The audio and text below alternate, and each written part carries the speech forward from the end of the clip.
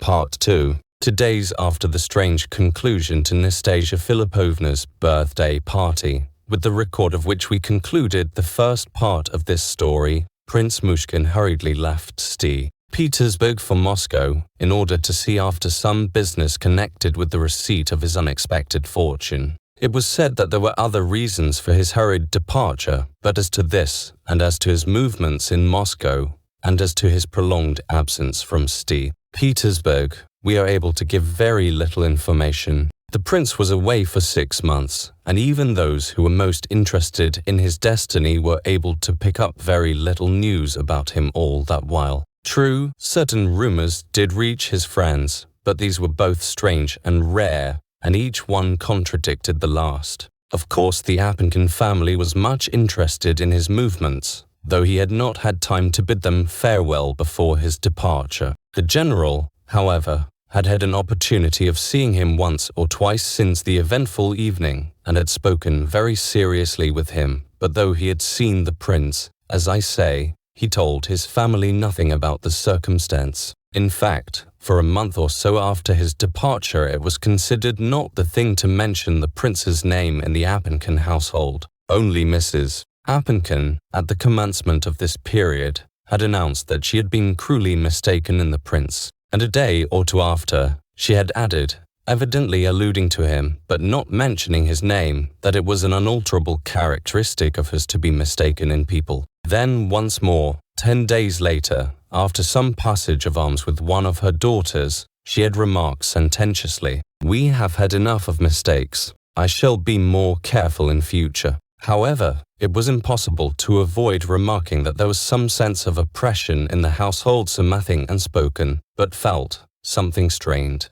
All the members of the family wore frowning looks. The general was unusually busy. His family hardly ever saw him. As to the girls, nothing was said openly, at all events, and probably very little in private. They were proud damsels, and were not always perfectly confidential even among themselves. But they understood each other thoroughly at the first word on all occasions, very often at the first glance, so that there was no need of much talking as a rule. One fact, at least, would have been perfectly plain to an outsider, had any such person been on the spot, and that was that the prince had made a very considerable impression upon the family, in spite of the fact that he had but once been inside the house, and then only for a short time. Of course, if analyzed, this impression might have proved to be nothing more than a feeling of curiosity, but be it what it might, there it undoubtedly was. Little by little, the rumors spread about town became lost in a maze of uncertainty.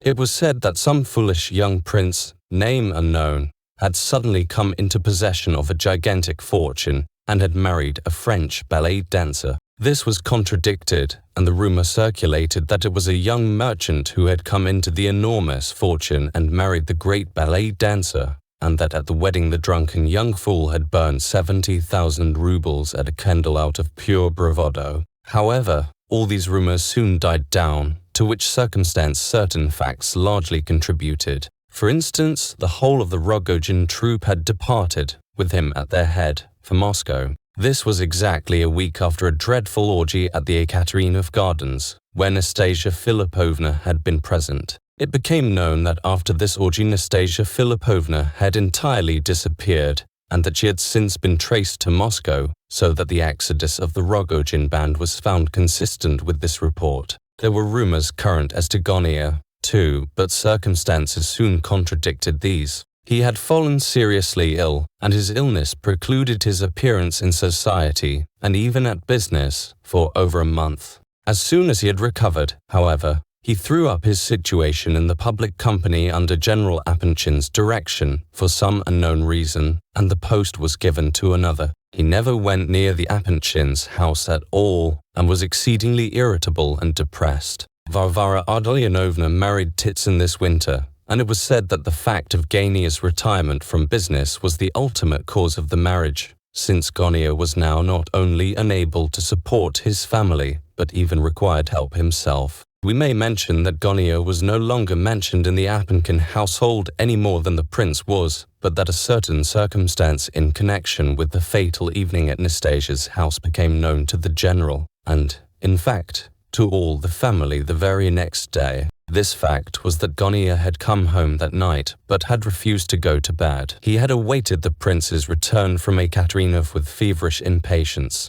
On the latter's arrival, at 6 in the morning, Gania had gone to him in his room, bringing with him the singed packet of money, which he had insisted that the prince should return to Nastasya Filippovna without delay. It was said that when Gania entered the prince's room, he came with anything but friendly feelings, and in a condition of despair and misery, but that after a short conversation, he had stayed on for a couple of hours with him, sobbing continuously and bitterly the whole time. They had parted upon terms of cordial friendship. The Apanchins heard about this, as well as about the episode at Nastasya Filippovna's. It was strange, perhaps, that the facts should become so quickly and fairly accurately known. As far as Gania was concerned, it might have been supposed that the news had come through Varvara Ardalyanovna, who had suddenly become a frequent visitor of the Apankin girls, greatly to their mother's surprise. But though Varvara had seen fit, for some reason, to make friends with them, it was not likely that she would have talked to them about her brother. She had plenty of pride, in spite of the fact that in thus acting she was seeking intimacy with people who had practically shown her brother the door.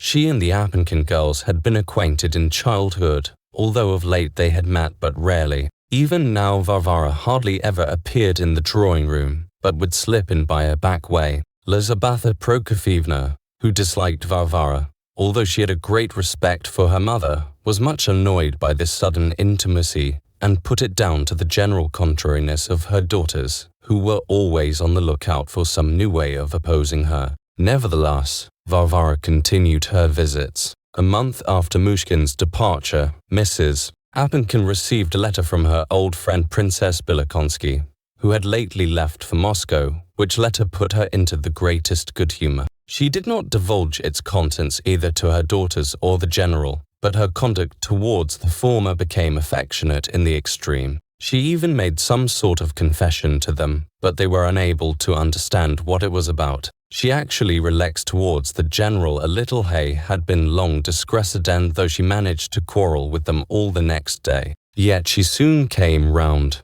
and from her general behavior it was to be concluded that she had had good news of some sort, which she would like, but could not make up her mind to disclose. However, a week later she received another letter from the same source, and at last resolved to speak. She solemnly announced that she had heard from old Princess Bilokonsky, who had given her most comforting news about that queer young prince. Her friend had hunted him up and found that all was going well with him. He had since called in person upon her, making an extremely favorable impression, for the princess had received him each day since and had introduced him into several good houses. The girls could see that their mother concealed a great deal from them and left out large pieces of the letter in reading it to them. However, the ice was broken, and it suddenly became possible to mention the prince's name again. And again it became evident how very strong was the impression the young man had made in the household by his one visit there.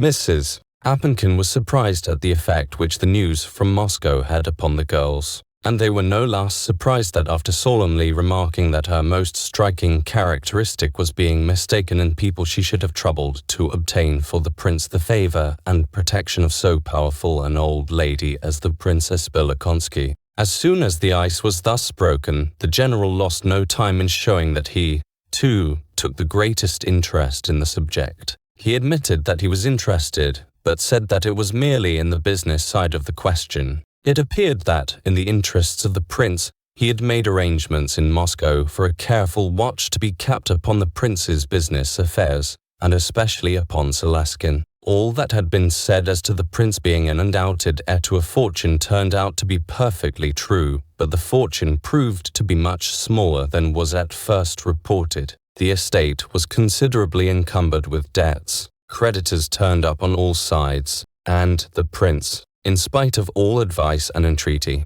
insisted upon managing all matters of claim himself, which, of course, meant satisfying everybody all round. Although half the claims were absolutely fraudulent, Mrs. Apankin confirmed all this. She said the princess had written to much the same effect, and added that there was no curing a fool. but it was plain, from her expression of face, how strongly she approved of this particular young fool's doings. In conclusion, the general observed that his wife took as great an interest in the prince as though he were her own son, and that she had commenced to be especially affectionate towards Aglaya was a self-evident fact. All this caused the general to look grave and important. But, alas, this agreeable state of affairs very soon changed once more. A couple of weeks went by, and suddenly the general and his wife were once more gloomy and silent, and the ice was as firm as ever. The fact was, the general, who had heard first, how Nastasya Filippovna had fled to Moscow and had been discovered there by Rogozhin, that she had then disappeared once more, and been found again by Rogozhin, and how after that she had almost promised to marry him, now received news that she had once more disappeared, almost on the very day fixed for her wedding, flying somewhere into the interior of Russia this time, and that Prince Myshkin had left all his affairs in the hands of Salaskin and disappeared elsewhere, whether he was with Nastasya, or had only set off in search of her, was unknown. Lizabetha Prokofyevna received confirmatory news from the Princess on de Las 2 months after the prince's first departure from St. Petersburg. Darkness and mystery once more enveloped his whereabouts and actions, and in the Apenkin family the ice of silence once more formed over the subject. Varya, however, informed the girls of what had happened, she having received the news from Titsin, who generally knew more than most people. To make an end, we may say that there were many changes in the Apenkin household in the spring, so that it was not difficult to forget the prince, who sent no news of himself. The Apenkin family had at last made up their minds to spend the summer abroad, all except the general, who could not waste time in travelling for enjoyment, of course. This arrangement was brought about by the persistence of the girls, who insisted that they were never allowed to go abroad because their parents were too anxious to marry them off. Perhaps their parents had at last come to the conclusion that husbands might be found abroad and that a summer's travel might bear fruit. The marriage between Alexandra and Totsky had been broken off. Since the prince's departure from St. Petersburg, no more had been said about it. The subject had been dropped without ceremony, much to the joy of Mrs. General, who announced that she was ready to cross herself with both hands in gratitude for the escape. The general, however, regretted Totsky for a long while. Such a fortune, he sighed, and such a good, easy-going fellow. After a time it became known that Totsky had married a French marquise and was to be carried off by her to Paris and then to Brittany. Oh, well, thought the general, has lost to us for good now. So the Apenchins prepared to depart for the summer. But now another circumstance occurred, which changed all the plans once more, and again the intended journey was put off, much to the delight of the general and his spouse. A certain princess arrived in St. Petersburg from Moscow, an eminent and honorable young man. He was one of those active persons who always find some good work with which to employ themselves. Without forcing himself upon the public notice, modest and unobtrusive, this young prince was concerned with much that happened in the world in general. He had served, at first, in one of the civil departments, had then attended to matters connected with the local government of provincial towns, and had of late been a corresponding member of several important scientific societies. He was a man of excellent family and solid means, about 35 years of age. Prince S. made the acquaintance of the general's family, and Adelaida, the second girl, made a great impression upon him. Towards the spring he proposed to her, and she accepted him. The general and his wife were delighted. The journey abroad was put off, and the wedding was fixed for a day not very distant. The trip abroad might have been enjoyed later on by Mrs. Apenkin and her two remaining daughters, but for another circumstance. It so happened that Prince S. introduced a distant relation of his own into the Apenkin family, Evgeny Pavlovich, a young officer of about 28 years of age, whose conquests among the ladies in Moscow had been proverbial. This young gentleman no sooner set eyes on Aglaya than he became a frequent visitor at the house. He was witty, well-educated, and extremely wealthy, as the general very soon discovered. His past reputation was the only thing against him. Nothing was said, there were not even any hints dropped, but still, it seemed better to the parents to say nothing more about going abroad this season, at all events. Aglaya herself perhaps was of a different opinion. All this happened just before the second appearance of our hero upon the scene. By this time, to judge from appearances, poor Prince Myshkin had been quite forgotten in St. Petersburg. If he had appeared suddenly among his acquaintances, he would have been received as one from the skies, but we must just glance at one more fact before we conclude this preface. Kolya Ivolgin, for some time after the prince's departure, continued his old life. That is, he went to school, looked after his father, helped Varya in the house, and ran her errands, and went frequently to see his friend, Hippolyte. The lodgers had disappeared very quickly for Dyshenko soon after the events at Nastasya Filippovna's, while the prince went to Moscow,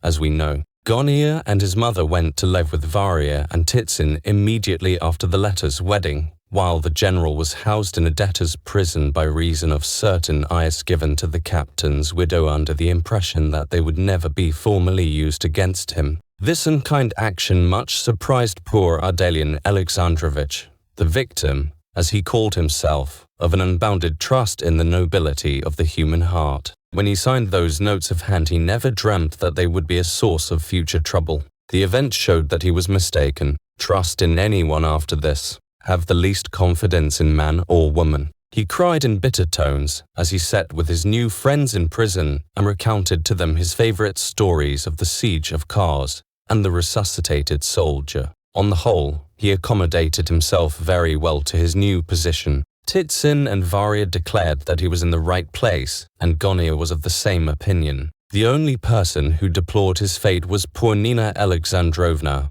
who wept bitter tears over him, to the great surprise of her household, and, though always in feeble health, made a point of going to see him as often as possible. Since the general's mishap, as Kolya called it, and the marriage of his sister, the boy had quietly possessed himself of far more freedom. His relations saw little of him, for he rarely slept at home. He made many new friends, and was moreover a frequent visitor at the debtor's prison, to which he invariably accompanied his mother. Varya, who used to be always correcting him, never spoke to him now on the subject of his frequent absences, and the whole household was surprised to see Goniya, in spite of his depression, on quite friendly terms with his brother. This was something new, for Goniya had been wont to look upon Kolya as a kind of errand boy, treating him with contempt, threatening to pull his ears, and in general driving him almost wild with irritation. It seemed now that Goniya really needed his brother, and the latter,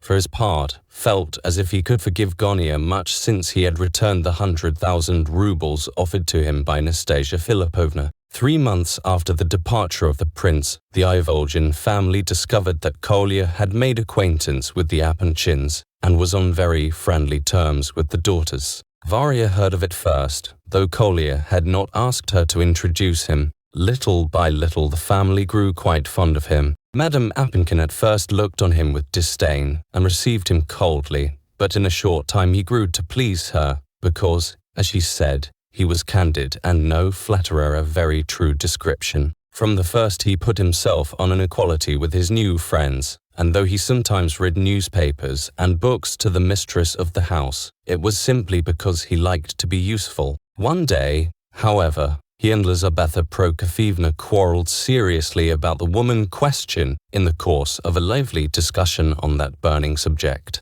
He told her that she was a tyrant and that he would never set foot in her house again. It may seem incredible, but a day or two after, Madame Apankin sent a servant with a note begging him to return, and Kolya, without standing on his dignity, did so at once. Aglaya was the only one of the family whose good graces he could not gain, and who always spoke to him haughtily. But it so happened that the boy one day succeeded in giving the proud maiden a surprise. It was about Easter, when, taking advantage of a momentary tete-a-tete, Kolya handed Aglaya a letter, remarking that he had orders to deliver it to her privately. She stared at him in amazement, but he did not wait to hear what she had to say, and went out. Aglaya broke the seal, and read as follows: "Once you did me the honor of giving me your confidence. Perhaps you have quite forgotten me now. How is it that I am writing to you? I do not know, but I'm conscious of an irresistible desire to remind you of my existence, especially you.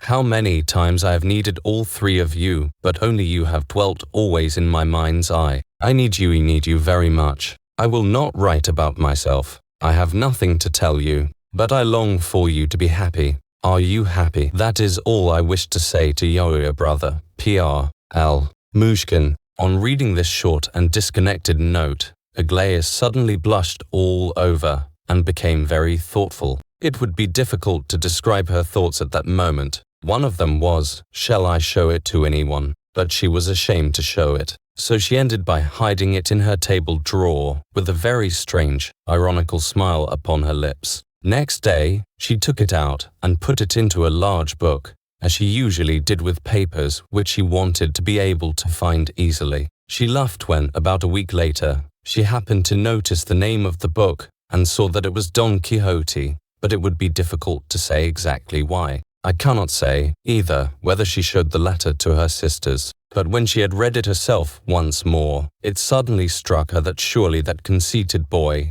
Kolya, had not been the one chosen correspondent of the prince all this while. She determined to ask him, and did so with an exaggerated show of carelessness. He informed her haughtily that though he had given the prince his permanent address when the letter left town and had offered his services, the prince had never before given him any commission to perform, nor had he written until the following lines arrived, with Aglaya's letter. Aglaya took the note and read it. Dear Kolya, please be so kind as to give the enclosed sealed letter to Aglaya Ivanovna. Keep well ever your loving, P.R.L. Myshkin. It seems absurd to trust a little paper box like you, said Aglaya, as she returned the note and walked past the paper box with an expression of great contempt. This was more than Kolya could bear. He had actually borrowed Gania's new green tie for the occasion, without saying why he wanted it, in order to impress her. He was very deeply mortified.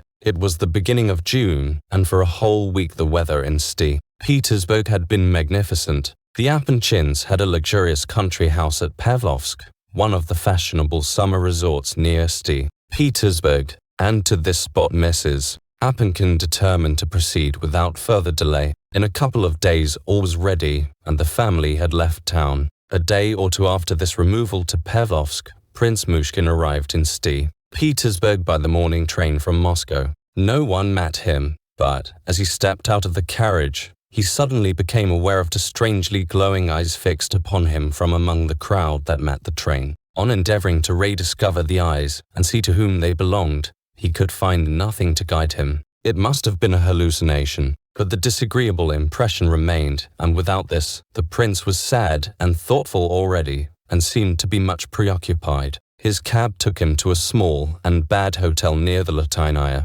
Here he engaged a couple of rooms, dark and badly furnished. He washed and changed, and hurriedly left the hotel again, as though anxious to waste no time. Anyone who now saw him for the first time since he left Petersburg would judge that he had improved vastly so far as his exterior was concerned. His clothes certainly were very different. They were more fashionable, perhaps even too much so, and anyone inclined to mockery might have found something to smile at in his appearance. But what is there that people will not smile at? The prince took a cab and drove to a street near the Nativity, where he soon discovered the house he was seeking. It was a small wooden villa, and he was struck by its attractive and clean appearance. It stood in a pleasant little garden full of flowers. The windows looking on the street were open, and the sound of a voice, reading aloud or making a speech, came through them. It rose at times to a shout, and was interrupted occasionally by bursts of laughter. Prince Myshkin entered the courtyard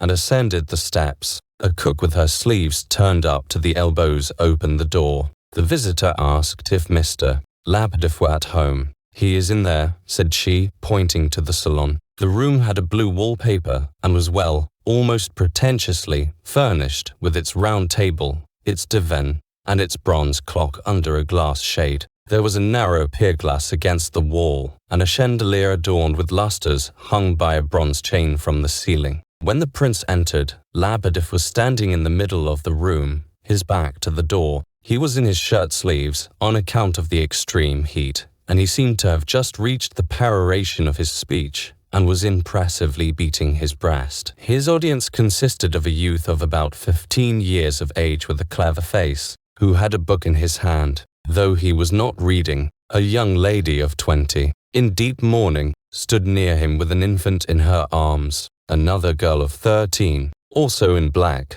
was laughing loudly, her mouth wide open, and on the sofa lay a handsome young man with black hair and eyes, and a suspicion of beard and whiskers. He frequently interrupted the speaker and argued with him, to the great delight of the others. Lukian Timofeyevich, here's someone to see you. Look here, a gentleman to speak to you. Well, it's not my fault. And the cook turned and went away red with anger. Lebedev started, and at sight of the prince stood like a statue for a moment. Then he moved up to him with an ingratiating smile, but stopped short again. Prince, Excellency, he stammered. Then suddenly he ran towards the girl with the infant, a movement so unexpected by her that she staggered and fell back. But next moment he was threatening the other child, who was standing, still laughing, in the doorway. She screamed and ran towards the kitchen. Lebedev stamped his foot angrily. Then, seeing the prince regarding him with amazement, he murmured apologetically to show respect. You are quite wrong, began the prince. At once, in one moment. He rushed like a whirlwind from the room, and Myshkin looked inquiringly at the others. They were all laughing, and the guest joined in the chorus. He has gone to get his coat, said the boy. How annoying, exclaimed the prince. I thought, tell me, is he? You think he is drunk? Cried the young man on the sofa. Not in the least. Has only had 3 or 4 small glasses, perhaps 5, but what is that? The usual thing. As the prince opened his mouth to answer, he was interrupted by the girl, whose sweet face wore an expression of absolute frankness. He never drinks much in the morning. If you have come to talk business with him, do it now. It is the best time. He sometimes comes back drunk in the evening, but just now he passes the greater part of the evening in tears, and reads passages of Holy Scripture aloud,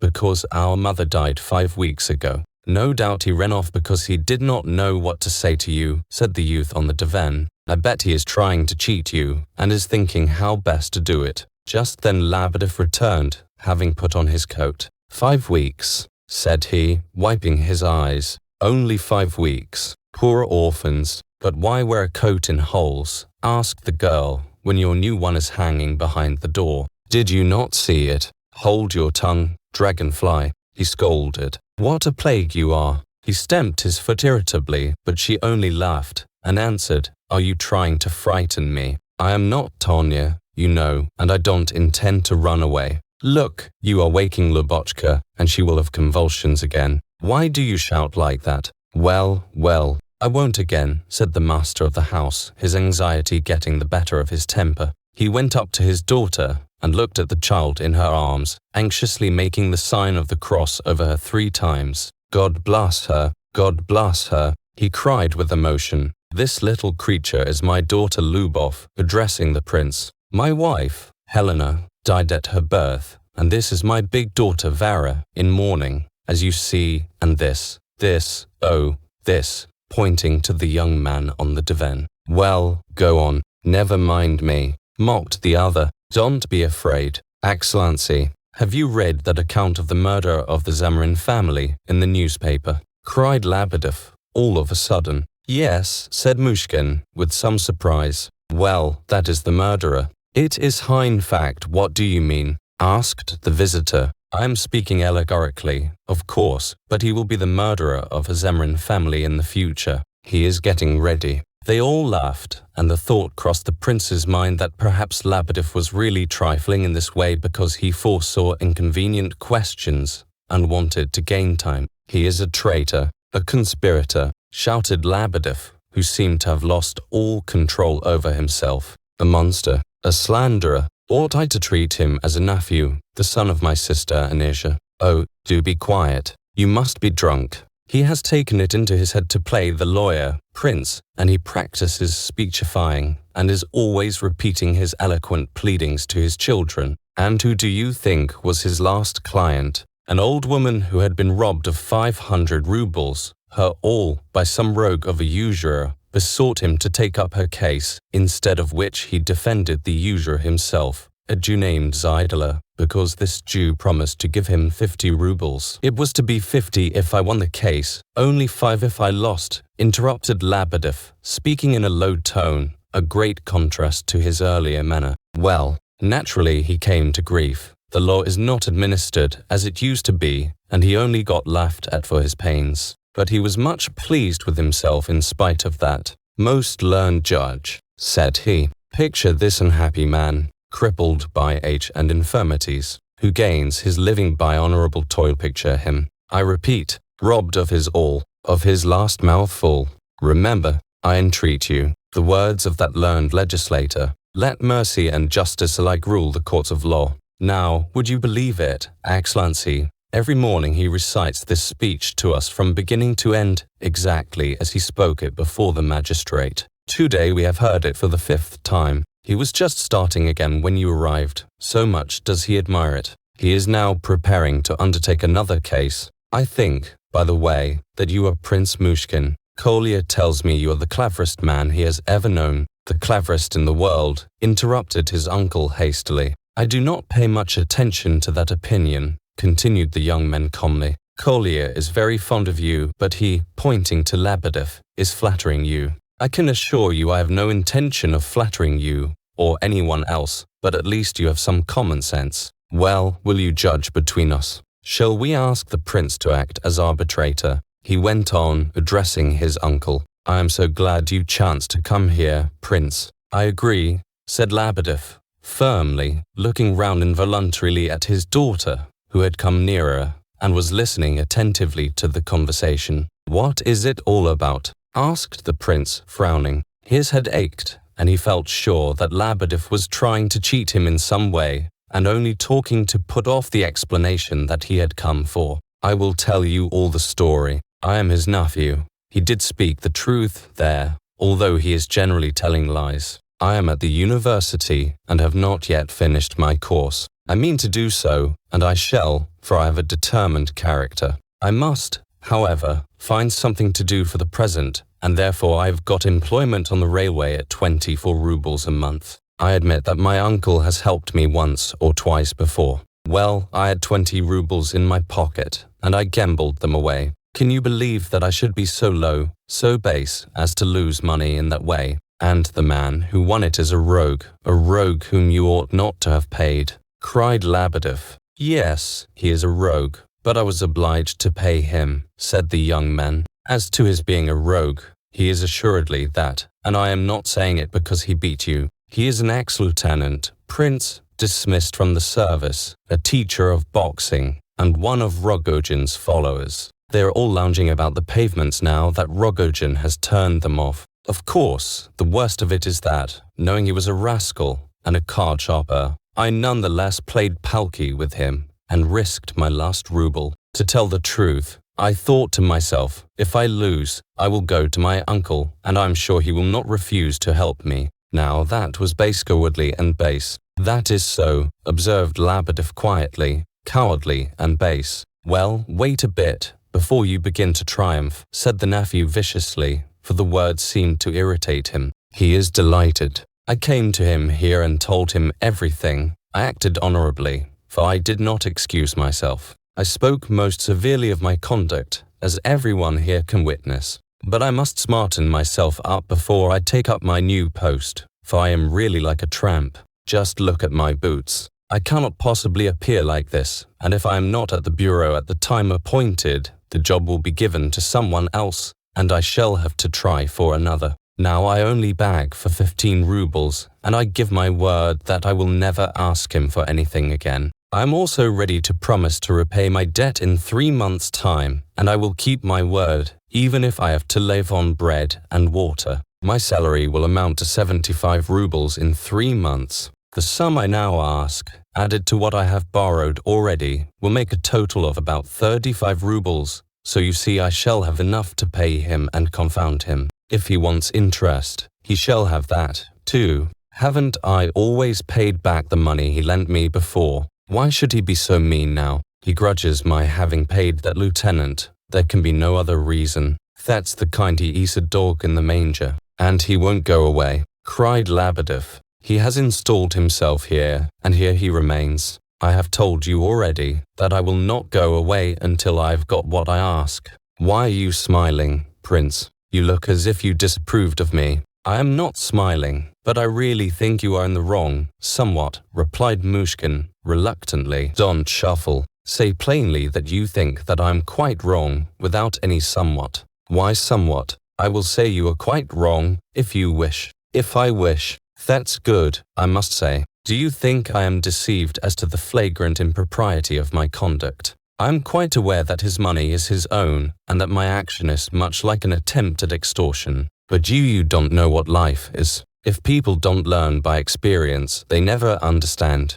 They must be taught. My intentions are perfectly honest. On my conscience he will lose nothing, and I will pay back the money with interest. Added to which he has had the moral satisfaction of seeing me disgraced. What does he want more? And what is he good for if he never helps anyone? Look what he does himself. Just ask him about his dealings with others, how he deceives people. How did he manage to buy this house? You may cut off my head if he has not let you in for something and if he is not trying to cheat you again. You are smiling. You don't believe me. It seems to me that all this has nothing to do with your affairs, remarked the prince. I have lain here now for 3 days, cried the young man without noticing, and I have seen a lot. Fancy, he suspects his daughter, that angel, that orphan, my cousin suspects her, and every evening he searches her room to see if she has a lover hidden in it. He comes here on tiptoe, creeping softly, oh, so softly, and looks under the sofa me bad, you know. He is mad with suspicion, and sees a thief in every corner.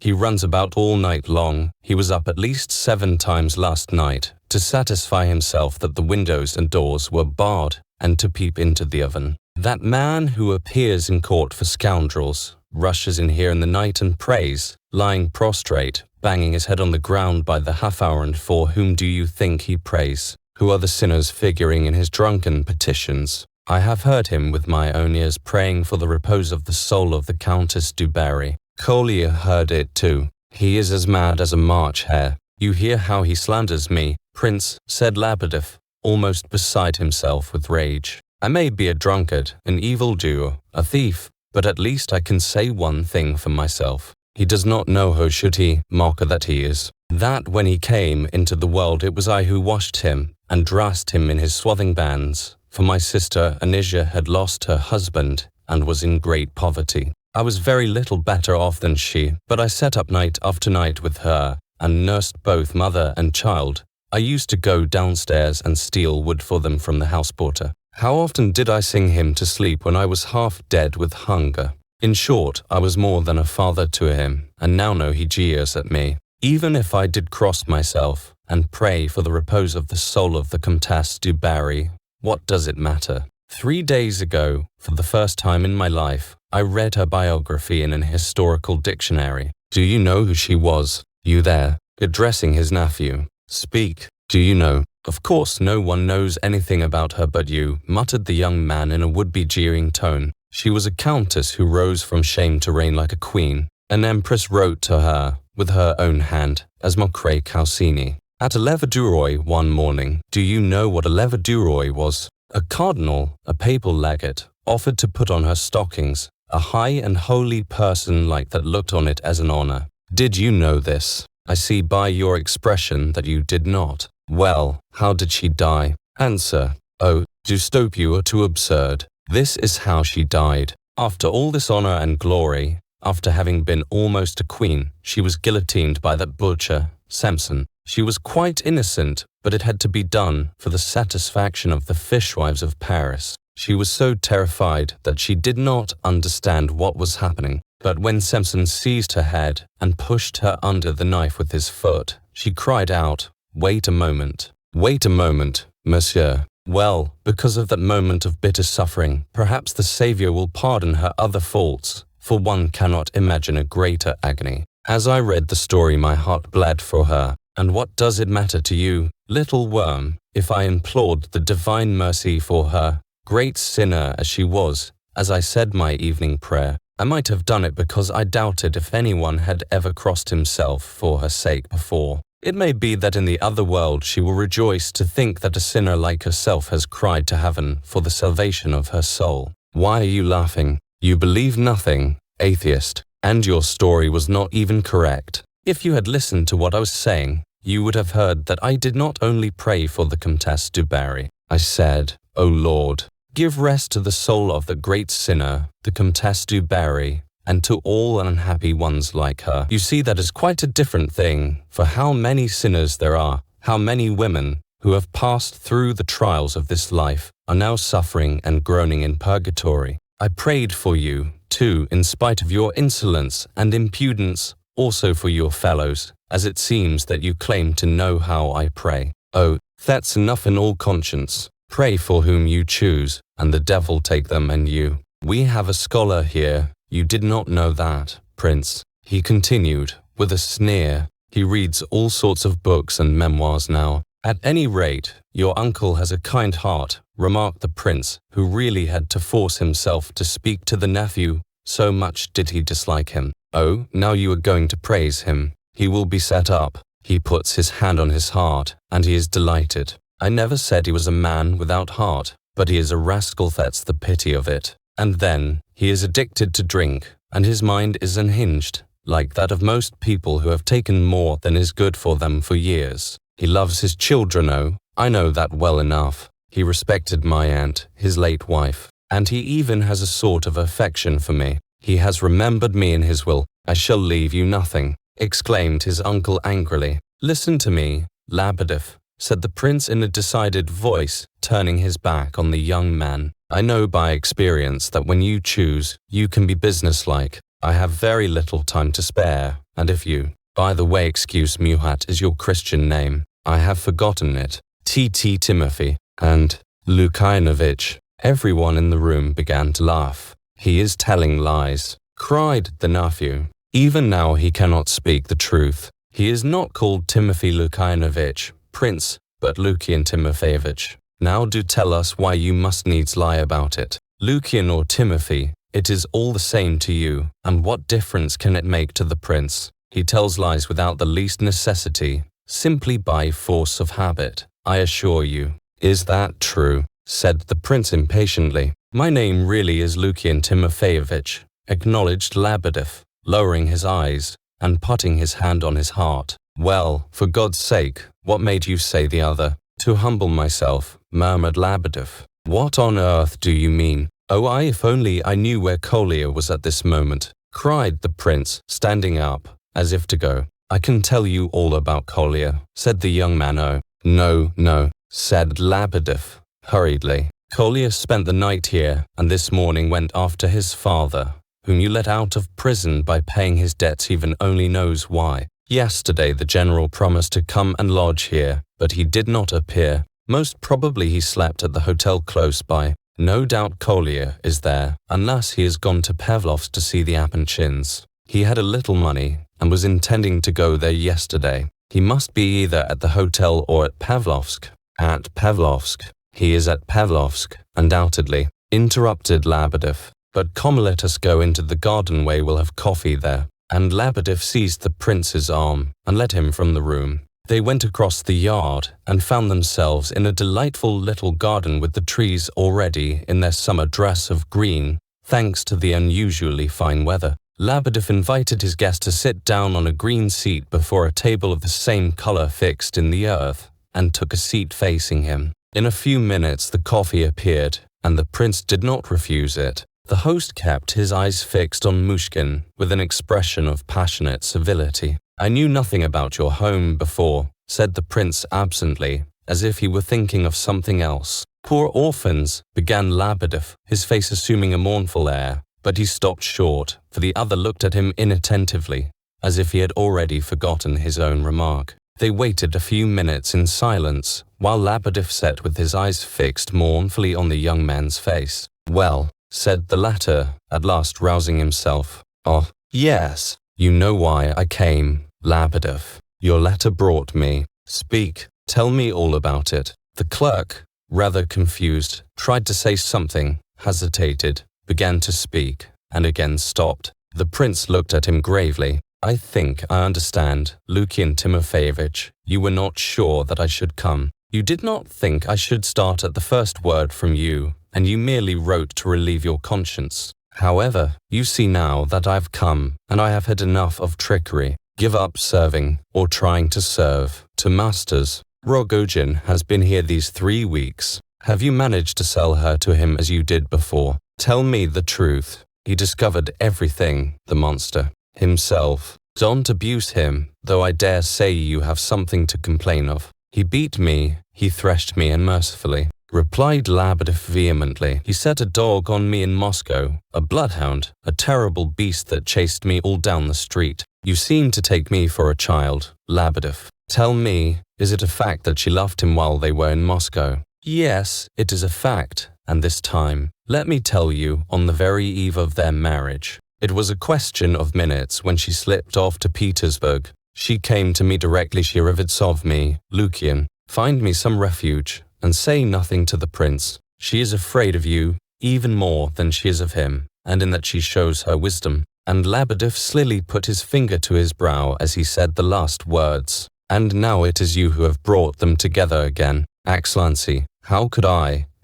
prevent it? That will do. I can find out for myself. Only tell me, where is she now? At his house. With him? Oh no, certainly not. I am free, she says. You know how she insists on that point. I am entirely free. She repeats it over and over again. She is living in Petersburgskaya with my sister-in-law, as I told you in my letter. She is there at this moment. Yes, unless she has gone to Pavlovsk. The fine weather may have tempted her, perhaps, into the country, with Darya Alexeyevna. I am quite free, she says. Only yesterday she boasted of her freedom to Nikolai Ardalionovich, a bad sign, added Lebedev, smiling. Kolya goes to see her often, does he not? He is a strange boy, thoughtless, and inclined to be indiscreet. Is it long since you saw her? I go to see her every day. Every day. Then you were there yesterday. And no, I have not been these 3 last days. It is a pity you have taken too much wine. Lebedev, I want to ask you something. But, all right, I am not drunk, replied the clerk, preparing to listen. Tell me, how is she when you laughed her? She is a woman who is seeking.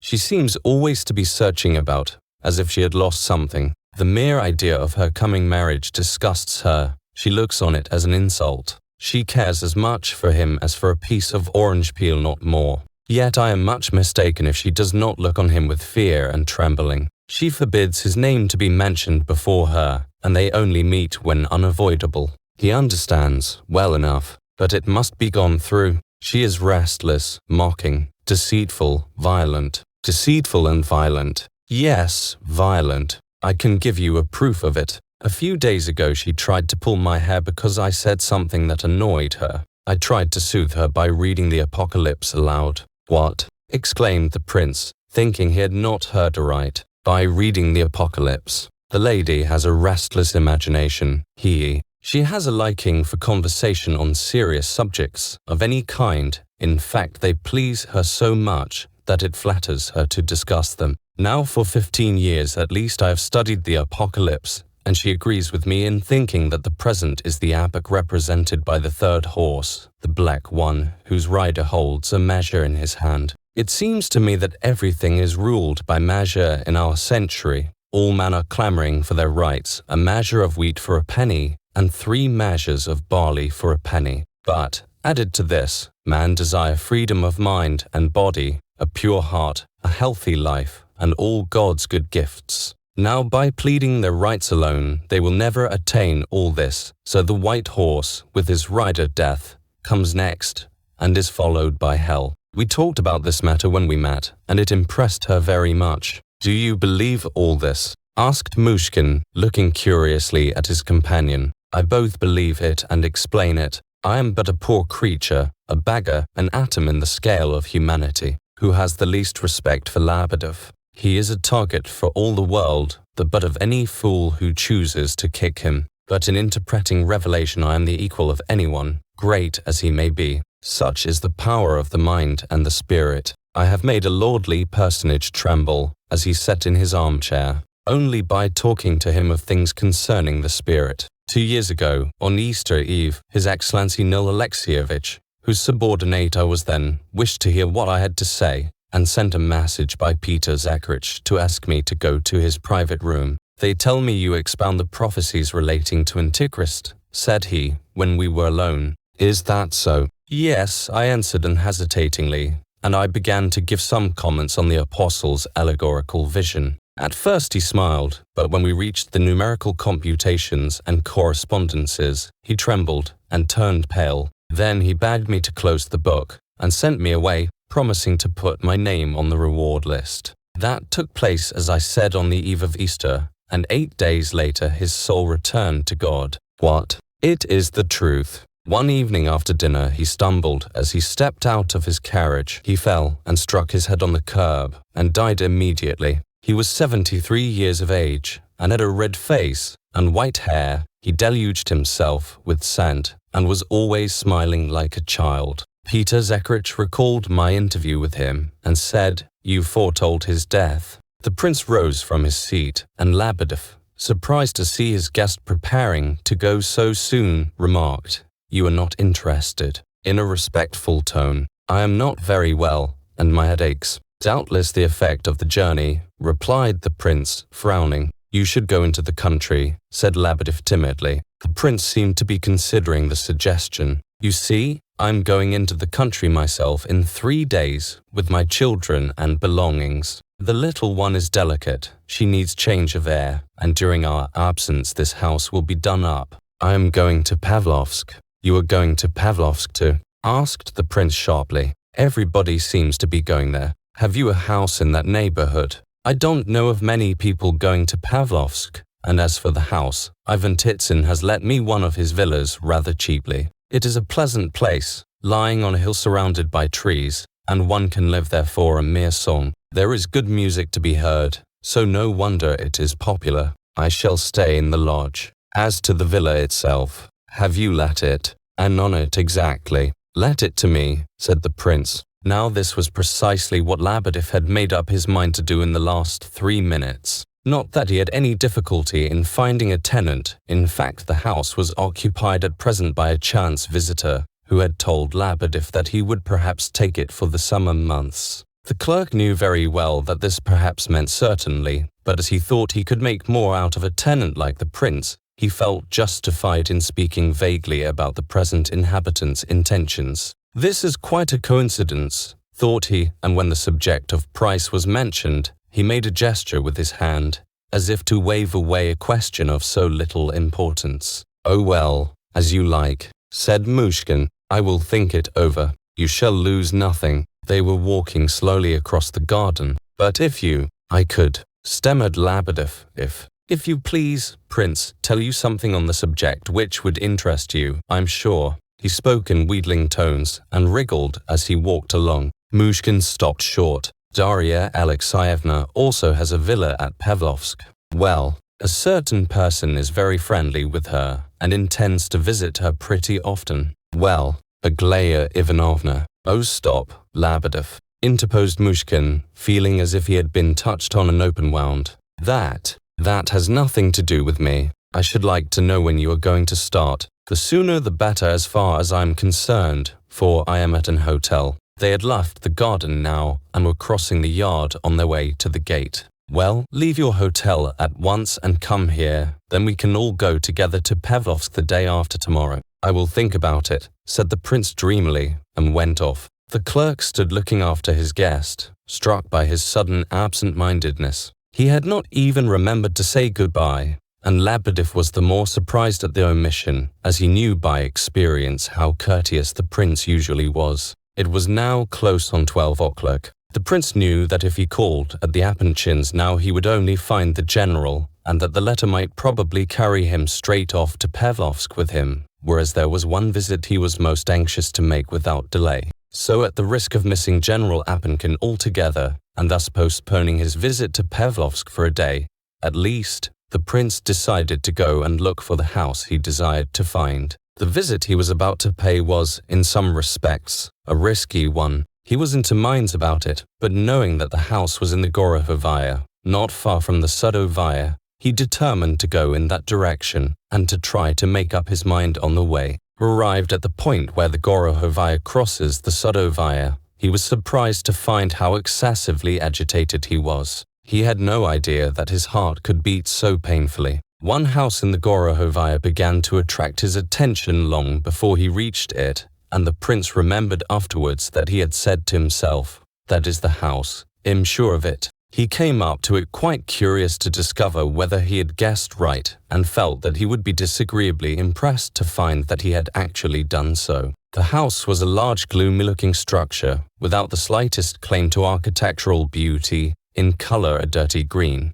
There are a few of these old houses, built towards the end of the last century, still standing in that part of St. Petersburg, and showing little change from their original form and color. They are solidly built, and are remarkable for the thickness of their walls and for the fewness of their windows, many of which are covered by gratings. On the ground floor there is usually a money changer's shop, and the owner lives over it. Without as well as within, the houses seem inhospitable and mysterious, an impression which is difficult to explain unless it has something to do with the actual architectural style. These houses are almost exclusively inhabited by the merchant class. Arrived at the gate, the prince looked up at the legend over it, which ran, "House of Rogozhin, hereditary and honorable citizen." He hesitated no longer, but opened the glazed door at the bottom of the outer stairs and made his way up to the second story. The place was dark and gloomy-looking. The walls of the stone staircase were painted a dull red. Rogozhin and his mother and brother occupied the whole of the second floor. The servant who opened the door to Myshkin led him, without taking his name, through several rooms and up and down many steps until they arrived at a door, where he knocked. Parfen Rogozhin opened the door himself. On seeing the prince he became deadly white and apparently fixed to the ground, so that he was more like a marble statue than a human being. The prince had expected some surprise, but Rogozhin evidently considered his visit an impossible and miraculous event. He stared with an expression almost of terror, and his lips twisted into a bewildered smile. "Parfen, perhaps my visit is ill-timed. You can go away again if you like," said Myshkin at last, rather embarrassed. No, it's all right. Come in," said Parfen, recollecting himself. They were evidently on quite familiar terms. In Moscow they had had many occasions of meeting. Indeed, some few of those meetings were but too vividly impressed upon their memories. They had not met now, however, for 3 months. The death-like pallor and a sort of slight convulsion about the lips had not left Rogozhin's face. Though he welcomed his guest, he was still obviously much disturbed. As he invited the prince to sit down near the table, the latter happened to turn towards him and was startled by the strange expression on his face. A painful recollection flashed into his mind. He stood for a time, looking straight at Rogozhin, whose eyes seemed to blaze like fire. At last Rogozhin smiled, though he still looked agitated and shaken. "What are you staring at me like that for?" he muttered. "Sit down." The prince took a chair. "Parfen," he said, "tell me honestly, did you know that I was coming to Petersburg or no?" "Oh, I supposed you were coming," the other replied, smiling sarcastically, "and I was right in my supposition, you see, but how was I to know that you would come today?" A certain strangeness and impatience in his manner impressed the prince very forcibly. "And if you had known that I was coming today, why be so irritated about it?" he asked, in quiet surprise. "Why did you ask me?" "Because when I jumped out of the train this morning, 2 eyes glared at me just as yours did a moment since." "Ha! And whose eyes may they have been?" said Rogozhin suspiciously. It seemed to the prince that he was trembling. "I don't know. I thought it was a hallucination. I often have hallucinations nowadays. I feel just as I did 5 years ago when my fits were about to come on." "Well, perhaps it was a hallucination. I don't know," said Parfen. He tried to give the prince an affectionate smile, and it seemed to the latter as though in this smile of his something had broken, and that he could not mend it, try as he would. "Shall you go abroad again then?" he asked, and suddenly added, "Do you remember how we came up in the train from Pskov together, you and your cloak and leggings?" And Rogozhin burst out laughing, this time with unconcealed malice. as though he were glad that he had been able to find an opportunity for giving vent to it. "Have you quite taken up your quarters here?" asked the prince. "Yes, I'm at home. Where else should I go to? We haven't met for some time. Meanwhile, I have heard things about you which I should not have believed to be possible." "What of that? People will say anything," said Rogozhin dryly. "At all events, you've disbanded your troupe and you are living in your own house instead of being fast and loose about the place. That's all very good. Is this house all yours, or joint property?" "It is my mother's. You get to her apartments by that passage." "Where's your brother?" "In the other wing." "Is he married?" "Widower." "Why do you want to know all this?" The prince looked at him, but said nothing. He had suddenly relapsed into musing, and had probably not heard the question at all. Rogozhin did not insist upon an answer, and there was silence for a few moments. "I guessed which was your house from 100 yards off," said the prince at last. "Why so?" "I don't quite know. Your house has the aspect of yourself and all your family. It bears the stamp of the Rogozhin life. But ask me why I think so, and I can tell you nothing.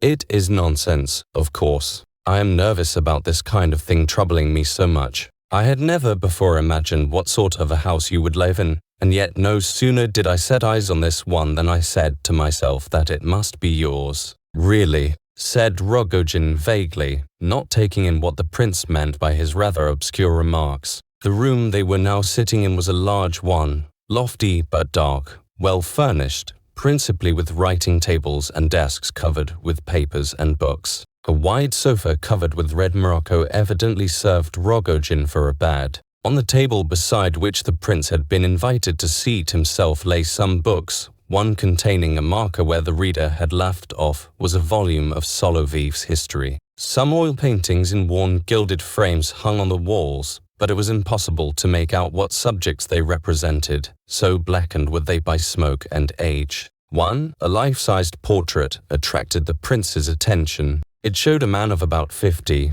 wearing a long riding coat of German cut. He had two medals on his breast. His beard was white, short and thin, his face yellow and wrinkled, with a sly, suspicious expression in the eyes. "That is your father, is it not?" asked the prince. "Yes, it is," replied Rogozhin with an unpleasant smile, as if he had expected his guest to ask the question and then to make some disagreeable remark. "Was he one of the old believers?" "No, he went to church, but to tell the truth he really preferred the old religion. This was his study and is now mine." "Why did you ask if he were an old believer? Are you going to be married here?" "Yes," replied Rogozhin, starting at the unexpected question. "Soon. You know yourself it does not depend on me. Parfen, I am not your enemy, and I do not intend to oppose your intentions in any way. I repeat this to you now just as I said it to you once before on a very similar occasion, when you were arranging for your projected marriage in Moscow. I did not interfere with you, you know I did not. That first time she fled to me from you, from the very altar almost, and begged me to save her from you. Afterwards she ran away from me again, and you found her and arranged your marriage with her once more, and now, I hear, she has run away from you and come to Petersburg. Is it true? Lebedev wrote me to this effect, and that's why I came here. That you had once more arranged matters with Nastasya Filippovna I only learned last night in the train from a friend of yours, Zeleshov, if you wish to know. I confess I came here with an object. I wish to persuade Nastasya to go abroad for her health. She requires it. Both mind and body need a change badly. I did not intend to take her abroad myself. I was going to arrange for her to go without me. Now I tell you honestly, Parfen, if it is true that all is made up between you, I will not so much as set eyes upon her, and I will never even come to see you again. You know quite well that I am telling the truth, because I have always been frank with you. I have never concealed my own opinion from you. I have always told you that I consider a marriage between you and her would be ruin to her. You would also be ruined, and perhaps even more hopelessly. If this marriage were to be broken off again, I admit I should be greatly pleased, but at the same time I have not the slightest intention of trying to part you. You may be quite easy in your mind, and you need not suspect me. You know yourself whether I was ever really your rival or not, even when she ran away and came to me. There, you are laughing at me. Know why you laugh. It is perfectly true that we lived apart from one another all the time in different towns. I told you before that I did not love her with love, but with pity. You said then that you understood me. Did you really understand me or not? What hatred there is in your eyes at this moment. I came to relieve your mind, because you are dear to me also. I love you very much, Parfen, and now I shall go away and never come back again.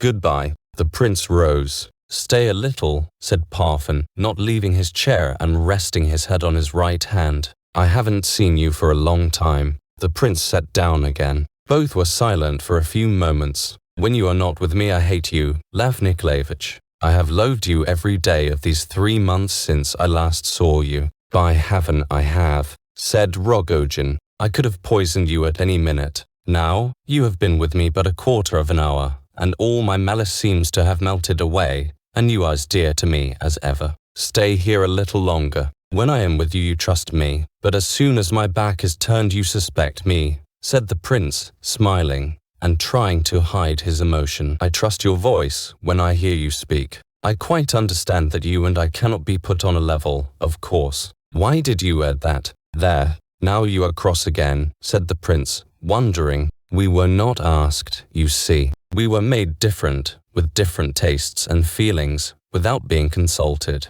You say you love her with pity. I have no pity for her. She hates methods, the plain truth of the matter. I dream of her every night, and always that she is laughing at me with another man. And so she does laugh at me. She thinks no more of marrying me than if she were changing her shoe. Would you believe it? I haven't seen her for 5 days, and I daren't go near her. She asks me what I come for, as if she were not content with having disgraced me, disgraced you. How? Just as though you didn't know. Why, she ran away from me and went to you. You admitted it yourself, just now. But surely you do not believe that she did not disgrace me at Moscow with that officer, Zantuznikov. I know for certain she did, after having fixed our marriage day herself. Impossible, cried the prince. I know it for a fact, replied Rogozhin with conviction. It is not like her, you say. My friend, that's absurd. Perhaps such an act would horrify her if she were with you, but it is quite different where I am concerned.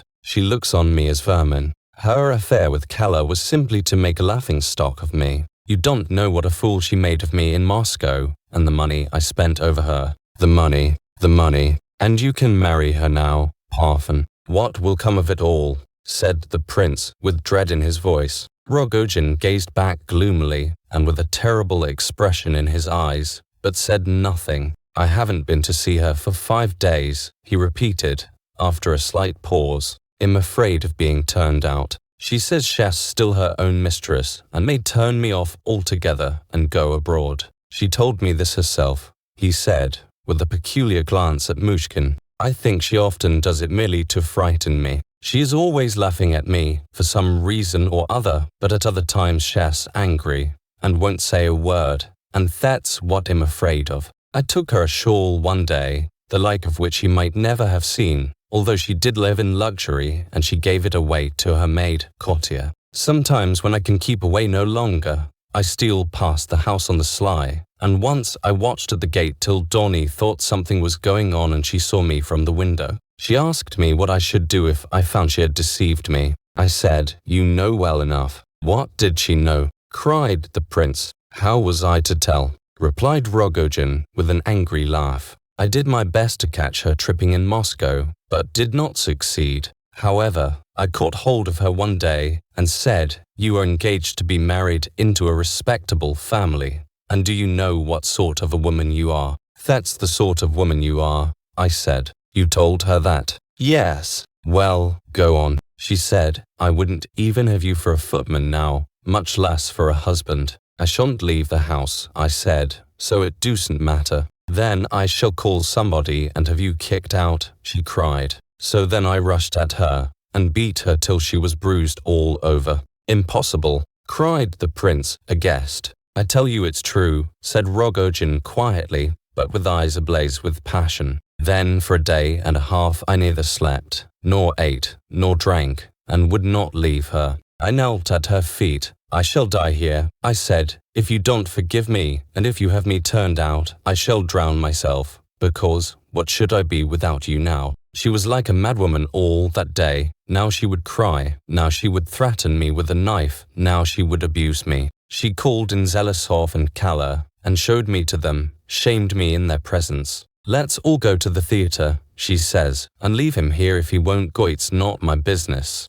They'll give you some tea, Parfen Semyonovich, while I am away, for you must be hungry. She came back from the theatre alone. Those cowards wouldn't come, she said. They are afraid of you, and tried to frighten me, too. He won't go away as he came, they said. He'll cut your throat, see if he doesn't. Now, I shall go to my bedroom, and I shall not even lock my door, just to show you how much I am afraid of you. You must be shown that once for all. Did you have tea? No, I said, and I don't intend to. Ha, ha. You are playing off your pride against your stomach. That sort of heroism doesn't sit well on you, she said. With that she did as she had said she would. She went to bed, and did not lock her door. In the morning she came out. Are you quite mad? She said, sharply. Why? You'll die of hunger like this. Forgive me, I said.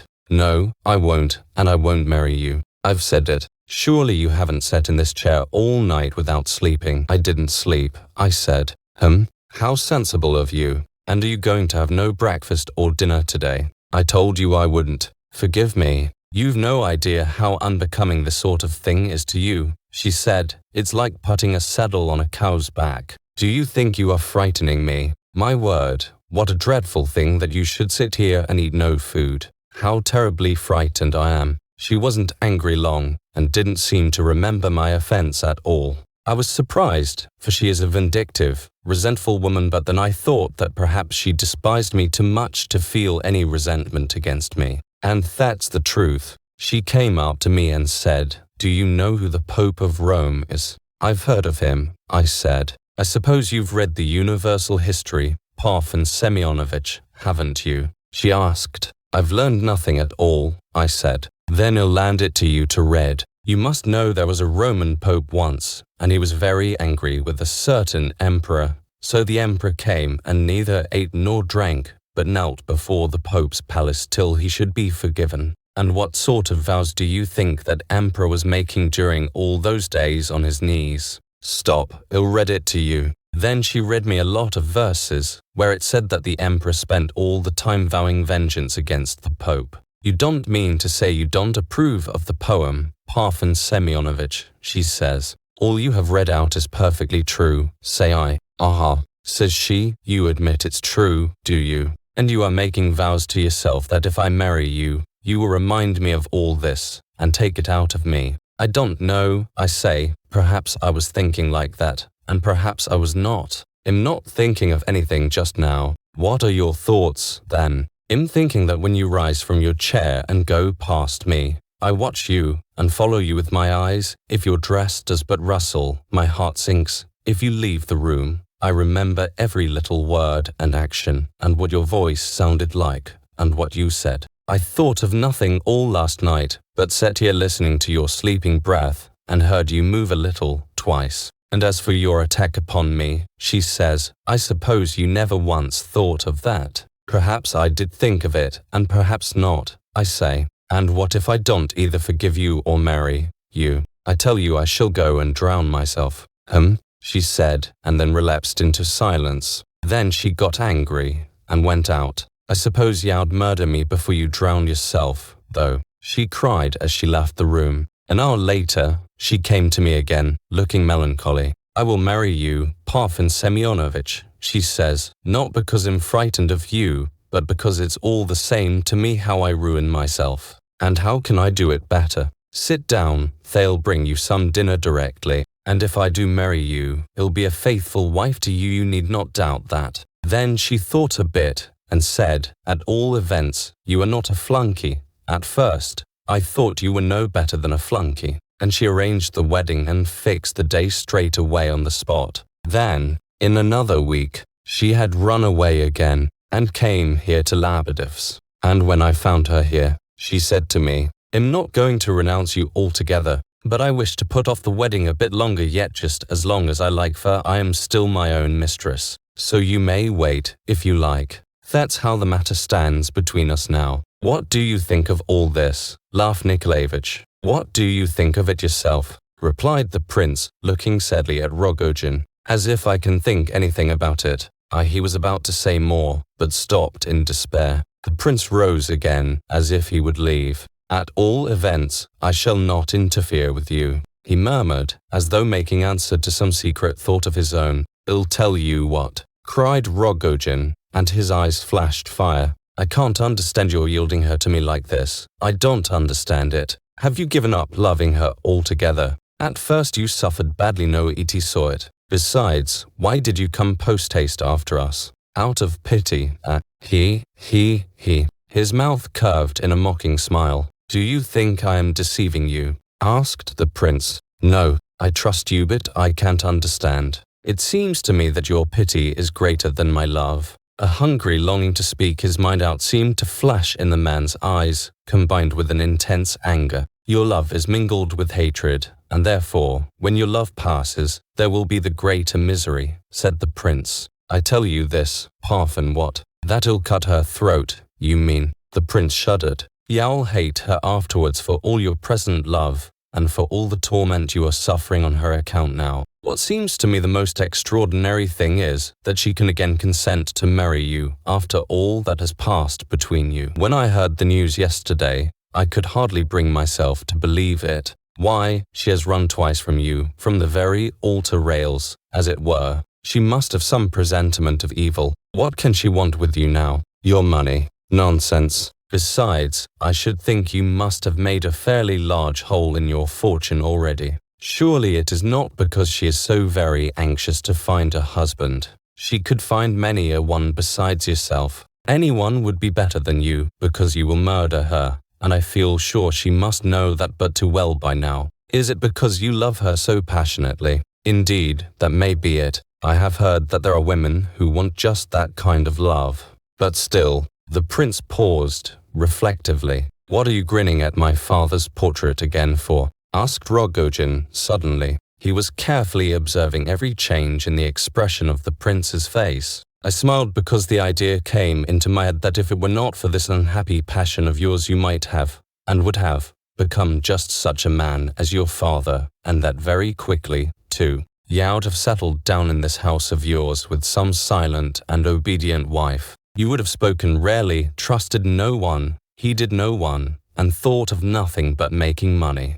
Laugh away. She said exactly the same, almost word for word, when she saw my father's portrait. It's remarkable how entirely you and she are at one nowadays. What, has she been here? Asked the prince with curiosity. Yes. She looked long at the portrait and asked all about my father. You'd be just such another, she said at last, and laughed. You have such strong passions, Parfen, she said, that they'd have taken you to Siberia in no time if you had not, luckily, intelligence as well, for you have a good deal of intelligence. She said this, believe it or not, the first time I ever heard anything of that sort from her. You'd soon have thrown up all this rowdyism that you indulge in now, and you'd have settled down to quiet, steady money-making, because you have little education, and here you'd have stayed just like your father before you. And you'd have loved your money so that you'd amass not 2 million, like him, but 10 million, and you'd have died of hunger on your money bags to finish up with, for you carry everything to extremes. There, that's exactly word for word as she said it to me. She never talked to me like that before. She always talks nonsense and laughs when she's with me. We went all over this old house together. I shall change all this, I said, or else I'll buy a new house for the wedding. No, she said, don't touch anything. Leave it all as it is. I shall live with your mother when I marry you. I took her to see my mother, and she was as respectful and kind as though she were her own daughter. Mother has been almost demented ever since Father Deitch is an old woman. She sits and bows from her chair to everyone she sees. If you left her alone and didn't feed her for 3 days, I don't believe she would notice it. Well, I took her hand, and I said, give your blessing to this lady, Mother. She's going to be my wife. So Nastasya kissed Mother's hand with great feeling. She must have suffered terribly, hasn't she? She said. She saw this book here lying before me. What? Have you begun to read Russian history? She asked. She told me once in Moscow, you know, that I'd better get Soloveyev's Russian history and read it because I knew nothing. That's good, she said. You go on like that, reading books. I'll make you a list myself of the books you ought to read first, shall I? She had never once spoken to me like this before. It was the first time I felt I could breathe before her like a living creature. I'm very, very glad to hear of this, Parfen, said the prince with real feeling. Who knows? Maybe God will yet bring you near to one another. Never, never, cried Rogozhin excitedly. Look here, Parfen, if you love her so much, surely you must be anxious to earn her respect. And if you do so wish, surely you may hope too. I said just now that I considered it extraordinary that she could still be ready to marry you. Well, though I cannot yet understand it, I feel sure she must have some good reason, or she wouldn't do it. She is sure of your love, but besides that, she must attribute something else to you, some good qualities. Otherwise the thing would not be. What you have just said confirms my words. You say yourself that she found it possible to speak to you quite differently from her usual manner. You are suspicious, you know, and jealous. Therefore, when anything annoying happens to you, you exaggerate its significance. Of course, she does not think so ill of you as you say. Why, if she did, she would simply be walking to death by drowning or by the knife, with her eyes wide open, when she married you. It is impossible, as if anybody would go to their death deliberately. Rogozhin listened to the prince's excited words with a bitter smile. His conviction was, apparently, unalterable. How dreadfully you look at me, Parfen, said the prince with a feeling of dread. Water or the knife, said the latter, at last. That's exactly why she is going to marry me, because she knows for certain that the knife awaits her. Prince, can it be that you don't even yet see what's at the root of it all? I don't understand you. Perhaps he really doesn't understand me. They do say that you are I know what. She loves another though, you can understand that much. Just as I love her, exactly so she loves another man, and that other man is though you know who. It's you. There you didn't know that, You. She has loved you ever since that day, her birthday. Only she thinks she cannot marry you, because it would be the ruin of you. Everybody knows what sort of a woman I am, she says. She told me all this herself, to my very face. She's afraid of disgracing and ruining you, she says, but it doesn't matter about me. She can marry me all right. Notice how much consideration she shows for me. But why did she run away to me, and then again from you to me? That's nothing. Why, she always acts as though she were in a delirium nowadays. Either she says, come on, I'll marry you, let's have the wedding quickly, and fixes the day, and seems in a hurry for it, and when it begins to come near she feels frightened, or else some other idea gets into her head, goodness knows. You've seen Harry, you know how she goes unlawing and crying and raving. There's nothing extraordinary about her having run away from you. She ran away because she found out how dearly she loved you. She could not bear to be near you. You said just now that I had found her at Moscow when she ran away from you. I didn't do anything of the sort. She came to me herself, straight from you. Name the dame ready, she said. Let's have some champagne and go and hear the gypsies sing. I tell you she'd have thrown herself into the water long ago if it were not for me. She doesn't do it because I am, perhaps, even more dreadful to her than the water. She's marrying me out of spite. If she marries me, I tell you, it will be for spite. But how can you, began the prince, gazing with dread and horror at Rogozhin. Why don't you finish your sentence? Shall I tell you what you were thinking to yourself just then? You were thinking, how can she marry him after this? How can it possibly be permitted? Oh, I know what you were thinking about. I didn't come here for that purpose, Parfen. That was not in my mind. That may be. Perhaps you didn't come with the idea, but the idea is certainly there now.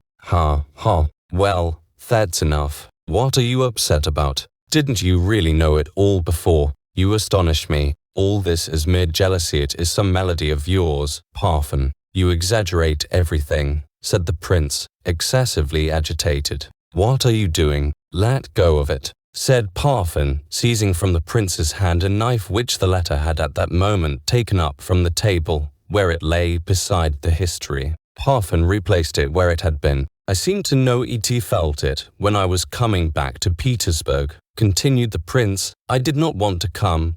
I wished to forget all this, to uproot it from my memory altogether. Well, goodbye, what is the matter? He had absently taken up the knife a second time, and again Rogozhin snatched it from his hand and threw it down on the table. It was a plain-looking knife with a bone handle, a blade about 8 inches long and broad in proportion. It did not clasp. Seeing that the prince was considerably struck by the fact that he had twice seized this knife out of his hand, Rogozhin caught it up with some irritation, put it inside the book, and threw the letter across to another table. "Do you cut your pages with it, or what?" asked Myshkin, still rather absently, as though unable to throw off a deep preoccupation into which the conversation had thrown him. "Yes, it's a garden knife, isn't it?" "Yes. Can't one cut pages with a garden knife? It's quite new." "Well, what of that? Can't I buy a new knife if I like?" shouted Rogozhin furiously, his irritation growing with every word.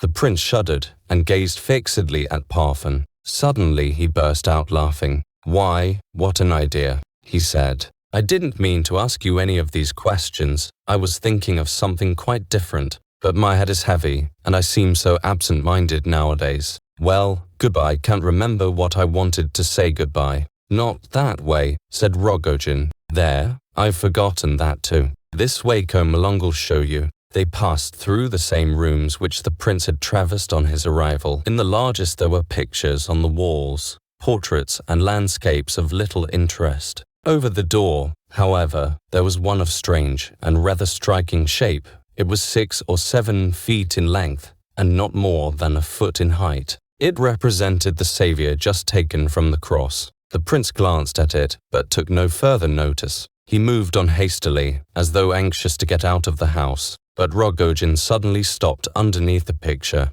"My father picked up all these pictures very cheap at auctions, and so on," he said. "They are all rubbish, except the one over the door, and that is valuable. A man offered 500 rubles for it last week." "Yes, it's a copy of a Holbein," said the prince, looking at it again, "and a good copy, too, so far as I am able to judge. I saw the picture abroad, and could not forget it. What's the matter?" Rogozhin had dropped the subject of the picture and walked on. Of course his strange frame of mind was sufficient to account for his conduct, but, still, it seemed queer to the prince that he should so abruptly drop a conversation commenced by himself. Rogozhin did not take any notice of his question. "Lev Nikolayevich," said Rogozhin, after a pause, during which the two walked along a little further, "I have long wished to ask you, do you believe in God?" "How strangely you speak, and how odd you look," said the other, involuntarily. "I like looking at that picture," muttered Rogozhin, not noticing, apparently, that the prince had not answered his question.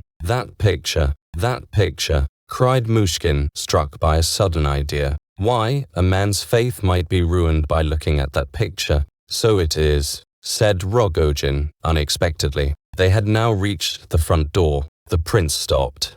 "How?" he said. "What do you mean? I was half joking, and you took me up quite seriously. Why do you ask me whether I believe in God?" "Oh, no particular reason. I meant to ask you before many people are unbelievers nowadays, especially Russians, I have been told. You ought to know you have lived abroad." Rogozhin laughed bitterly as he said these words, and opening the door, held it for the prince to pass out. Myshkin looked surprised, but went out. The other followed him as far as the landing of the outer stairs and shut the door behind him. They both now stood facing one another, as though oblivious of where they were, or what they had to do next. "Well, goodbye," said the prince, holding out his hand. "Goodbye," said Rogozhin, pressing it hard, but quite mechanically. The prince made one step forward and then turned round. "As to faith," he said, smiling, and evidently unwilling to leave Rogozhin in this state. "As to faith, I had for curious conversations in 2 days, a week or so ago. One morning I met a man in the train and made acquaintance with him at once. I had often heard of him as a very learned man, but an atheist, and I was very glad of the opportunity of conversing with so eminent and clever a person. He doesn't believe in God, and he talked a good deal about it, but all the while it appeared to me that he was speaking outside the subject. And it has always struck me, both in speaking to such men and in reading their books, that they do not seem really to be touching on that at all, though on the surface they may appear to do so.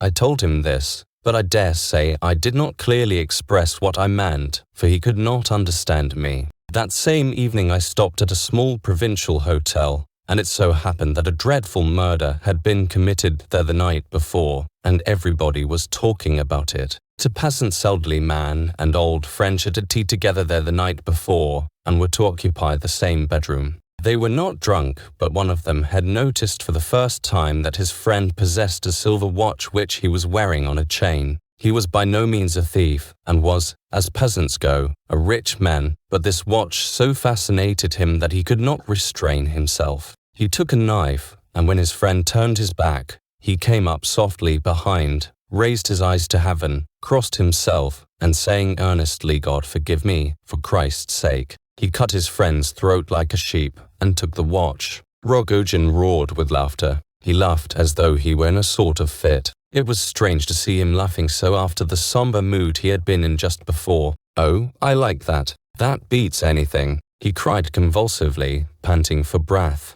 "One is an absolute unbeliever, the other is such a thoroughgoing believer that he murders his friend to the tune of a prayer. Oh, Prince, that's too good for anything. You can't have invented it. It's the best thing I've heard." Next morning I went out for a stroll through the town, continued the prince, so soon as Rogozhin was a little quieter, though his laughter still burst out at intervals, and soon observed a drunken-looking soldier staggering about the pavement. He came up to me and said, "By my silver cross, sir, you shall have it for 4 each, real silver." I looked, and there he held a cross, just taken off his own neck, evidently a large tin one, made after the Byzantine pattern. I fished out 4 and put his cross on my own neck, and I could see by his face that he was as pleased as he could be at the thought that he had succeeded in cheating a foolish gentleman, and away he went to drink the value of his cross. At that time everything that I saw made a tremendous impression upon me.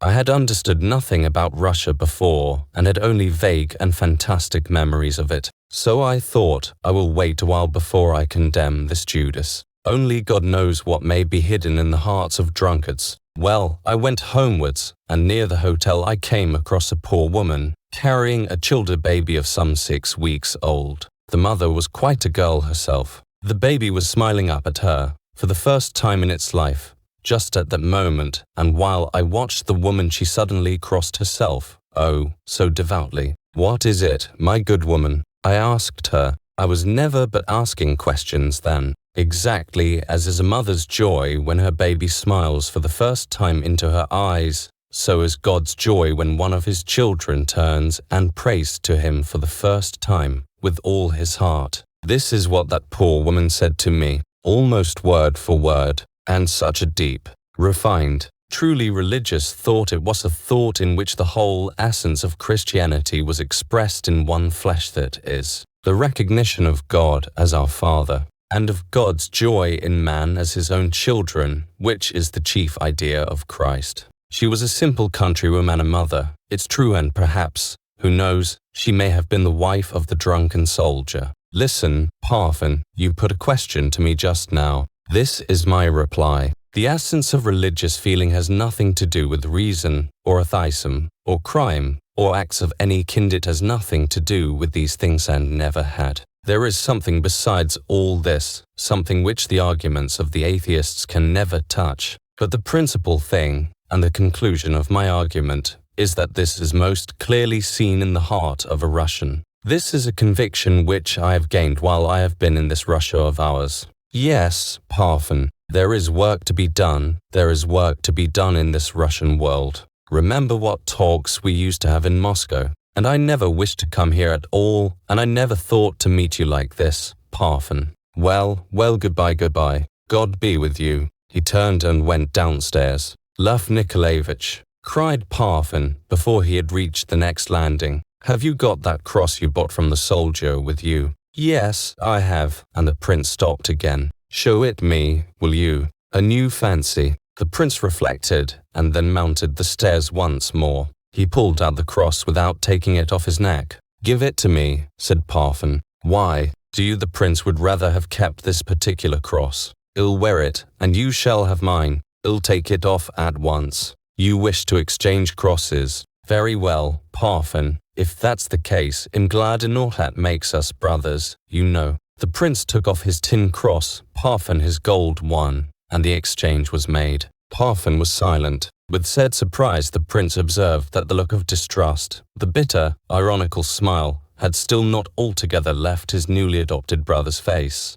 At moments, at all events, it showed itself but too plainly. At last Rogozhin took the prince's hand, and stood so for some moments, as though he could not make up his mind. Then he drew him along, murmuring almost inaudibly, "Come." They stopped on the landing, and rang the bell at a door opposite to Parfen's own lodging. An old woman opened to them and bowed low to Parfen, who asked her some questions hurriedly, but did not wait to hear her answer. He led the prince on through several dark, cold-looking rooms, spotlessly clean, with white covers over all the furniture. Without the ceremony of knocking, Parfen entered a small apartment, furnished like a drawing room, but with a polished mahogany partition dividing one half of it from what was probably a bedroom. In one corner of this room sat an old woman in an armchair, close to the stove. She did not look very old, and her face was a pleasant, round one, but she was white-haired and, as one could detect at the first glance, quite in her second childhood.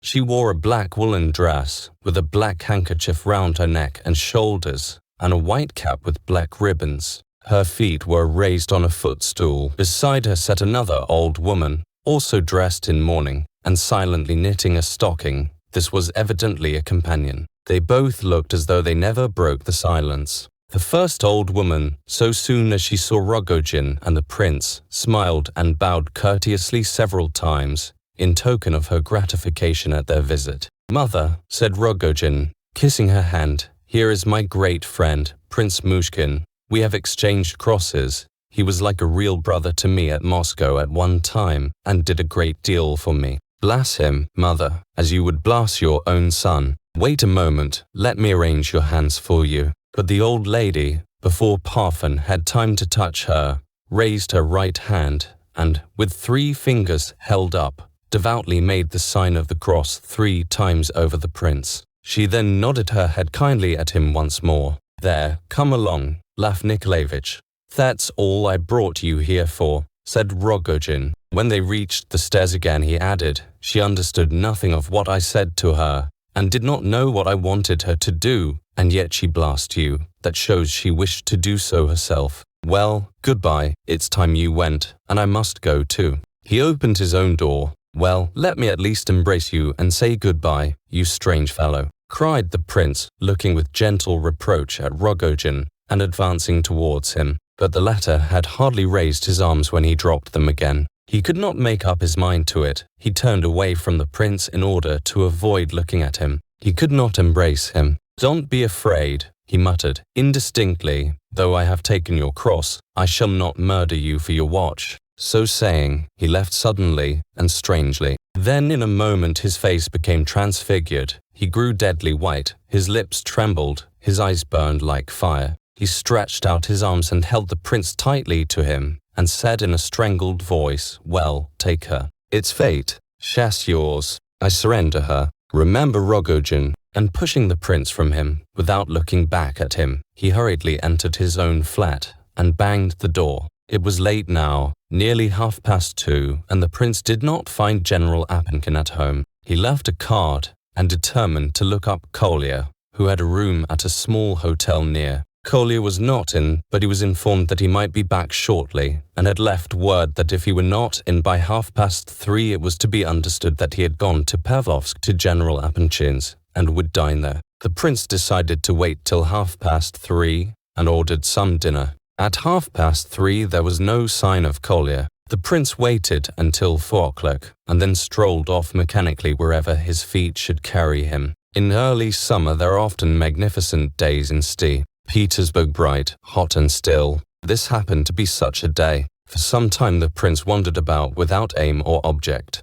He did not know the town well. He stopped to look about him on bridges, at street corners. He entered a confectioner's shop to rest, once, He was in a state of nervous excitement and perturbation. He noticed nothing and no one, and he felt a craving for solitude, to be alone with his thoughts and his emotions, and to give himself up to them passively. He loathed the idea of trying to answer the questions that would rise up in his heart and mind. I am not to blame for all this, he thought to himself, half unconsciously. Towards 6 o'clock he found himself at the station of the Tsarskoye-Selsky railway. He was tired of solitude now. A new rush of feeling took hold of him, and a flood of light chased away the gloom, for a moment, from his soul. He took a ticket to Pavlovsk and determined to get there as fast as he could, but something stopped him, a reality, and not a fantasy, as he was inclined to think it. He was about to take his place in a carriage, when he suddenly threw away his ticket and came out again, disturbed and thoughtful. A few moments later, in the street, he recalled something that had bothered him all the afternoon. He caught himself engaged in a strange occupation which he now recollected he had taken up at odd moments for the last few hours. It was looking about all around him for something, he did not know what.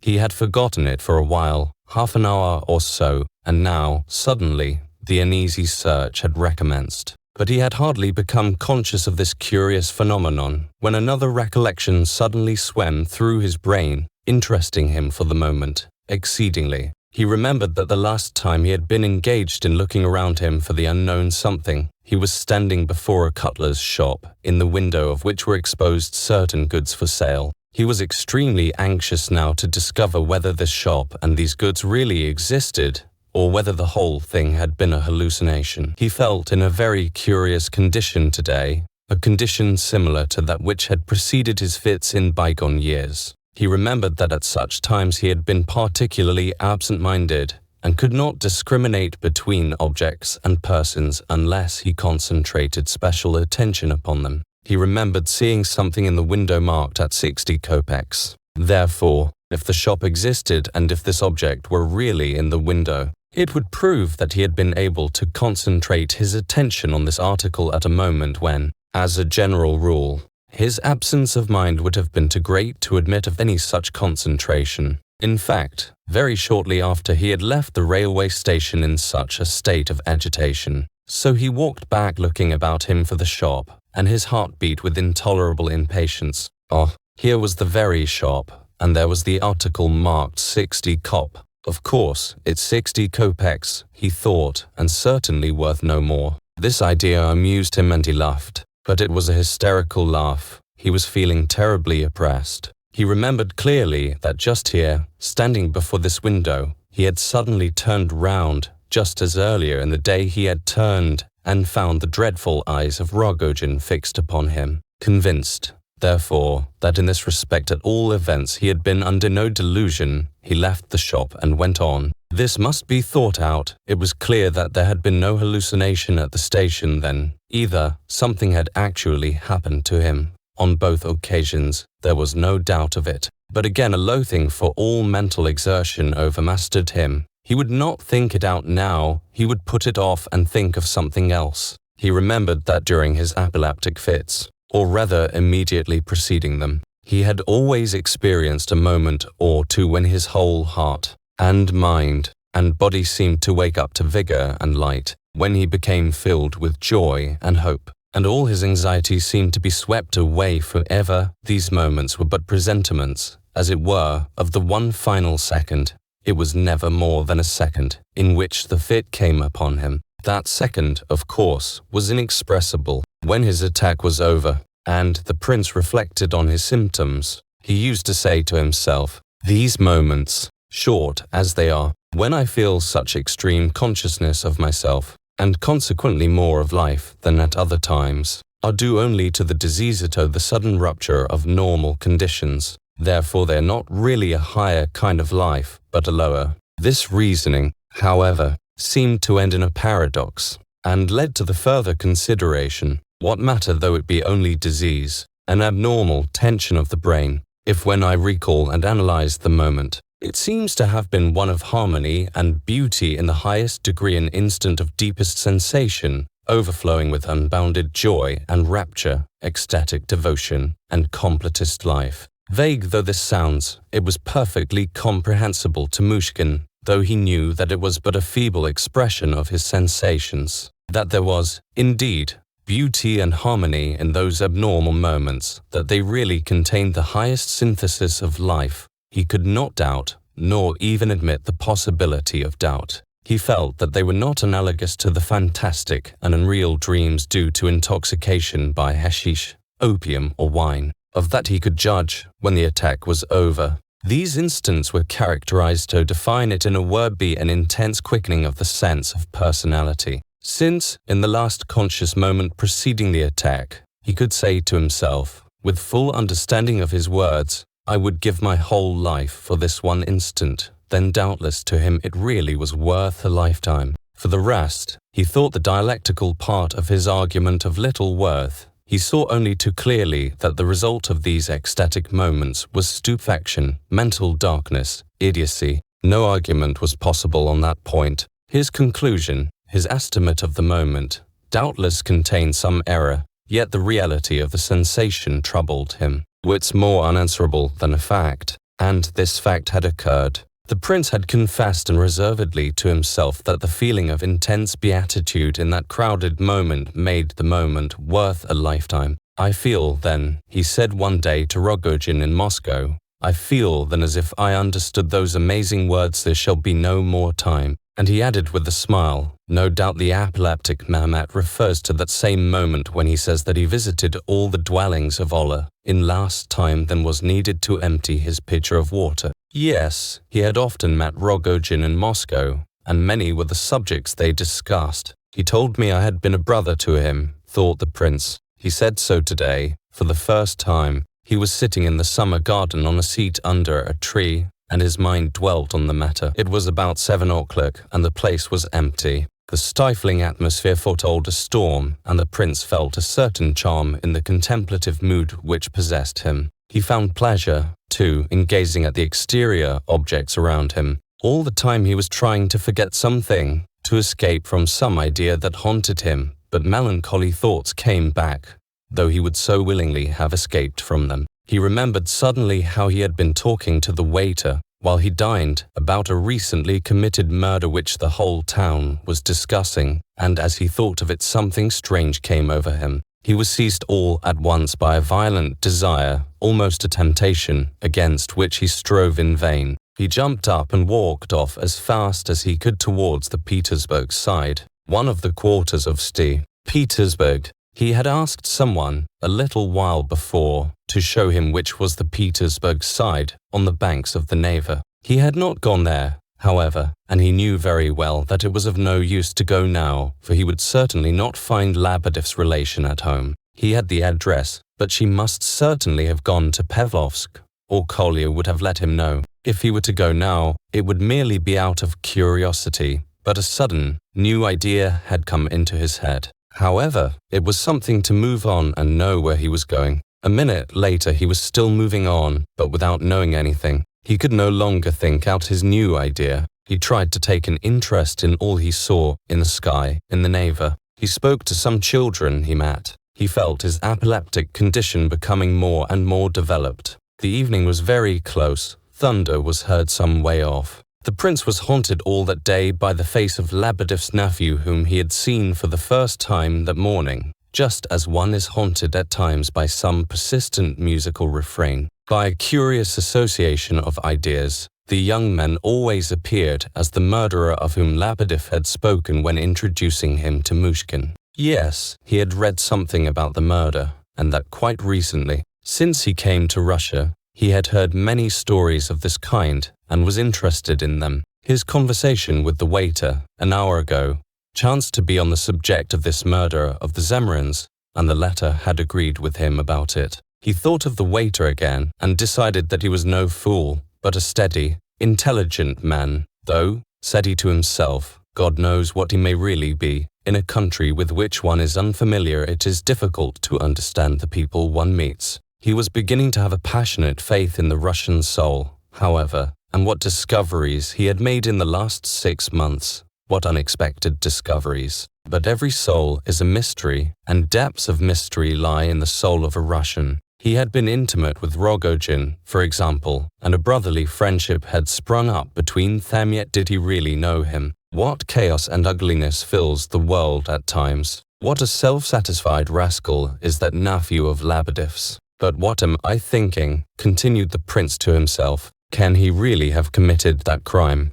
Did he kill those 6 persons? I seem to be confusing things. How strange it all is. My head goes round. And Lebedev's daughter, how sympathetic and charming her face was as she held the child in her arms. What an innocent look and childlike laugh she had. It is curious that I had forgotten her until now. I expect Lebedev adores her, and I really believe, when I think of it, that as sure as 2 and 2 make 4, he is fond of that nephew, too. Well, why should he judge them so hastily? Could he really say what they were, after one short visit? Even Lebedev seemed an enigma today. Did he expect to find him so? He had never seen him like that before. Lebedev and the Comtesse du Barry. Good heavens! If Rogozhin should really kill someone, it would not, at any rate, be such a senseless, chaotic affair. A knife made to a special pattern, and 6 people killed in a kind of delirium. But Rogozhin also had a knife made to a special pattern.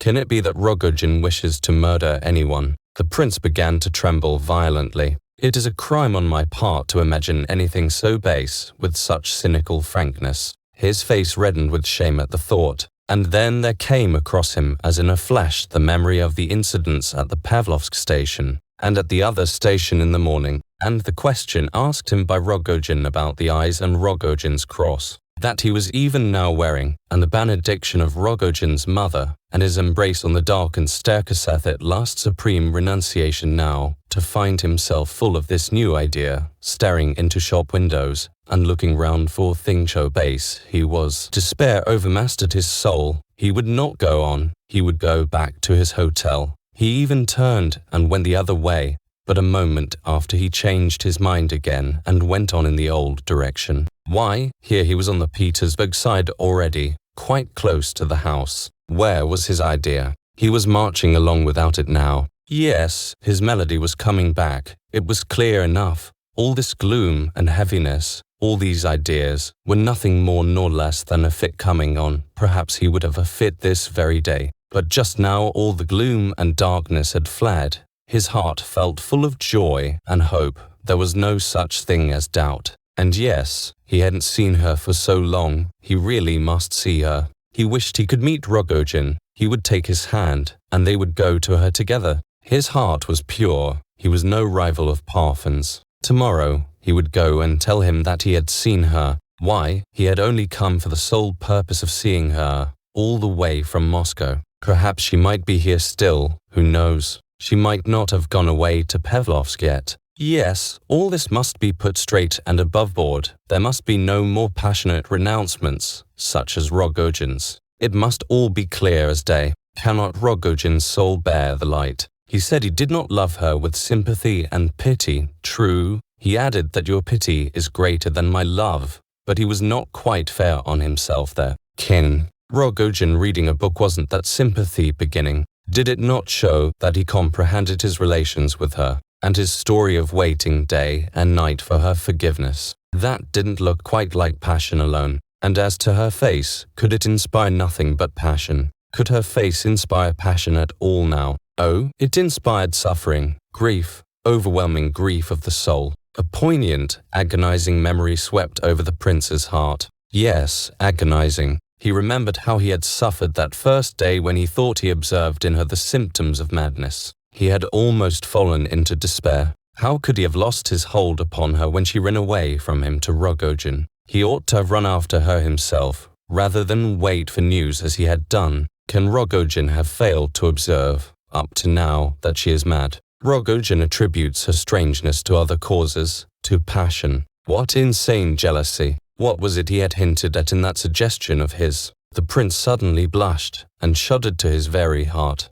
But why recall all this? There was insanity on both sides. For him, the prince, to love this woman with passion was unthinkable. It would be cruel and inhuman. Yes, Rogozhin is not fair to himself. He has a large heart. He has aptitude for sympathy. When he learns the truth and finds what a pitiable being is this injured, broken, half-insane creature, he will forgive her all the torment she has caused him. He will become her slave, her brother, her friend. Compassion will teach even Rogozhin. It will show him how to reason. Compassion is the chief law of human existence. Oh, how guilty he felt towards Rogozhin, and, for a few warm, hasty words spoken in Moscow, Parfen had called him brother, while habit no, this was delirium. It would all come right. That gloomy Parfen had implied that his faith was waning. He must suffer dreadfully. He said he liked to look at that picture. It was not that he liked it,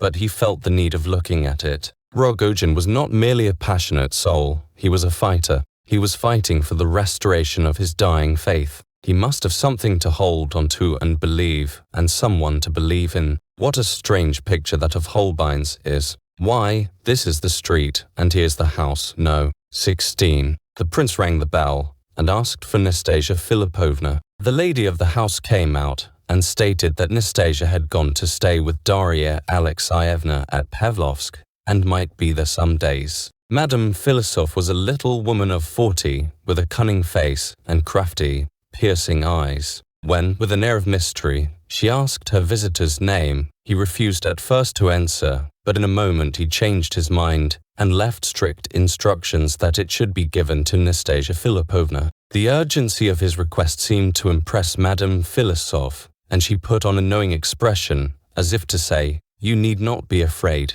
I quite understand." The prince's name evidently was a great surprise to her. He stood and looked absently at her for a moment, then turned and took the road back to his hotel. But he went away not as he came. A great change had suddenly come over him. He went blindly forward, his knees shook under him, he was tormented by ideas, his lips were blue and trembled with a feeble, meaningless smile. His demon was upon him once more. What had happened to him? Why was his brow clammy with drops of moisture, his knees shaking beneath him, and his soul oppressed with a cold gloom? Was it because he had just seen these dreadful eyes again? Why, he had left the summer garden on purpose to see them, that had been his idea. He had wished to assure himself that he would see them once more at that house. Then why was he so overwhelmed now, having seen them as he expected, just as though he had not expected to see them? Yes, they were the very same eyes, and no doubt about it. The same that he had seen in the crowd that morning at the station, the same that he had surprised in Rogozhin's rooms some hours later, when the latter had replied to his inquiry with a sneering laugh. Well,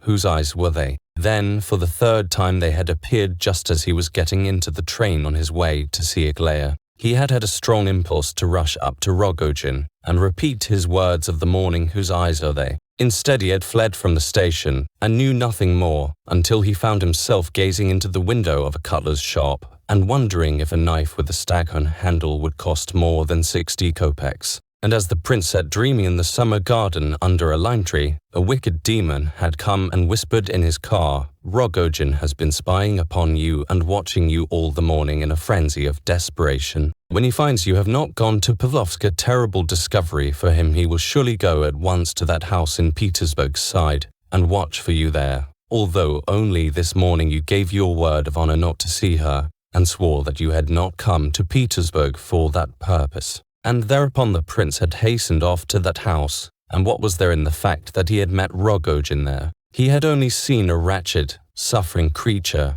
whose state of mind was gloomy and miserable, but most comprehensible. In the morning Rogozhin had seemed to be trying to keep out of the way, but at the station this afternoon he had stood out. He had concealed himself, indeed, less than the prince himself, at the house. Now, he had stood 50 yards off on the other side of the road, with folded hands, watching, plainly in view and apparently desirous of being seen. He had stood there like an accuser, like a judge, not like a what? And why had not the prince approached him and spoken to him, instead of turning away and pretending he had seen nothing, although their eyes met? Yes, their eyes had met, and they had looked at each other. Why? He had himself wished to take Rogozhin by the hand and go in together. He had himself determined to go to him on the morrow and tell him that he had seen her. He had repudiated the demon as he walked to the house, and his heart had been full of joy. Was there something in the whole aspect of the man today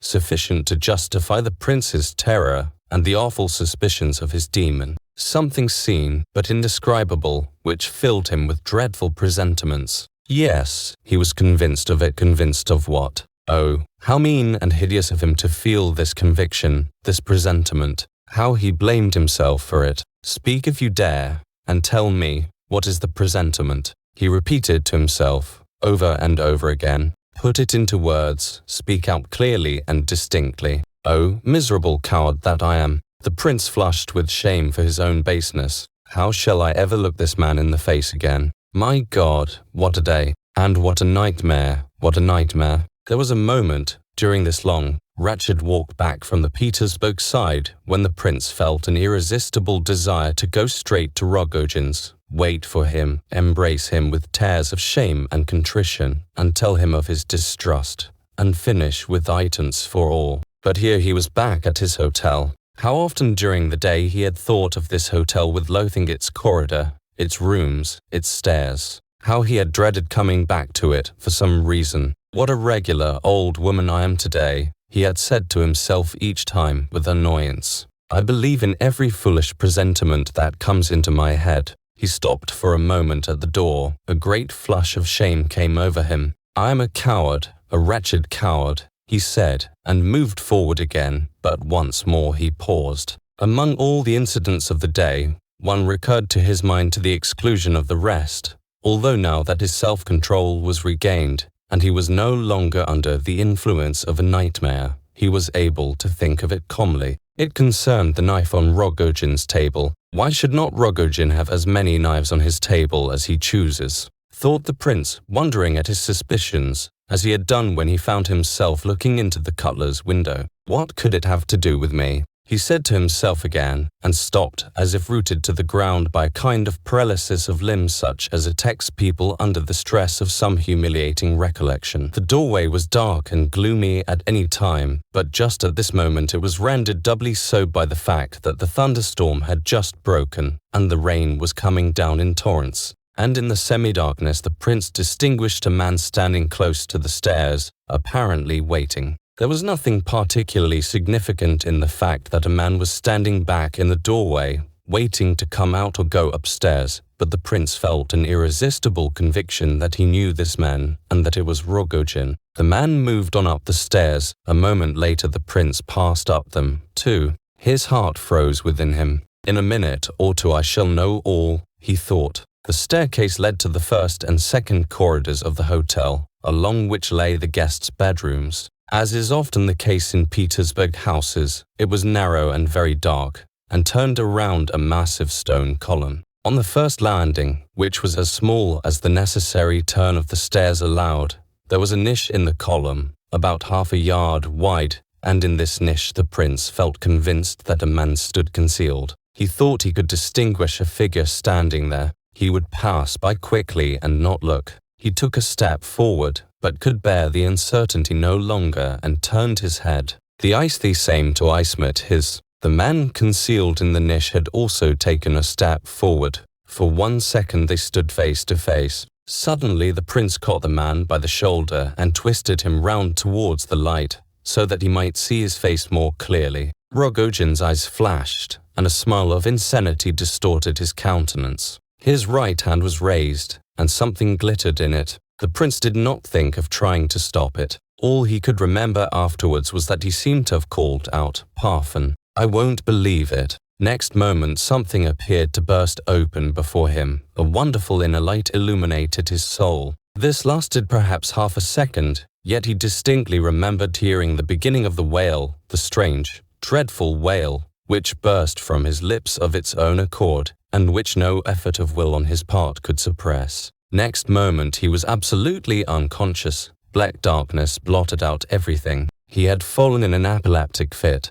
As is well known, these fits occur instantaneously. The face, especially the eyes, become terribly disfigured. Convulsion seize the limbs. A terrible cry breaks from the sufferer, a wail from which everything human seems to be blotted out, so that it is impossible to believe that the man who has just fallen is the same who emitted the dreadful cry. It seems more as though some other being, inside the stricken one, had cried. Many people have borne witness to this impression, and many cannot behold an epileptic fit without a feeling of mysterious terror and dread. Such a feeling, we must suppose, overtook Rogozhin at this moment, and saved the prince's life. Not knowing that it was a fit, and seeing his victim disappear head foremost into the darkness, hearing his head strike the stone steps below with a crash, Rogozhin rushed downstairs, skirting the body, and flung himself headlong out of the hotel, like a raving madman. The prince's body slipped convulsively down the steps till it rested at the bottom. Very soon, in 5 minutes or so, he was discovered, and a crowd collected around him. A pool of blood on the steps near his head gave rise to grave fears. Was it a case of accident, or had there been a crime? It was, however, soon recognized as a case of epilepsy, and identification and proper measures for restoration followed one another, owing to a fortunate circumstance. Kolya Ivolgin had come back to his hotel about 7 o'clock, owing to a sudden impulse which made him refuse to dine at the Apanchins, and, finding a note from the prince awaiting him, had sped away to the letter's address. Arrived there, he ordered a cup of tea and sat sipping it in the coffee room. While there he heard excited whispers of someone just found at the bottom of the stairs in a fit, upon which he had hurried to the spot with the presentiment of evil, and at once recognized the prince. The sufferer was immediately taken to his room, and though he partially regained consciousness, he lay long in a semi-dazed condition. The doctor stated that there was no danger to be apprehended from the wound on the head, and as soon as the prince could understand what was going on around him, Kolya hired a carriage and took him away to Lebedev's. There he was received with much cordiality, and the departure to the country was hastened on his account. 3 days later they were all at Pavlovsk. Lebedev's country house was not large, but it was pretty and convenient, especially the part which was let to the prince. A row of orange and lemon trees and jessamines, planted in green tubs, stood on the fairly wide terrace. According to Lebedev, these trees gave the house a most delightful aspect. Some were there when he bought it, and he was so charmed with the effect that he promptly added to their number. When the tubs containing these plants arrived at the villa and were set in their places, Lebedev kept running into the street to enjoy the view of the house, and every time he did so the rent to be demanded from the future tenant went up with a bound. This country villa pleased the prince very much in his state of physical and mental exhaustion. On the day that they left for Pavlovsk, that is the day after his attack, he appeared almost well, though in reality he felt very far from it. The faces of those around him for the last 3 days had made a pleasant impression. He was pleased to see not only Kolya, who had become his inseparable companion, but Lebedev himself and all the family, except the nephew, who had left the house. He was also glad to receive a visit from General Ivolgin before leaving Petersburg. It was getting late when the party arrived at Pavlovsk, but several people called to see the prince and assembled in the veranda. Gania was the first to arrive. He had grown so pale and thin that the prince could hardly recognize him. Then came Varya and Titsin, who were rusticating in the neighborhood. As to General Ivolgin, he scarcely budged from Lebedev's house and seemed to have moved to Pavlovsk with him. Lebedev did his best to keep Ardalian Alexandrovich by him and to prevent him from invading the prince's quarters. He chatted with him confidentially so that they might have been taken for old friends. During those 3 days the prince had noticed that they frequently held long conversations. He often heard their voices raised in argument on deep and learned subjects, which evidently pleased Lebedev. He seemed as if he could not do without the general. But it was not only Ardalian Alexandrovich whom Lebedev kept out of the prince's way. Since they had come to the villa, he treated his own family the same. Upon the pretext that his tenant needed quiet, he kept him almost in isolation, and Myshkin protested in vain against this excess of zeal. Lebedev stamped his feet at his daughters and drove them away if they attempted to join the prince on the terrace. Not even Vera was accepted. They will lose all respect if they are allowed to be so free and easy. Besides, it is not proper for them, he declared at last, in answer to a direct question from the prince. Why on earth not? Asked the latter. Really, you are making yourself a nuisance by keeping guard over me like this. I get bored all by myself. I've told you so over and over again, and you get on my nerves more than ever by waving your hands and creeping in and out in the mysterious way you do. It was a fact that Lebedev, though he was so anxious to keep everyone else from disturbing the patient, was continually in and out of the prince's room himself. He invariably began by opening the door a crack and peering in to see if the prince was there, or if he had escaped. Then he would creep softly up to the armchair, sometimes making Myshkin jump by his sudden appearance. He always asked if the patient wanted anything, and when the latter replied that he only wanted to be left in peace, he would turn away obediently and make for the door on tiptoe, with deprecatory gestures to imply that he had only just looked in, that he would not speak a word and would go away and not intrude again, which did not prevent him from reappearing in 10 minutes or a quarter of an hour. Kolya had free access to the prince, at which Lebedev was quite disgusted and indignant. He would listen at the door for half an hour at a time while the two were talking. Kolya found this out and naturally told the prince of his discovery. "Do you think yourself my master, that you try to keep me under lock and key like this?" said the prince to Lebedev. "In the country, at least, I intend to be free, and you may make up your mind that I mean to see whom I like, and go where I please." "Why, of course," replied the clerk, gesticulating with his hands. The prince looked him sternly up and down. "Well, Lukian Timofeyevich, have you brought the little cupboard that you had at the head of your bed with you here?"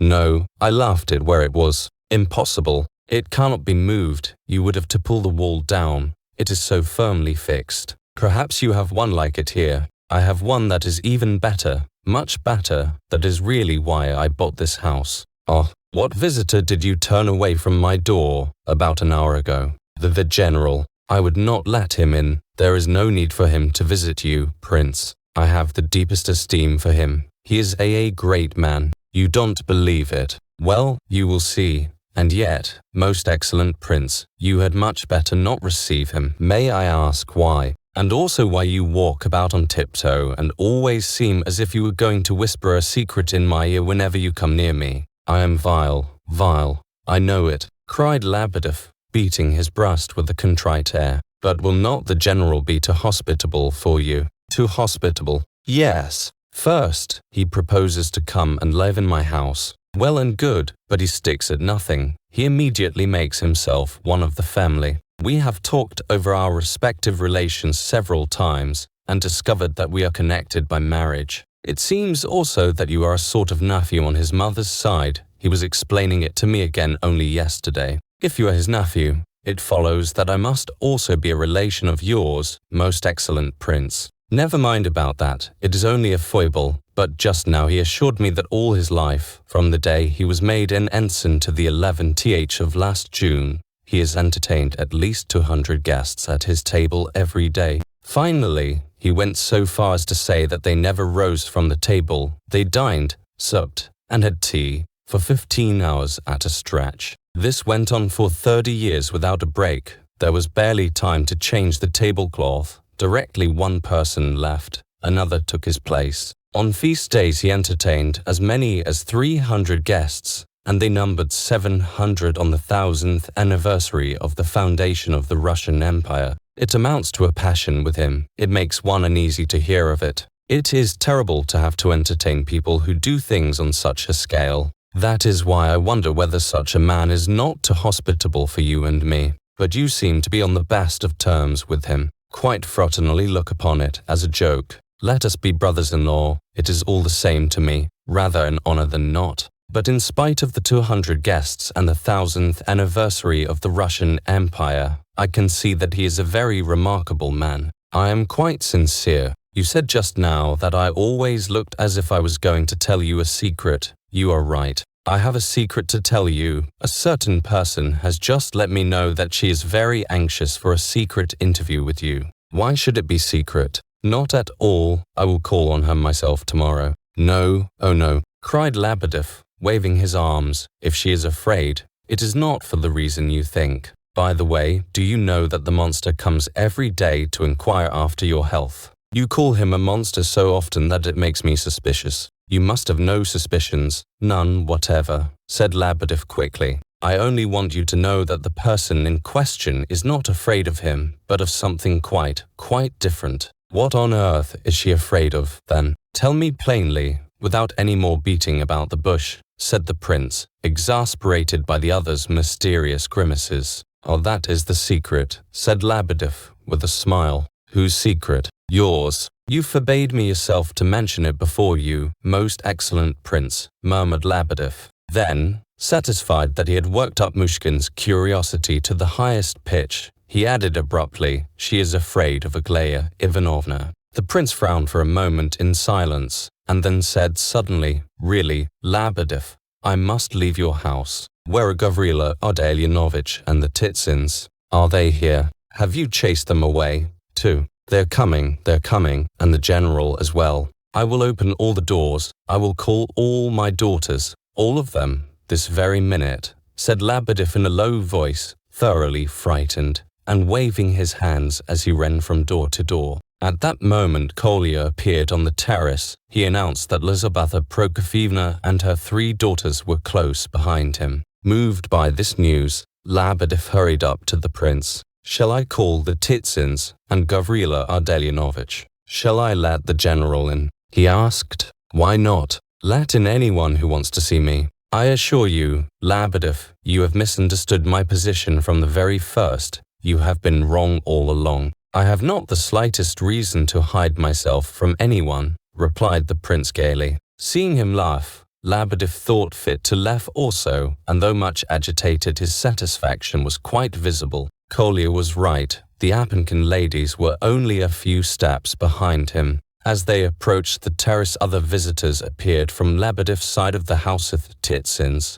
Gonia, and Ardalion Alexandrovich. The Apenchins had only just heard of the prince's illness and of his presence in Pavlovsk from Kolya, and up to this time had been in a state of considerable bewilderment about him. The general brought the prince's card down from town, and Mrs. Apenkin had felt convinced that he himself would follow his card at once. She was much excited. In vain the girls assured her that a man who had not written for 6 months would not be in such a dreadful hurry, and that probably he had enough to do in town without needing to bustle down to Pavlovsk to see them. Their mother was quite angry at the very idea of such a thing, and announced her absolute conviction that he would turn up the next day at latest. So next day the prince was expected all the morning, and at dinner, tea, and supper, and when he did not appear in the evening, Mrs. Apenkin quarrelled with everyone in the house, finding plenty of pretexts without so much as mentioning the prince's name. On the 3rd day there was no talk of him at all, until Aglaya remarked at dinner, Mama is cross because the prince hasn't turned up, to which the general replied that it was not his fault. Mrs. Apenkin misunderstood the observation, and rising from her place she left the room in majestic wrath. In the evening, however, Kolya came with the story of the prince's adventures, so far as he knew them. Mrs. Apenkin was triumphant, although Kolya had to listen to a long lecture. He idles about here the whole day long. One can't get rid of him, and then when he is wanted he does not come. He might have sent a line if he did not wish to inconvenience himself. At the words, one can't get rid of him, Kolya was very angry and nearly flew into a rage, but he resolved to be quiet for the time and show his resentment later. If the words had been less offensive he might have forgiven them. So pleased was he to see Lizaveta Prokofievna worried and anxious about the prince's illness. She would have insisted on sending to Petersburg at once for a certain great medical celebrity, but her daughters dissuaded her, though they were not willing to stay behind when she at once prepared to go and visit the invalid. Aglaya, however, suggested that it was a little unceremonious to go en masse to see him. Very well then, stay at home, said Mrs. Apenkin, and a good thing too, for Evgeny Pavlovitch is coming down and there will be no one at home to receive him. Of course, after this, Aglaya went with the rest. In fact, she had never had the slightest intention of doing otherwise. Prince S., who was in the house, was requested to escort the ladies. He had been much interested when he first heard of the prince from the Apenchins. It appeared that they had known one another before and had spent some time together in a little provincial town 3 months ago. Prince S. had greatly taken to him and was delighted with the opportunity of meeting him again.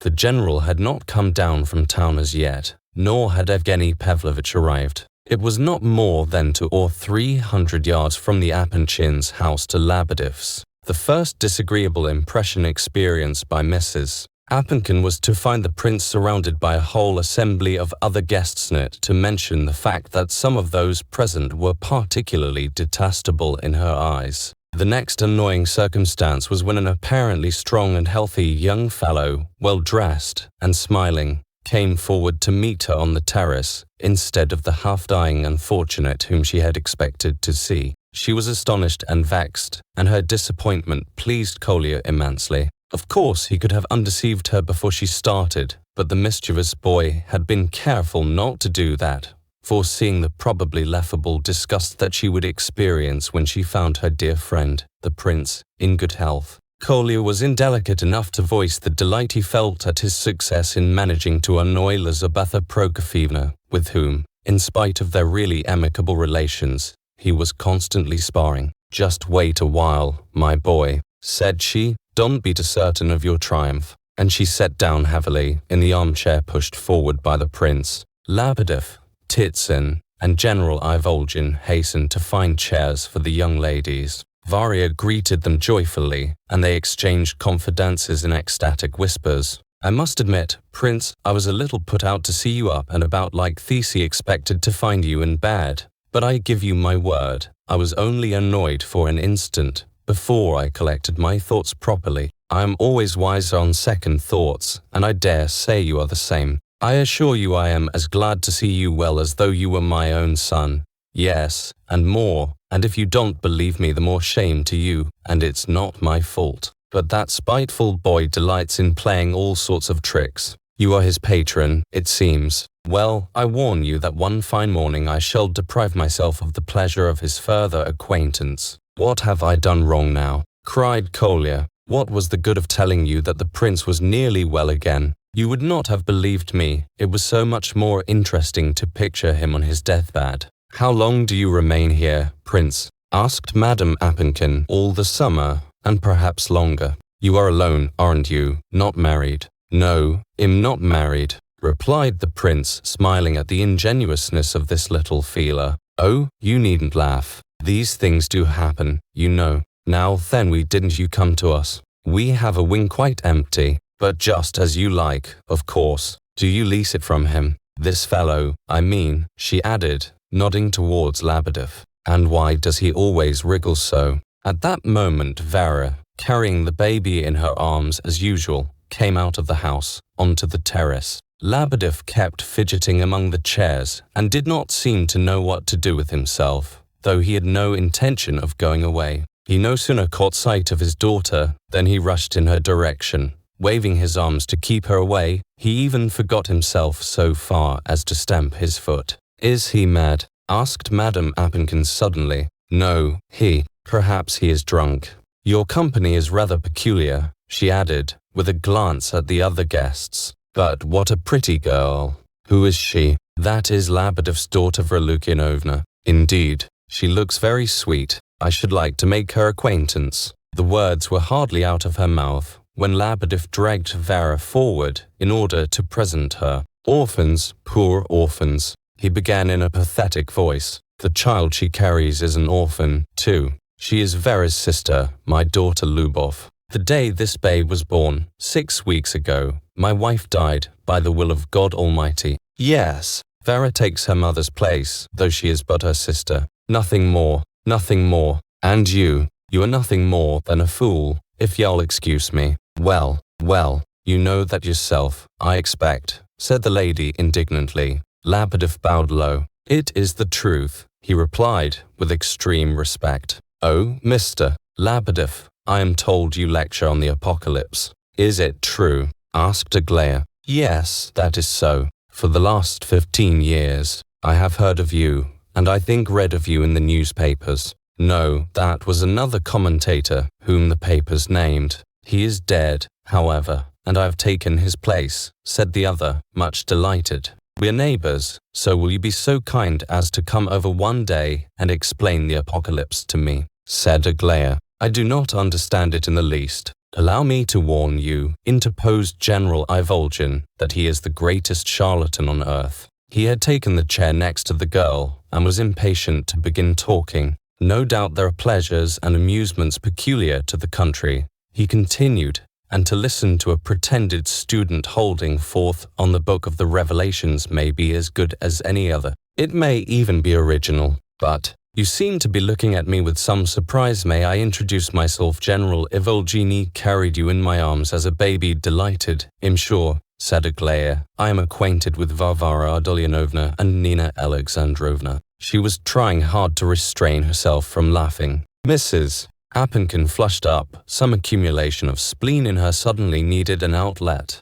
She could not bear this General Ivolgin whom she had once known, long ago in society. You are deviating from the truth, sir, as usual, she remarked, boiling over with indignation. You never carried her in your life. You have forgotten. Mother, said Aglaya, suddenly. He really did carry me about, in Tver, you know. I was 6 years old, I remember. He made me a bow and arrow, and I shot a pigeon. Don't you remember shooting a pigeon, you and I, one day? Yes, and he made me a cardboard helmet, and a little wooden sword, you remember, said Adelaida. Yes, I remember too, said Alexandra. You quarrelled about the wounded pigeon, and Adelaida was put in the corner, and stood there with her helmet and sword and all. The poor general had merely made the remark about having carried Aglaya in his arms because he always did so begin a conversation with young people. But it happened that this time he had really hit upon the truth, though he had himself entirely forgotten the fact. But when Adelaida and Aglaya recalled the episode of the pigeon, his mind became filled with memories, and it is impossible to describe how this poor old man, usually half drunk, was moved by the recollection. I remember it all, he cried. I was captain then. You were such a lovely little thing, Nina Alexandrovna. Garnier, listen, I was received then by General Apenkin. Yes, and look what you have come to now, interrupted Mrs. Apenkin. However, I see you have not quite drunk your better feelings away, but you've broken your wife's heart, sirened instead of looking after your children. You have spent your time in public houses and debtors' prisons. Go away, my friend, stand in some corner and weep, and bemoan your fallen dignity, and perhaps God will forgive you yet. Go, go. I'm serious. There's nothing so favourable for repentance as to think of the past with feelings of remorse. There was no need to repeat that she was serious. The general, like all drunkards, was extremely emotional and easily touched by recollections of his better days. He rose and walked quietly to the door, so meekly that Mrs. Apenkin was instantly sorry for him. Ardalion Alexandrovich, she cried after him, wait a moment, we are all sinners. When you feel that your conscience reproaches you a little less, come over to me and we'll have a talk about the past. I dare say I am 50 times more of a sinner than you are. And now go, goodbye. You had better not stay here, she added in alarm as he turned as though to come back. Don't go after him just now, Kolya, or he'll be vexed, and the benefit of this moment will be lost, said the prince as the boy was hurrying out of the room. Quite true. Much better to go in half an hour or so, said Mrs. Apenkin. That's what comes of telling the truth for once in one's life, said Lebedev. It reduced him to tears. Come. The less you say about it the better, to judge from all I have heard about you, replied Mrs. Apenkin. The prince took the first opportunity of informing the Apenkin ladies that he had intended to pay them a visit that day, if they had not themselves come this afternoon, and Lizaveta Prokofievna replied that she hoped he would still do so. By this time some of the visitors had disappeared. Titsin had tactfully retreated to Lebedev's wing, and Gonia soon followed him. The latter had behaved modestly, but with dignity, on this occasion of his first meeting with the Apenchins since the rupture. Twice Mrs. Apenkin had deliberately examined him from head to foot, but he had stood fire without flinching. He was certainly much changed, as anyone could see who had not met him for some time, and this fact seemed to afford Aglaya a good deal of satisfaction. That was Gavrila Ardalionovich, who just went out, wasn't it? She asked suddenly, interrupting somebody else's conversation to make the remark. Yes, it was, said the prince. I hardly knew him. He is much changed, and for the better. I am very glad, said the prince. He has been very ill, added Varya. How has he changed for the better? Asked Mrs. Appenkin. I don't see any change for the better. What's better in him? Where did you get that idea from? What's better? There's nothing better than the poor knight, said Kolya, who was standing near the last speaker's chair. I quite agree with you there, said Prince As, laughing. So do I, said Adelaida, solemnly. What poor knight? Asked Mrs. Appenkin, looking round at the face of each of the speakers in turn. Seeing, however, that Aglaya was blushing, she added, angrily, what nonsense you are all talking. What do you mean by poor knight? It's not the first time this urchin, your favourite, has shown his impudence by twisting other people's words, said Aglaya, haughtily. Every time that Aglaya showed temper, and this was very often, there was so much childish pouting, such schoolgirlishness, as it were, in her apparent wrath, that it was impossible to avoid smiling at her, to her own unutterable indignation. On these occasions she would say, how dare they laugh at me? This time everyone laughed at her, her sisters, Prince As, Prince Myshkin, though he himself had flushed for some reason, and Kolya. Aglaya was dreadfully indignant, and looked twice as pretty in her wrath. As always twisting round what one says, she cried. I am only repeating your own exclamation, said Kolya. A month ago you were turning over the pages of your Don Quixote, and suddenly called out there is nothing better than the poor knight. I don't know whom you were referring to, of course, whether to Don Quixote, or Evgeny Pavlovitch, or someone else, but you certainly said these words, and afterwards there was a long conversation. You were inclined to go a little too far, my good boy, with your guesses, said Mrs. Appenkin, with some show of annoyance. But it's not I alone, cried Kolya.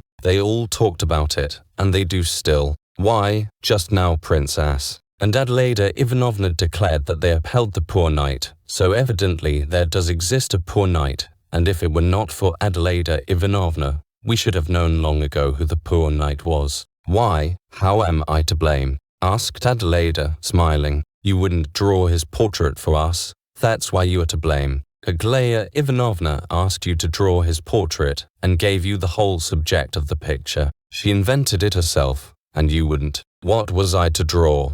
According to the lines she quoted, from his face he never lifted that eternal mask of steel. What sort of a face was I to draw? I couldn't draw a mask. I don't know what you are driving at. What mask do you mean? Said Mrs. Appenkin, irritably. She began to see pretty clearly, though, what it meant, and whom they referred to by the generally accepted title of poor knight. But what specially annoyed her was that the prince was looking so uncomfortable and blushing like a 10-year-old child. Well, have you finished your silly joke? She added, and am I to be told what this poor knight means, or is it a solemn secret which cannot be approached lightly? But they all laughed on. It's simply that there is a Russian poem, began Prince As, evidently anxious to change the conversation, a strange thing, without beginning or end, and all about a poor knight. A month or so ago, we were all talking and laughing, and looking up a subject for one of Adelaida's pictures. You know it is the principal business of this family to find subjects for Adelaida's pictures.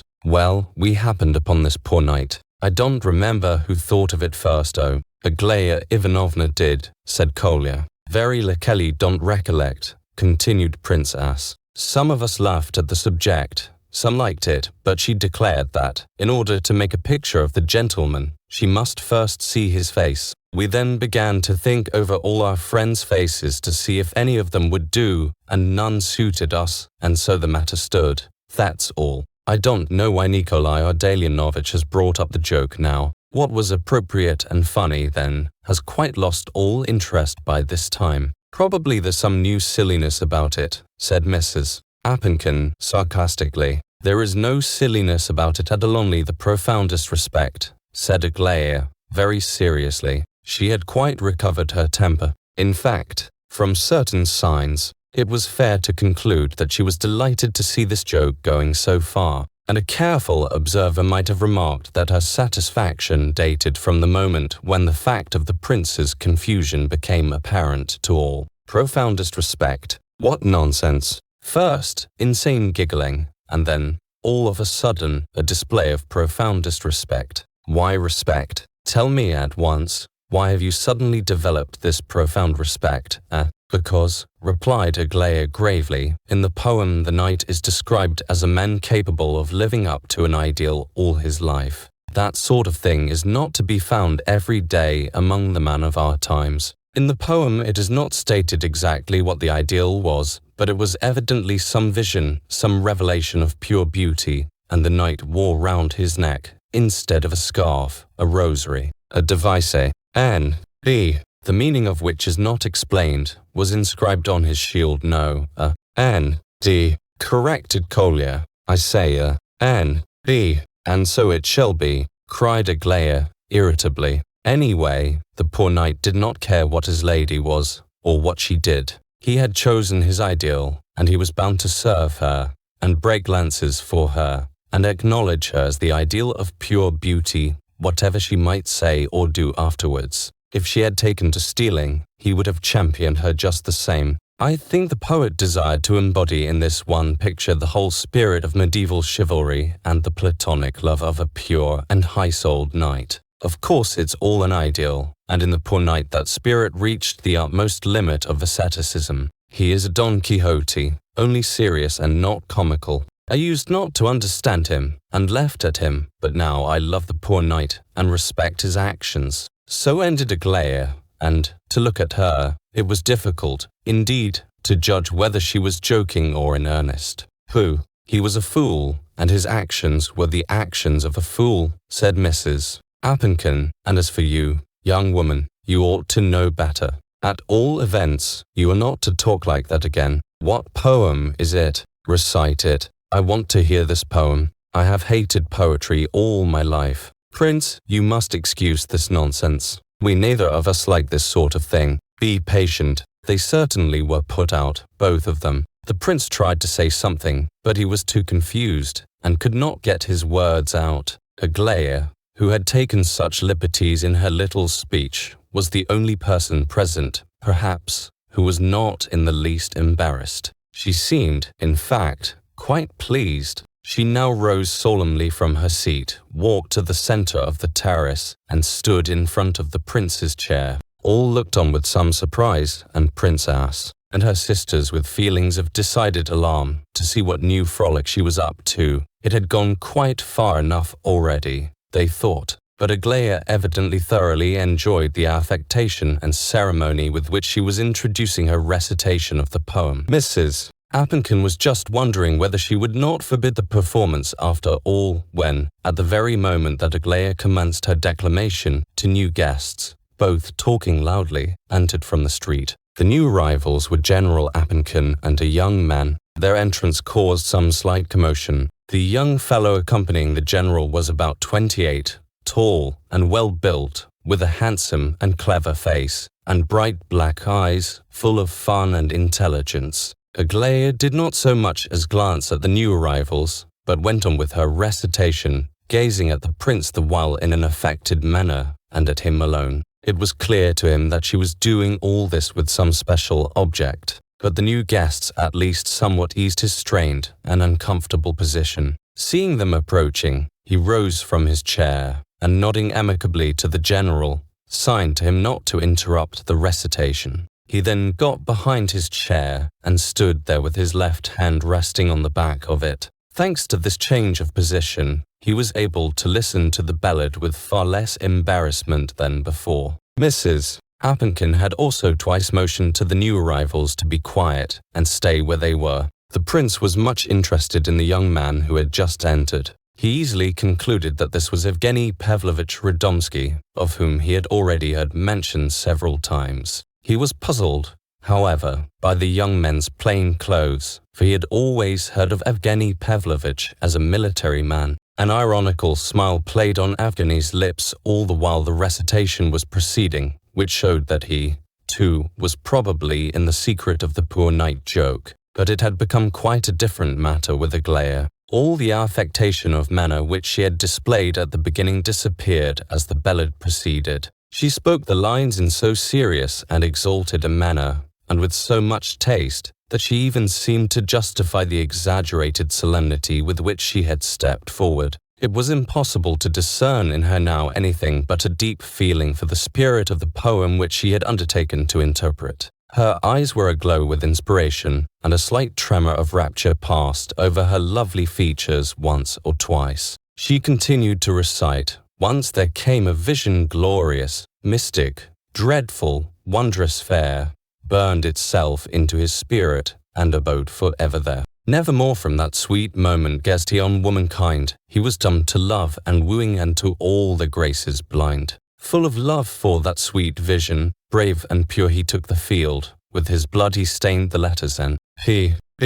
upon his shield. Lumen Kelly, Sancta Rosa. Shouting on the foe he fell, and like thunder rang his war cry o'er the cowering infidel. Then within his distant castle, home returned, he dreamed his days silent, said, and when death took him he was mad, the legend says. When recalling all this afterwards, the prince could not for the life of him understand how to reconcile the beautiful, sincere, pure nature of the girl with the irony of this jest. That it was a jest there was no doubt whatever. He knew that well enough, and had good reason, too, for his conviction, for during her recitation of the ballad Aglaia had deliberately changed the letters N-B into N-P-B. He was quite sure she had not done this by accident, and that his ears had not deceived him. At all events, her performance, which was a joke, of course, if rather a crude one, was premeditated. They had evidently talked and laughed over the poor knight for more than a month.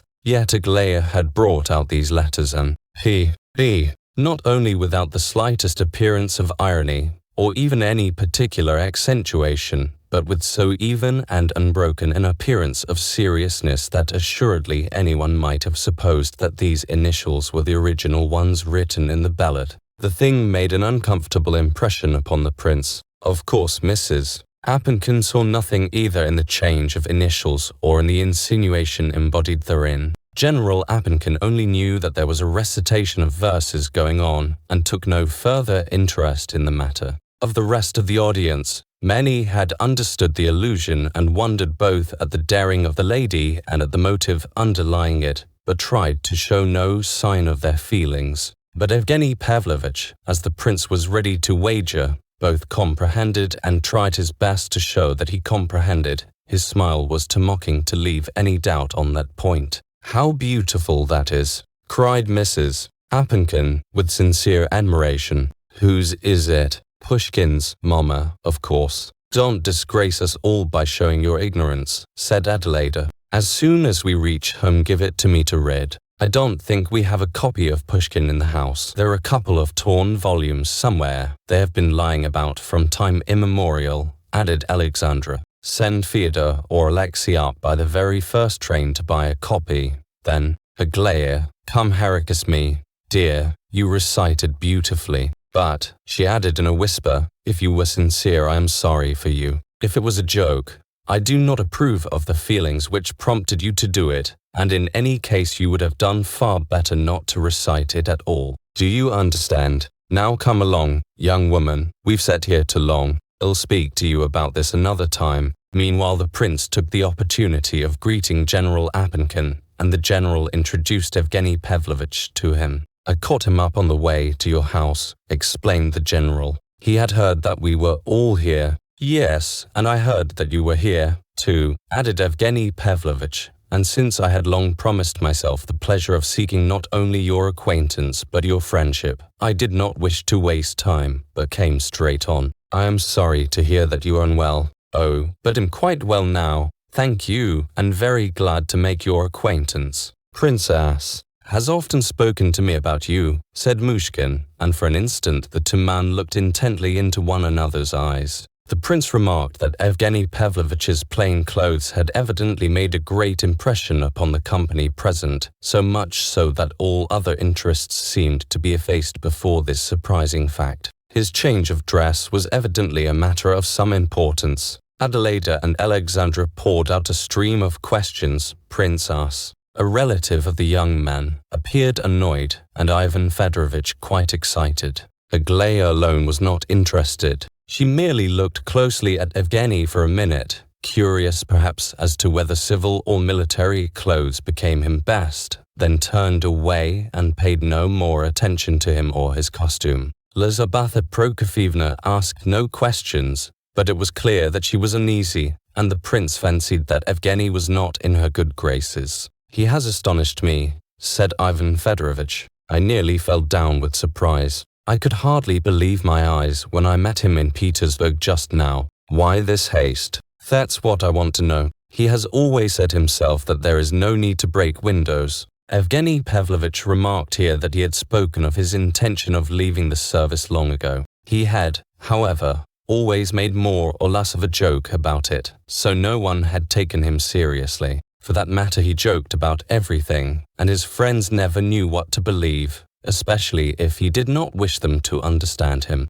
"I have only retired for a time," said he, laughing. "For a few months, at most for a year. But there is no necessity for you to retire at all," complained the general. "As far as I know, I want to go and look after my country estates." "You advised me to do that yourself," was the reply, "and then I wish to go abroad." After a few more expostulations, the conversation drifted into other channels, but the prince, who had been an attentive listener, thought all this excitement about so small a matter very curious. "There must be more in it than appears," he said to himself. "I see the poor knight has come on the scene again," said Evgeny Pavlovitch, stepping to Aglaya's side. To the amazement of the prince, who overheard the remark, Aglaya looked haughtily and inquiringly at the questioner, as though she would give him to know, once for all, that there could be no talk between them about the poor knight, and that she did not understand his question. "But not now. It is too late to send to town for a Pushkin now.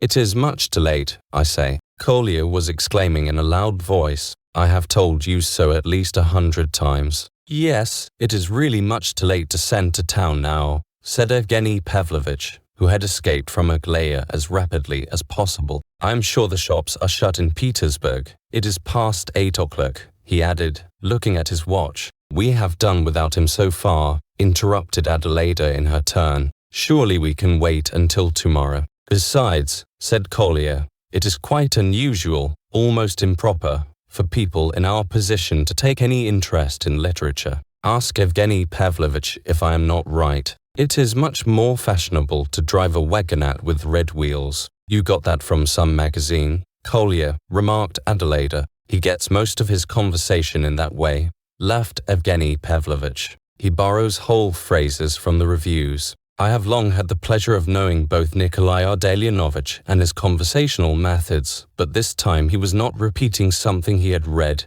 He was alluding, no doubt, to my yellow wagonette, which has, or had, red wheels. But I have exchanged it, so you are rather behind the times, Kolya." The prince had been listening attentively to Radomski's words, and thought his manner very pleasant. When Kolya chaffed him about his wagonette, he had replied with perfect equality and in a friendly fashion. This pleased Myshkin. At this moment, Vera came up to Lizaveta Prokofyevna, carrying several large and beautifully bound books, apparently quite new. "What is it?" demanded the lady. "This is Pushkin," replied the girl. "Papa told me to offer it to you." "What? Impossible!" exclaimed Mrs. Apenkin. "Not as a present, not as a present. I should not have taken the liberty," said Lebedev, appearing suddenly from behind his daughter. "It is our own Pushkin, our family copy, Annenkoff's edition. It could not be bought now. I beg to suggest, with great respect,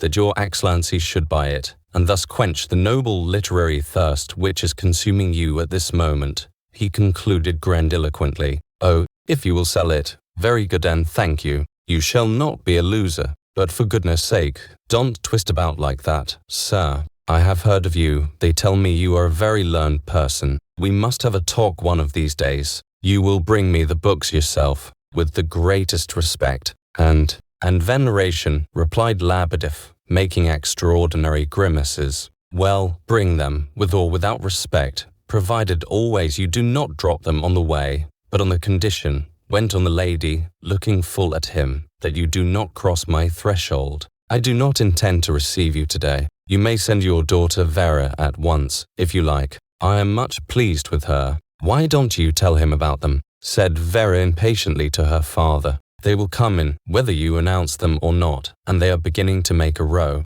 Lev Nikolayevich," she addressed herself to the prince, "for man are here asking for you. They have waited some time and are beginning to make a fuss, and Papa will not bring them in." "Who are these people?" said the prince. "They say that they have come on business, and they are the kind of men who, if you do not see them here, will follow you about the street. It would be better to receive them, and then you will get rid of them. Gavrila Ardalionovich and Titsin are both there, trying to make them hear reason." "Pavlishev's son, it is not worthwhile," cried Lebedev. "There is no necessity to see them, and it would be most unpleasant for your excellency. They do not deserve—" "What? Pavlishev's son?" cried the prince, much perturbed. I know, but I entrusted this matter to Gavrila Ardalionovich. He told me." At that moment Gonia, accompanied by Titsin, came out to the terrace. From an adjoining room came a noise of angry voices, and General Ivolgin, in loud tones, seemed to be trying to shout them down. Kolya rushed off at once to investigate the cause of the uproar. "This is most interesting," observed Evgeny Pavlovich. "I expect he knows all about it," thought the prince. "What, the son of Pavlov? And who may this son of Pavlov be?" asked General Apenkin with surprise, and looking curiously around him, he discovered that he alone had no clue to the mystery. Expectation and suspense were on every face, with the exception of that of the prince, who stood gravely wondering how an affair so entirely personal could have awakened such lively and widespread interest in so short a time. Aglaya went up to him with a peculiarly serious look. "It will be well," she said, "if you put an end to this affair yourself at once, but you must allow us to be your witnesses. They want to throw mud at you, prince, and you must be triumphantly vindicated. I give you joy beforehand, and I also wish for justice to be done, once for all," cried Madame Apenkin about this impudent claim. "Deal with them promptly, prince, and don't spare them. I am sick of hearing about the affair, and many a quarrel I have had in your cause. But I confess I am anxious to see what happens, so do make them come out here, and we will remain. You have heard people talking about it, no doubt," she added, turning to Prince As. "Of course," said he, "I have heard it spoken about at your house, and I am anxious to see these young men. They're nihilists, are they not?" "No, they're not nihilists," explained Lebedev, who seemed much excited. "This is another Lotus special group. According to my nephew, they are more advanced even than the nihilists. You are quite wrong, Excellency, if you think that your presence will intimidate them. Nothing intimidates them. Educated men, learned men even, are to be found among nihilists. These go further, in that they are men of action. The movement is, properly speaking, a derivative from nihilism, that they are only known indirectly and by hearsay, for they never advertise their doings in the papers. They go straight to the point. For them, it is not a question of showing that Pushkin is stupid, or that Russia must be torn in pieces. No, but if they have a great desire for anything, they believe they have a right to get it even at the cost of the lives, say, of 8 persons. They are checked by no obstacles. In fact, Prince, I should not advise you. But Myshkin had risen and was on his way to open the door for his visitors. "You are slandering them, Lebedev," said he, smiling. "You are always thinking about your nephew's conduct. Don't believe him, Lizaveta Prokofyevna. I can assure you Gorsky and Danilov are exceptions and that these are only mistaken. However, I do not care about receiving them here, in public. Excuse me, Lizaveta Prokofyevna. They are coming, and you can see them, and then I will take them away. Please come in, gentlemen." Another thought tormented him. He wondered, was this an arranged business arranged to happen when he had guests in his house, and in anticipation of his humiliation rather than of his triumph? But he reproached himself bitterly for such a thought, and felt as if he should die of shame if it were discovered. When his new visitors appeared, he was quite ready to believe himself infinitely less to be respected than any of them. For persons entered, led by General Ivolgin, in a state of great excitement, and talking eloquently. "He is for me, undoubtedly," thought the prince with a smile. Kolya also had joined the party, and was talking with animation to Hippolyte, who listened with a jeering smile on his lips. The prince begged the visitors to sit down. They were all so young that it made the proceedings seem even more extraordinary. Ivan Fedorovitch, who really understood nothing of what was going on, felt indignant at the sight of these youths, and would have interfered in some way had it not been for the extreme interest shown by his wife in the affair. He therefore remained, partly through curiosity, partly through good nature, hoping that his presence might be of some use. But the bow with which General Ivolgin greeted him irritated him anew. He frowned and decided to be absolutely silent. As to the rest, one was a man of 30, the retired officer, now a boxer, who had been with Rogozhin and in his happier days had given 15 rubles at a time to beggars. Evidently he had joined the others as a comrade to give them moral, and if necessary material, support. The man who had been spoken of as Pavlishev's son, although he gave the name of Antip Badovsky,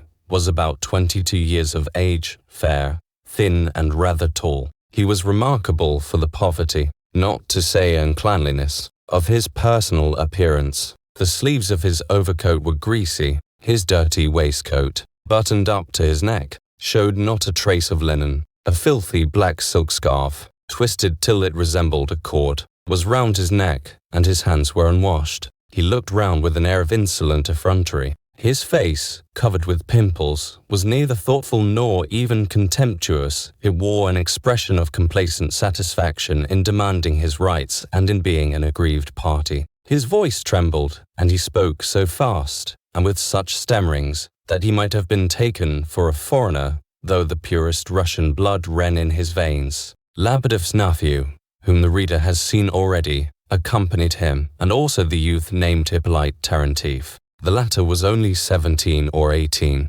He had an intelligent face, though it was usually irritated and fretful in expression. His skeleton-like figure, his ghastly complexion, the brightness of his eyes, and the red spots of color on his cheeks betrayed the victim of consumption to the most casual glance. He coughed persistently and panted for breath. It looked as though he had but a few weeks more to live. He was nearly dead with fatigue, and fell, rather than sat, into a chair. The rest bowed as they came in, and being more or less abashed, put on an air of extreme self-assurance. In short, their attitude was not that which one would have expected in man who professed to despise all trivialities, all foolish mundane conventions, and indeed everything except their own personal interests. Antip Badovsky stuttered the son of Pavlov. Vladimir Doktorenko, said Labadev's nephew briskly, and with a certain pride, as if he boasted of his name. Kala, murmured the retired officer.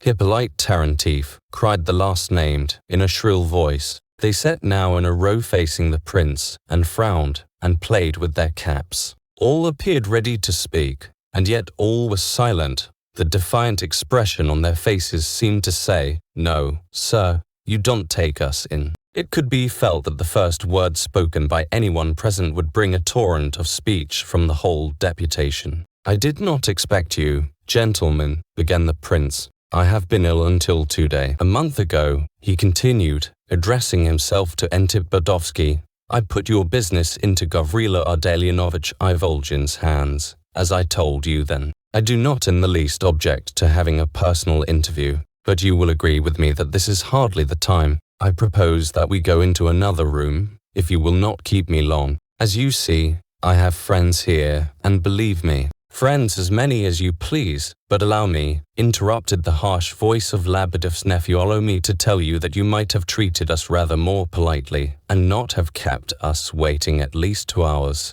No doubt. And is that acting like a prince? And you may be a general, but I am not your valet, and I, stammered Antip Badovsky. He was extremely excited, his lips trembled, and the resentment of an embittered soul was in his voice, but he spoke so indistinctly that hardly a dozen words could be gathered. "It was a princely action," sneered Hippolyte. "If anyone had treated me so," grumbled the boxer, "I mean to say that if I had been in Badovsky's place, Gentlemen, I did not know you were there. I have only just been informed. I assure you," repeated Myshkin. "We are not afraid of your friends, Prince," remarked Labadev's nephew, "for we are within our rights." The shrill tones of Hippolyte interrupted him. "What right have you? By what right do you demand us to submit this matter, about Dostoyevsky, to the judgment of your friends? We know only too well what the judgment of your friends will be." This beginning gave promise of a stormy discussion.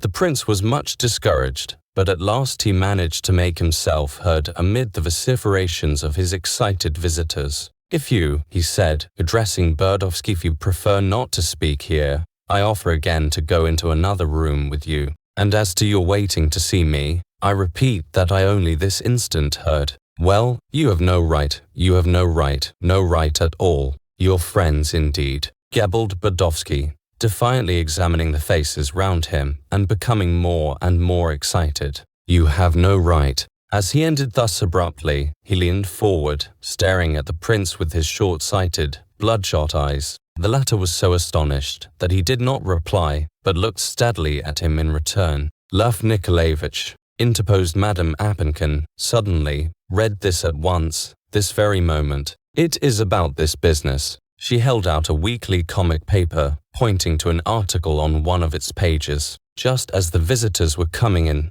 Lebedev, wishing to ingratiate himself with the great lady, had pulled this paper from his pocket and presented it to her, indicating a few columns marked in pencil. Lizaveta Prokofyevna had had time to read some of it and was greatly upset. "Would it not be better to peruse it alone later?" asked the prince nervously. No, read it at once directly and aloud," cried she, calling Kolya to her and giving him the journal. "Read it aloud, so that everyone may hear it." An impetuous woman, Lizaveta Prokofyevna sometimes weighed her anchors and put out to sea quite regardless of the possible storms she might encounter. Ivan Fedorovitch felt a sudden pang of alarm, but the others were merely curious and somewhat surprised. Kolya unfolded the paper and began to read, in his clear, high-pitched voice, the following article, "Proletarians and Signs of Nobility." An episode of the brigandage of today and every day. Progress, reform, justice. Strange things are going on in our so-called Holy Russia in this age of reform and great enterprises. This age of patriotism in which hundreds of millions are yearly sent abroad, in which industry is encouraged, and the hands of labor paralyzed, etc. There is no end to this, gentlemen, so let us come to the point. A strange thing has happened to a scion of our defunct aristocracy. De profundis. The grandfathers of these scions ruined themselves at the gaming tables. Their fathers were forced to serve as officers or subalterns. Some have died just as they were about to be tried for innocent thoughtlessness in the handling of public funds. Their children are sometimes congenital idiots, like the hero of our story. Sometimes they are found in the dock at the assizes, where they are generally acquitted by the jury for edifying motives. Sometimes they distinguish themselves by one of those burning scandals that amaze the public and add another blot to the stained record of our age. 6 months ago, last winter this particular scion returned to Russia, wearing gaiters like a foreigner and shivering with cold in an old scantily-lined cloak. He had come from Switzerland, where he had just undergone a successful course of treatment for idiocy. Certainly fortune favored him, for, apart from the interesting melody of which he was cured in Switzerland, can there be a cure for idiocy? His story proves the truth of the Russian proverb that happiness is the right of certain classes. Judge for yourselves. Our subject was an infant in arms when he lost his father, an officer who died just as he was about to be court-martialed for gambling away the funds of his company, and perhaps also for flogging a subordinate to excess. Remember the good old days, gentlemen. The orphan was brought up by the charity of a very rich Russian landowner. In the good old days, this man, whom we will call P, owned for 1,000 souls as serfs. Can you understand such an expression, gentlemen? I cannot. It must be looked up in a dictionary before one can understand it. These things of a bygone day are already unintelligible to us. He appears to have been one of those Russian parasites who led an idle existence abroad, spending the summer at some spot and the winter in Paris, to the greater profit of the organizers of public balls. It may safely be said that the manager of the Chateau des Fleurs, lucky man, pocketed at least a third of the money paid by Russian peasants to their lords in the days of serfdom. However this may be, the Gapi brought up the orphan like a prince, provided him with tutors and governesses, pretty, of course, whom he chose himself in Paris. But the little aristocrat, the last of his noble race, was an idiot. The governesses, recruited at the Chateau des Fleurs, labored in vain. At 20 years of age their pupil could not speak in any language, not even Russian. But ignorance of the latter was still excusable. At last P was seized with a strange notion. He imagined that in Switzerland they could change an idiot into a man of sense. After all, the idea was quite logical. A parasite and landowner naturally supposed that intelligence was a marketable commodity like everything else, and that in Switzerland especially it could be bought for money. The case was entrusted to a celebrated Swiss professor and cost thousands of rubles. The treatment lasted 5 years. Needless to say, the idiot did not become intelligent, but it is alleged that he grew into something more or less resembling a man.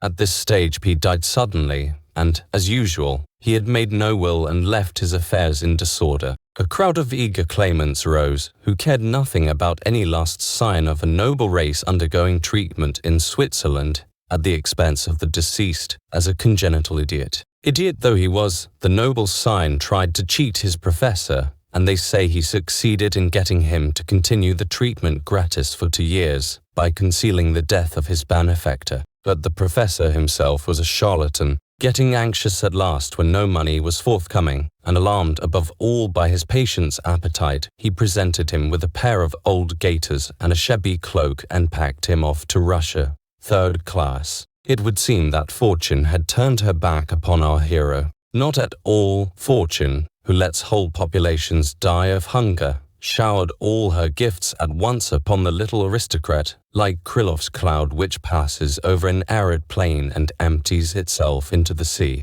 He had scarcely arrived in Petersburg when a relation of his mother's, who was of bourgeois origin, of course, died at Moscow. He was a merchant, an old believer, and he had no children. He left a fortune of several millions in good current coin, and everything came to our noble scion, our gated baron, formerly treated for idiocy in a Swiss lunatic asylum. Instantly the scene changed. Crowds of friends gathered round our baron, who meanwhile had lost his head over a celebrated demi-mondaine. He even discovered some relations. Moreover, a number of young girls of high birth burned to be united to him in lawful matrimony. Could anyone possibly imagine a better match? Aristocrat, millionaire, and idiot. He has every advantage. One might hunt in vain for his equal, even with the lantern of Diogenes. His like is not to be had even by getting it made to order. "Oh, I don't know what this means," cried Ivan Fedorovitch, transported with indignation. "Leave off, Kolya," begged the prince. Exclamations arose on all sides. "Let him go on reading at all costs," ordered Lizaveta Prokofyevna, evidently preserving her composure by a desperate effort. "Prince, if the reading is stopped, you and I will quarrel." Kolya had no choice but to obey. With crimson cheeks he read on unsteadily, but while our young millionaire dwelt as it were in the Empyrean, something new occurred. One fine morning a man called upon him, calm and severe of aspect, distinguished but plainly dressed. Politely, but in dignified terms, as befitted his errand, he briefly explained the motive for his visit. He was a lawyer of enlightened views. His client was a young man who had consulted him in confidence. This young man was no other than the son of P, though he bears another name. In his youth P, the sensualist, had seduced a young girl, poor but respectable. She was a serf, but had received a European education. Finding that a child was expected,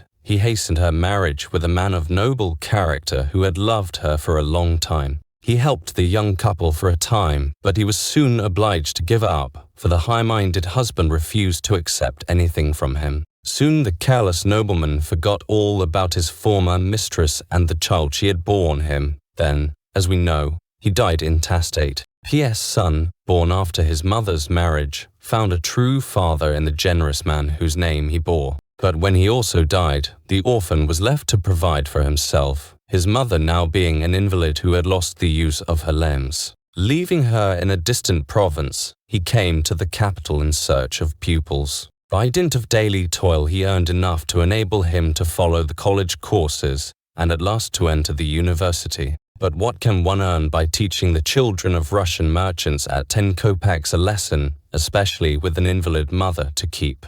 Even her death did not much diminish the hardships of the young men's struggle for existence. Now this is the question: how, in the name of justice, should our scion have argued the case? Our readers will think, no doubt, that he would say to himself, "He showered benefits upon me all my life. He spent tens of thousands of rubles to educate me, to provide me with governesses, and to keep me under treatment in Switzerland. Now I am a millionaire, and Pierre's son, a noble young man who is not responsible for the faults of his careless and forgetful father, is wearing himself out giving ill-paid lessons. According to justice, all that was done for me ought to have been done for him. The enormous sums spent upon me were not really mine. They came to me by an error of blind fortune, when they ought to have gone to Pierre's son. They should have gone to benefit him, not me, in whom he interested himself by a mere caprice, instead of doing his duty as a father. If I wished to behave nobly, justly, and with delicacy,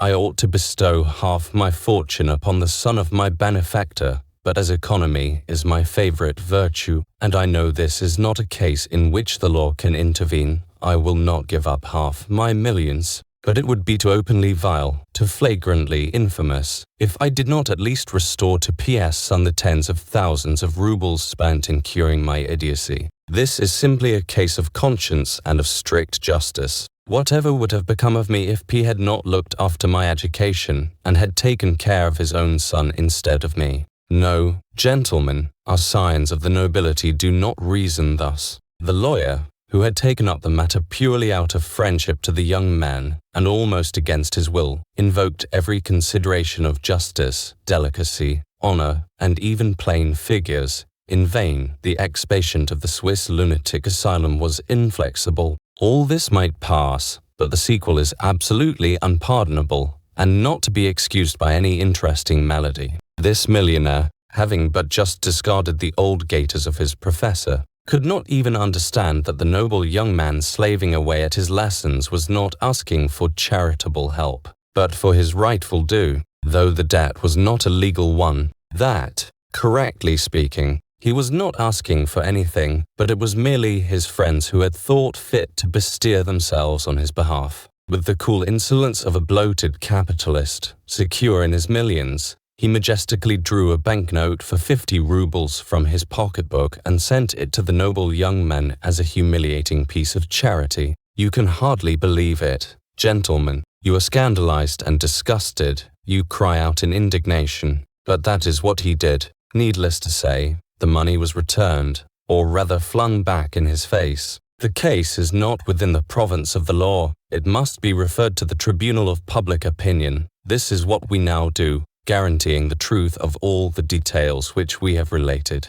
When Kolya had finished reading, he handed the paper to the prince and retired silently to a corner of the room, hiding his face in his hands. He was overcome by a feeling of inexpressible shame. His boyish sensitiveness was wounded beyond endurance. It seemed to him that something extraordinary, some sudden catastrophe had occurred, and that he was almost the cause of it, because he had read the article aloud. Yet all the others were similarly affected. The girls were uncomfortable and ashamed. Lizaveta Prokofyevna restrained her violent anger by a great effort. Perhaps she bitterly regretted her interference in the matter. For the present she kept silence. The prince felt as very shy people often do in such a case. He was so ashamed of the conduct of other people, so humiliated for his guests, that he dared not look them in the face. Titsin, Varya, Gonia, and Labadev himself all looked rather confused. Stranger still,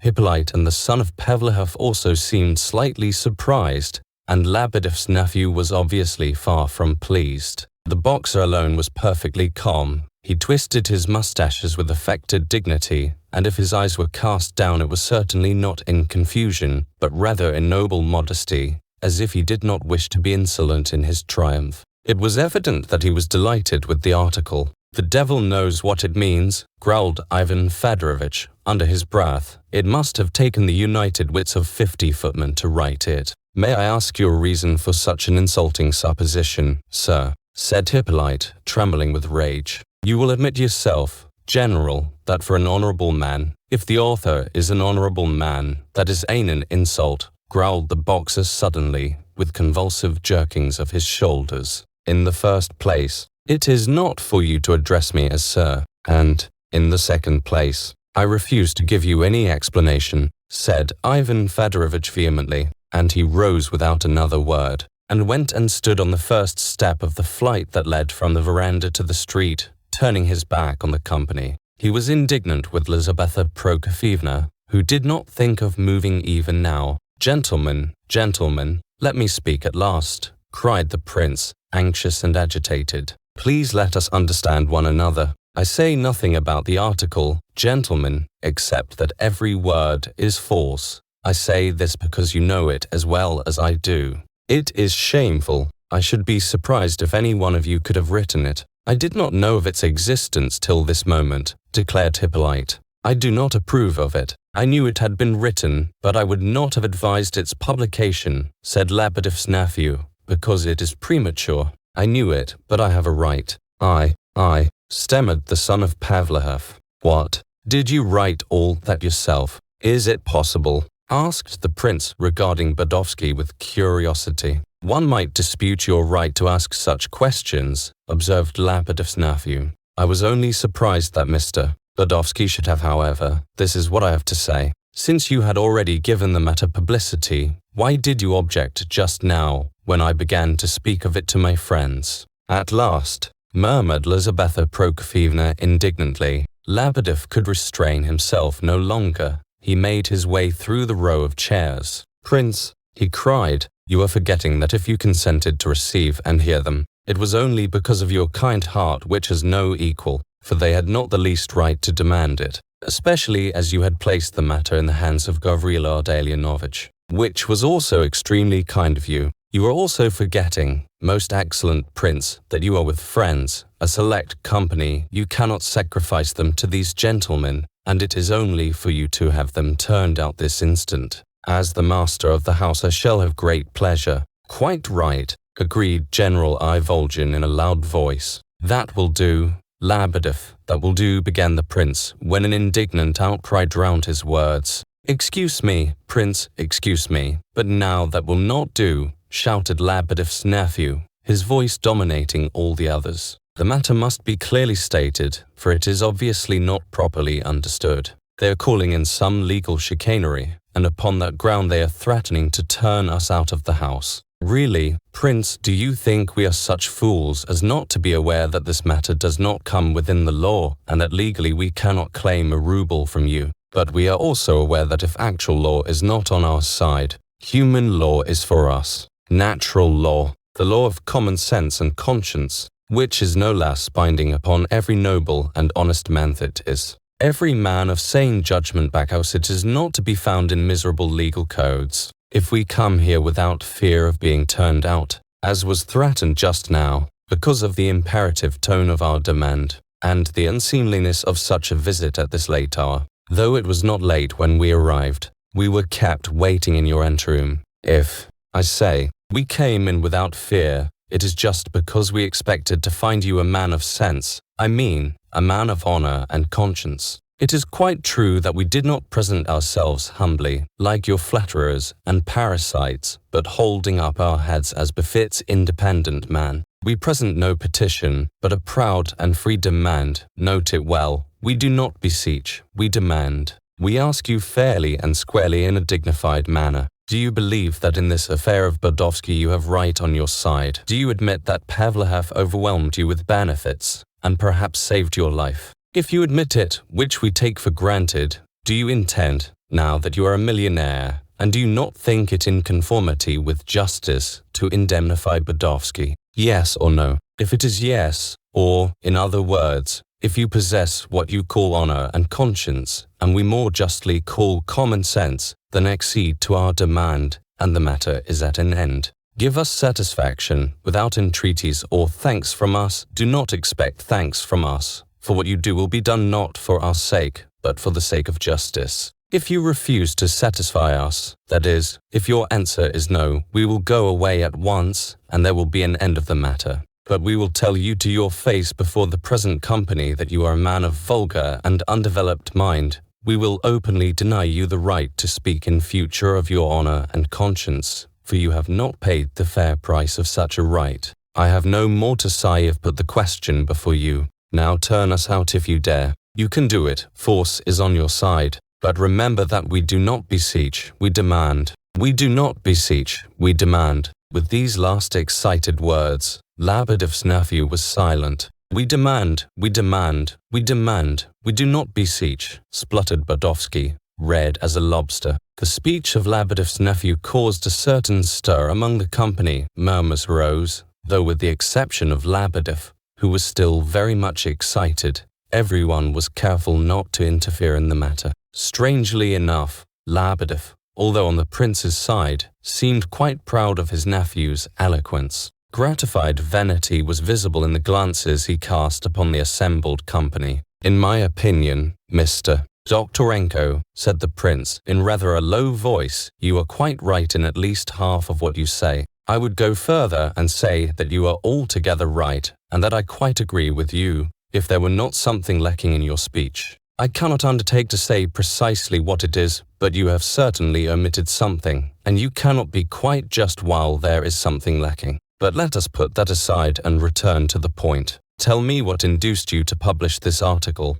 Every word of it is a calumny, and I think, gentlemen, that you have been guilty of a mean action. Allow me, sir, what, cried all the visitors at once, in violent agitation. As to the article, said Hippolyte in his croaking voice, I have told you already that we none of us approve of it. There is the writer, he added, pointing to the boxer, who sat beside him. I quite admit that he has written it in his old regimental manner, with an equal disregard for style and decency. I know he is a cross between a fool and an adventurer. I make no bones about telling him so to his face every day. But after all he is half justified. Publicity is the lawful right of every man. Consequently, Dostoyevsky is not accepted. Let him answer for his own blunders. As to the objection which I made just now in the name of all, to the presence of your friends, I think I ought to explain, gentlemen, that I only did so to assert our rights, though we really wished to have witnesses. We had agreed unanimously upon the point before we came in. We do not care who your witnesses may be, or whether they are your friends or not, as they cannot fail to recognize Dostoyevsky's right. Seeing that it is mathematically demonstrable, it is just as well that the witnesses should be your friends. The truth will only be more plainly evident. It is quite true, we had agreed upon that point, said Lebedev's nephew, in confirmation. If that is the case, why did you begin by making such a fuss about it? Asked the astonished prince. The boxer was dying to get in a few words, owing, no doubt, to the presence of the ladies. He was becoming quite jovial. As to the article, Prince, he said, I admit that I wrote it in spite of the severe criticism of my poor friend, in whom I always overlook many things because of his unfortunate state of health. But I wrote and published it in the form of a letter in the paper of a friend. I showed it to no one but Dostoyevsky, and I did not read it all through, even to him. He immediately gave me permission to publish it, but you will admit that I might have done so without his consent. Publicity is a noble, beneficent, and universal right. I hope, Prince, that you are too progressive to deny this. I deny nothing, but you must confess that your article is a bit thick. You mean, well, in a way that is in the public interest. You will admit that yourself, and after all one cannot overlook a blatant fact. So much the worse for the guilty parties, but the public welfare must come before everything. As to certain inaccuracies and figures of speech, so to speak, you will also admit that the motive, aim, and intention are the chief thing. It is a question, above all, of making a wholesome example. The individual case can be examined afterwards, and as to the style, well, the thing was meant to be humorous, so to speak, and, after all, everybody writes like that. You must admit it yourself. Ha, ha. But, gentlemen, I assure you that you are quite astray, exclaimed the prince. You have published this article upon the supposition that I would never consent to satisfy Mr. Dostoyevsky. Acting on that conviction, you have tried to intimidate me by this publication and to be revenged for my supposed refusal. But what did you know of my intentions? It may be that I have resolved to satisfy Mr. Dostoyevsky's claim. I now declare openly, in the presence of these witnesses, that I will do so. The noble and intelligent word of an intelligent and most noble man, at last, exclaimed the boxer. Good God! Exclaimed Lizaveta Prokofyevna involuntarily. This is intolerable, growled the general. Allow me, gentlemen, allow me, urged the prince. I will explain matters to you. 5 weeks ago I received a visit from Chabarov, your agent, Mr. Dostoyevsky. You have given a very flattering description of him in your article, Mr. Keller, he continued, turning to the boxer with a smile, but he did not please me at all. I saw at once that Chabarov was the moving spirit in the matter, and, to speak frankly, I thought he might have induced you, Mr. Dostoyevsky, to make this claim by taking advantage of your simplicity. You have no right. I am not simple, stammered Dostoyevsky, much agitated. You have no sort of right to suppose such things, said Lebedev's nephew in a tone of authority. It is most offensive, shrieked Hippolyte. It is an insulting suggestion, false, and most ill-timed. I beg your pardon, gentlemen. Please excuse me, said the prince. I thought absolute frankness on both sides would be best, but have it your own way. I told Chabarov that, as I was not in Petersburg, I would commission a friend to look into the matter without delay, and that I would let you know, Mr. Dostoyevsky. Gentlemen, I have no hesitation in telling you that it was the fact of Chabarov's intervention that made me suspect of fraud. Oh, do not take offense at my words. Gentlemen, for heaven's sake, do not be so touchy, cried the prince, seeing that Dostoyevsky was getting excited again, and that the rest were preparing to protest. If I say I suspected a fraud, there is nothing personal in that. I had never seen any of you then. I did not even know your names. I only judged by Chabarov. I am speaking quite generally. If you only knew how I have been done since I came into my fortune. You are shockingly naive, prince, said Lebedev's nephew in mocking tones. Besides, though you are a prince and a millionaire, and even though you may really be simple and good-hearted, you can hardly be outside the general law, Hippolyte declared loudly. Perhaps not. It is very possible, the prince agreed hastily, though I do not know what general law you allude to. I will go on only, please do not take offense without good cause. I assure you I do not mean to offend you in the least. Really, it is impossible to speak 3 words sincerely without your flying into a rage. At first I was amazed when Chabarov told me that Pavlov had a son and that he was in such a miserable position. Pavlov was my benefactor and my father's friend. Oh, Mr. Keller, why does your article impute things to my father without the slightest foundation? He never squandered the funds of his company nor ill-treated his subordinates. I am absolutely certain of it. I cannot imagine how you could bring yourself to write such a calumny. But your assertions concerning Pavlov are absolutely intolerable. You do not scruple to make a libertine of the noble man. You call him a sensualist as coolly as if you were speaking the truth, and yet it would not be possible to find a chaster man. He was even a scholar of note, and in correspondence with several celebrated scientists, and spent large sums in the interests of science.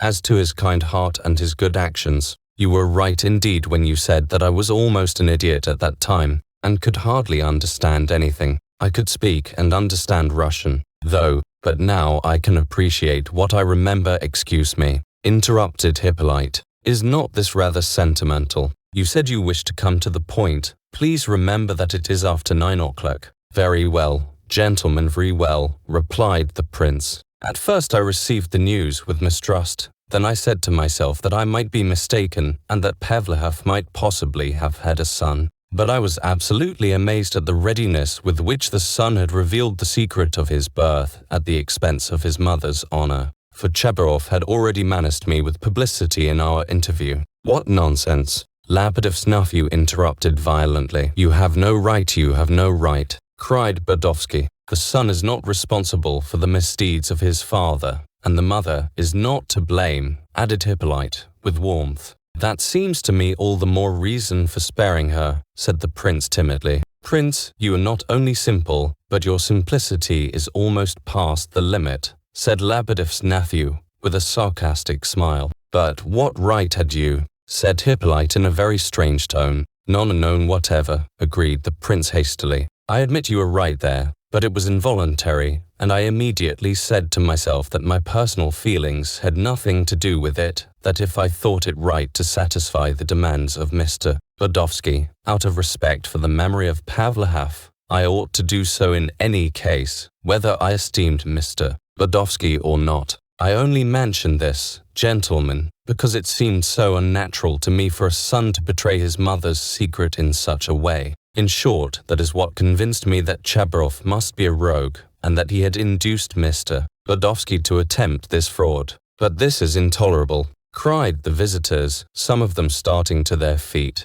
Gentlemen, I supposed from this that poor Mr. Dostoyevsky must be a simple-minded man, quite defenseless, and an easy tool in the hands of rogues. That is why I thought it my duty to try and help him as Pavlichev's son, in the first place by rescuing him from the influence of Chabrov, and secondly by making myself his friend. I have resolved to give him 10,000 rubles, that is about the sum which I calculate that Pavlov must have spent on me. What? Only 10,000? Cried Hippolyte. Well, Prince, your arithmetic is not up to much, or else you are mighty clever at it, though you affect the air of a simpleton, said Lebedev's nephew. I will not accept 10,000 rubles, said Dostoyevsky. Accept, Antip, whispered the boxer eagerly, leaning past the back of Hippolyte's chair to give his friend this piece of advice. Take it for the present, we can see about more later on. Look here, Mr. Myshkin, shouted Hippolyte. Please understand that we are not fools, nor idiots, as your guests seem to imagine. These ladies who look upon us with such scorn, and especially this fine gentleman, pointing to Evgeny Pavlovitch, whom I have not the honor of knowing, though I think I have heard some talk about him really. Gentlemen, cried the prince in great agitation, you are misunderstanding me again. In the first place, Mr. Keller, you have greatly overestimated my fortune in your article. I am far from being a millionaire. I have barely a tenth of what you suppose. Secondly, my treatment in Switzerland was very far from costing tens of thousands of rubles. Schneider received 600 rubles a year, and he was only paid for the first 3 years. As to the pretty governesses whom Pavlov is supposed to have brought from Paris, they only exist in Mr. Keller's imagination. It is another calumny. According to my calculations, the sum spent on me was very considerably under 10,000 rubles, but I decided on that sum, and you must admit that in paying a debt I could not offer Mr. Dostoyevsky more, however kindly disposed I might be towards him. Delicacy forbids it. I should seem to be offering him charity instead of rightful payment. I don't know how you cannot see that,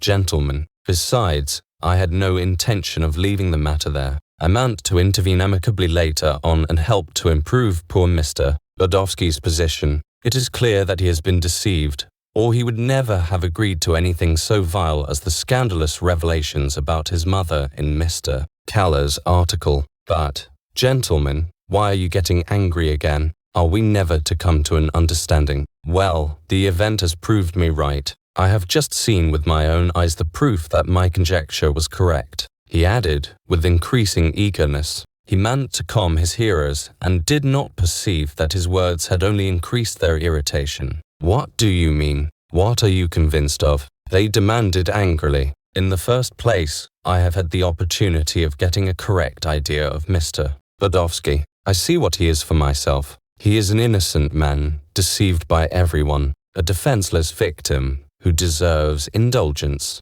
Secondly, Gavril Ardalionovich, in whose hands I had placed the matter, had his first interview with me barely an hour ago. I had not heard from him for some time, as I was away, and have been ill for 3 days since my return to St. Petersburg. He tells me that he has exposed the designs of Chabrov and has proof that justifies my opinion of him. I know, gentlemen, that many people think me an idiot, Counting upon my reputation as a man whose purse strings are easily loosened, Chabrov thought it would be a simple matter to fleece me, especially by trading on my gratitude to Pavlov. But the main point is, listen, gentlemen, let me finish. The main point is that Mr. Dostoyevsky is not Pavlov's son at all. Gavrila Ardalionovich has just told me of his discovery and assures me that he has positive proofs. Well, what do you think of that? It is scarcely credible, even after all the tricks that have been played upon me. Please note that we have positive proofs.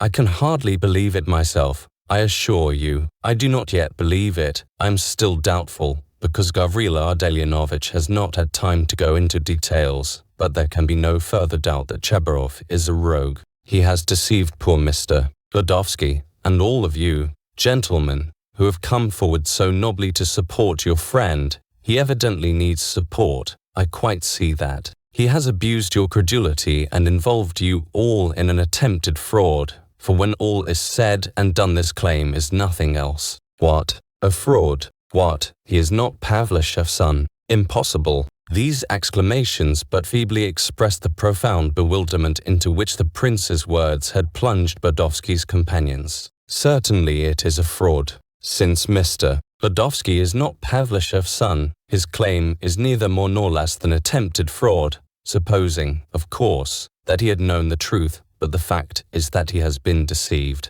I insist on this point in order to justify him. I repeat that his simple-mindedness makes him worthy of pity, and that he cannot stand alone, otherwise he would have behaved like a scoundrel in this matter. But I feel certain that he does not understand it. I was just the same myself before I went to Switzerland. I stammered incoherently. One tries to express oneself and cannot. I understand that. I am all the better able to pity Mr. Dostoyevsky, because I know from experience what it is to be like that, and so I have a right to speak. Well, though there is no such person as Pavlov's son, and it is all nothing but a humbug, yet I will keep to my decision, and I am prepared to give up 10,000 rubles in memory of Pavlov. Before Mr. Dostoyevsky made this claim, I proposed to found a school with this money, in memory of my benefactor, but I shall honor his memory quite as well by giving the 10,000 rubles to Mr. Dostoyevsky, because, though he was not Pavlov's son, he was treated almost as though he were. That is what gave a rogue the opportunity of deceiving him. He really did think himself Pavlov's son. Listen, gentlemen, this matter must be settled.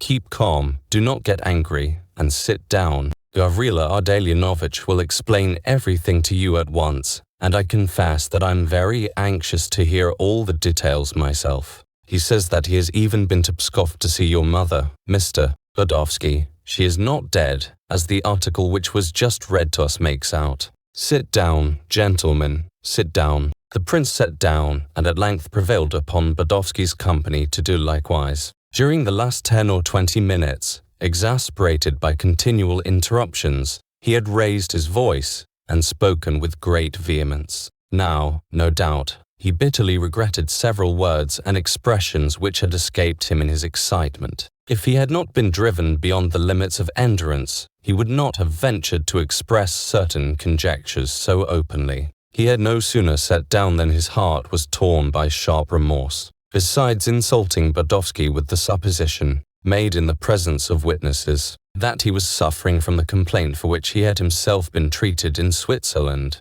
he reproached himself with the grossest indelicacy in having offered him the 10,000 rubles before everyone. I ought to have waited till tomorrow and offered him the money when we were alone, thought Myshkin. Now it is too late, the mischief is done. Yes, I am an idiot, an absolute idiot, he said to himself, overcome with shame and regret. Till then Gavrila Ardalionovich had sat apart in silence. When the prince called upon him, he came and stood by his side, and in a calm, clear voice began to render an account of the mission confided to him. All conversation ceased instantly. Everyone, especially the Dostoyevsky party, listened with the utmost curiosity. You will not deny, I am sure, said Gavrila Ardalionovich, turning to Dostoyevsky, who sat looking at him with wide-open eyes, perplexed and astonished. You will not deny, seriously, that you were born just 2 years after your mother's legal marriage to Mr. Dostoyevsky, your father. Nothing would be easier than to prove the date of your birth from well-known facts. We can only look on Mr. Keller's version as a work of imagination, and one, moreover, extremely offensive both to you and your mother. Of course, he distorted the truth in order to strengthen your claim and to serve your interests. Mr. Keller said that he previously consulted you about his article in the paper, but did not read it to you as a whole. Certainly he could not have read that passage. As a matter of fact, I did not read it, interrupted the boxer, but its contents had been given me on unimpeachable authority, and I— Excuse me, Mr. Keller, interposed Gavrila Ardalionovich. Allow me to speak. I assure you your article shall be mentioned in its proper place, and you can then explain everything, but for the moment I would rather not anticipate. Quite accidentally, with the help of my sister, Varvara Ardalionovna Titsin, I obtained from one of her intimate friends, Madame Zaukov, a letter written to her 25 years ago by Nikolai Andreevich Pavlachev, then abroad. After getting into communication with this lady, I went by her advice to Timothy Fedorovich Vyazovkin, a retired colonel and one of Pavlachev's oldest friends. He gave me to more letters written by the latter when he was still in foreign parts. These 3 documents, their dates, and the facts mentioned in them prove in the most undeniable manner that 18 months before your birth, Nikolai Andreevich went abroad, where he remained for 3 consecutive years. Your mother, as you are well aware, has never been out of Russia. It is too late to read the letters now. I'm content to state the fact. But if you desire it, come to me tomorrow morning. Bring witnesses and writing experts with you, and I will prove the absolute truth of my story. From that moment the question will be decided. These words caused a sensation among the listeners, and there was a general movement of relief. Dostoyevsky got up abruptly. If that is true, said he, I have been deceived, grossly deceived, but not by Chabrov, and for a long time past, a long time. I do not wish for experts, not I, nor to go to see you. I believe you, I give it up, but I refuse the 10,000 rubles. Goodbye. Wait 5 minutes more, Mr. Dostoyevsky, said Gavrila Ardalionovich pleasantly. I have more to say. Some rather curious and important facts have come to light, and it is absolutely necessary, in my opinion, that you should hear them. You will not regret, I fancy, to have the whole matter thoroughly cleared up. Dostoyevsky silently resumed his seat and bent his head as though in profound thought. His friend, Labadev's nephew, who had risen to accompany him, also sat down again. He seemed much disappointed, though as self-confident as ever. Hippolyte looked dejected and sulky, as well as surprised. He had just been attacked by a violent fit of coughing, so that his handkerchief was stained with blood. The boxer looked thoroughly frightened. Oh, Antip, cried he in a miserable voice, I did say to you the other day before yesterday, that perhaps you were not really Pavlachev's son. There were sounds of half-smothered laughter at this. Now, that is a valuable piece of information, Mr. Keller, replied Gonia. However that may be, I have private information which convinces me that Mr. Dostoyevsky, though doubtless aware of the date of his birth, knew nothing at all about Pavlachev's sojourn abroad. Indeed, he passed the greater part of his life out of Russia, returning at intervals for short visits. The journey in question is in itself too unimportant for his friends to recollect it after more than 20 years, and of course Mr. Dostoyevsky could have known nothing about it, for he was not born. As the event has proved, it was not impossible to find evidence of his absence, though I must confess that chance has helped me in a quest which might very well have come to nothing. It was really almost impossible for Dostoyevsky or Chabrov to discover these facts, even if it had entered their heads to try. Naturally, they never dreamt. Here the voice of Hippolyte suddenly intervened. Allow me, Mr. Ivolgin, he said irritably. What is the good of all this rigmarole? Pardon me. All is now clear, and we acknowledge the truth of your main point. Why go into these tedious details? You wish perhaps to boast of the cleverness of your investigation, to cry up your talents as detective. Or perhaps your intention is to excuse Dostoyevsky by proving that he took up the matter in ignorance. Well, I consider that extremely impudent on your part. You ought to know that Dostoyevsky has no need of being excused or justified by you or anyone else. It is an insult, The affair is quite painful enough for him without that. Will nothing make you understand? Enough, enough. Mr. Terentieff, interrupted Gonia. Don't excite yourself. You seem very ill, and I am sorry for that. I am almost done, but there are a few facts to which I must briefly refer, as I am convinced that they ought to be clearly explained once for all. A movement of impatience was noticed in his audience as he resumed. I merely wish to state, for the information of all concerned, that the reason for Mr. Pavlishev's interest in your mother, Mr. Dostoyevsky, was simply that she was the sister of a serf girl with whom he was deeply in love in his youth, and whom most certainly he would have married but for her sudden death. I have proofs that this circumstance is almost, if not quite, forgotten. I may add that when your mother was about 10 years old, Pavlov took her under his care, gave her a good education, and later a considerable dowry. His relations were alarmed and feared he might go so far as to marry her, but she gave her hand to a young land surveyor named Badovsky when she reached the age of 20. I can even say definitely that it was a marriage of affection. After his wedding, your father gave up his occupation as land surveyor, and with his wife's dowry of 15,000 rubles went in for commercial speculations.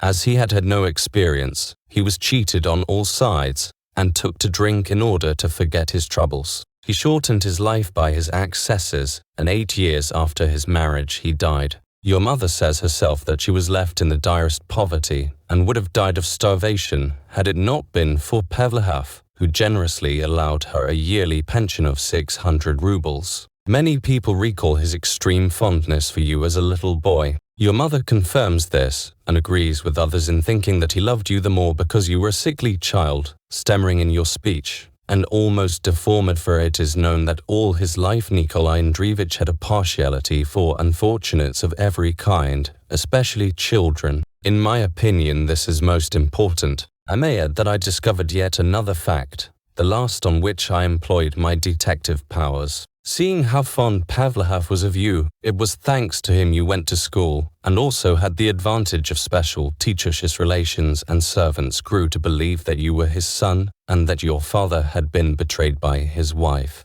I may point out that this idea was only accredited generally during the last years of Pavlishev's life, when his next of kin were trembling about the succession, when the earlier story was quite forgotten, and when all opportunity for discovering the truth had seemingly passed away. No doubt you, Mr. Dostoyevsky, heard this conjecture, and did not hesitate to accept it as true. I have had the honor of making your mother's acquaintance, and I find that she knows all about these reports. What she does not know is that you, her son, should have listened to them so complacently. I found your respected mother at Pskov, ill and in deep poverty, as she has been ever since the death of your benefactor. She told me with tears of gratitude how you had supported her. She expects much of you, and believes fervently in your future success. Oh, this is unbearable, said Lebedev's nephew impatiently. What is the good of all this romancing? It is revolting and unseemly, cried Hippolyte, jumping up in a fury.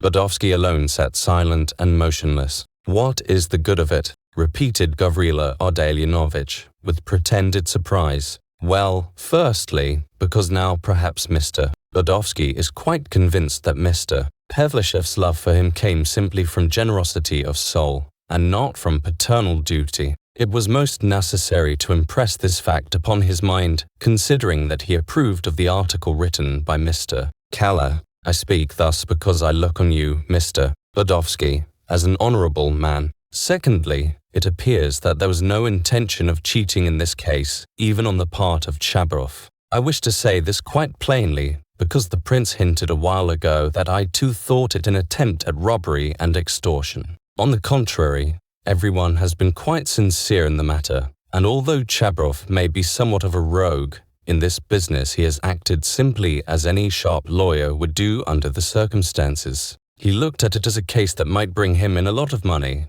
and he did not calculate badly, because on the one hand he speculated on the generosity of the prince and his gratitude to the late Mr. Pavlov, and on the other to his chivalrous ideas as to the obligations of honor and conscience. As to Mr. Badovsky, allowing for his principles, we may acknowledge that he engaged in the business with very little personal aim in view. At the instigation of Chabarov and his other friends, he decided to make the attempt in the service of truth, progress, and humanity. In short, the conclusion may be drawn that, in spite of all appearances, Mr. Dostoyevsky is a man of irreproachable character, and thus the prince can all the more readily offer him his friendship, and the assistance of which he spoke just now. Hush, hush, Gavrila Ardalionovich, cried Myshkin in dismay, but it was too late. I said, and I have repeated it over and over again, shouted Dostoyevsky furiously, that I did not want the money.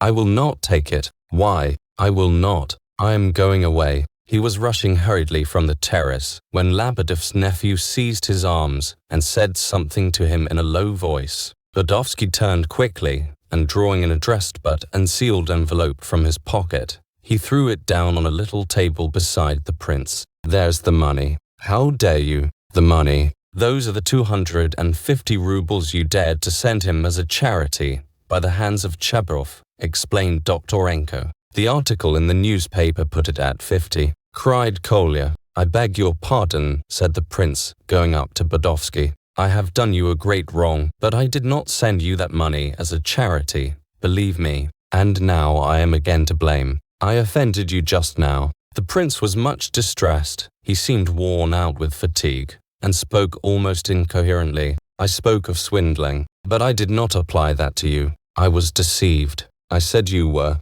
afflicted, like me, but you are not like me. You give lessons. You support your mother. I said you had dishonored your mother, but you love her. She says so herself. I did not know. Gavrila Ardalionovich did not tell me that. Forgive me. I dared to offer you 10,000 rubles, but I was wrong. I ought to have done it differently, and now there is no way of doing it, for you despise me. I declare this is a lunatic asylum, cried Lizaveta Prokofyevna. Of course it is a lunatic asylum, repeated Aglaya sharply, but her words were overpowered by other voices. Everybody was talking loudly, making remarks and comments. Some discussed the affair gravely, others laughed. Ivan Fedorovich Apenkin was extremely indignant. He stood waiting for his wife with an air of offended dignity. Lebedev's nephew took up the word again. Well, Prince, to do you justice, you certainly know how to make the most of your, let us call it, infirmity. For the sake of politeness, you have set about offering your money and friendship in such a way that no self-respecting man could possibly accept them. This is an excess of ingenuousness or of malice. You ought to know better than anyone which word best fits the case. Allow me,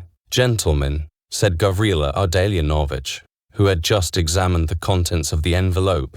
There are only 100 rubles here, not 250. I point this out, Prince, to prevent misunderstanding. Never mind, said the prince, signing to him to keep quiet. But we do mind, said Lebedev's nephew vehemently. Prince, your never mind is an insult to us. We have nothing to hide. Our actions can bear daylight. It is true that there are only 100 rubles instead of 250, but it is all the same. Why? No, it is hardly the same, remarked Gavrila Ardalionovich, with an air of ingenuous surprise. Don't interrupt. We are not such fools as you think, Mr. Lawyer, cried Lebedev's nephew angrily. Of course there is a difference between 100 rubles and 250, but in this case the principle is the main point, and that 150 rubles are missing is only a side issue. The point to be emphasized is that Dostoyevsky will not accept your highness' charity. He flings it back in your face, and it scarcely matters if there are 100 rubles or 250.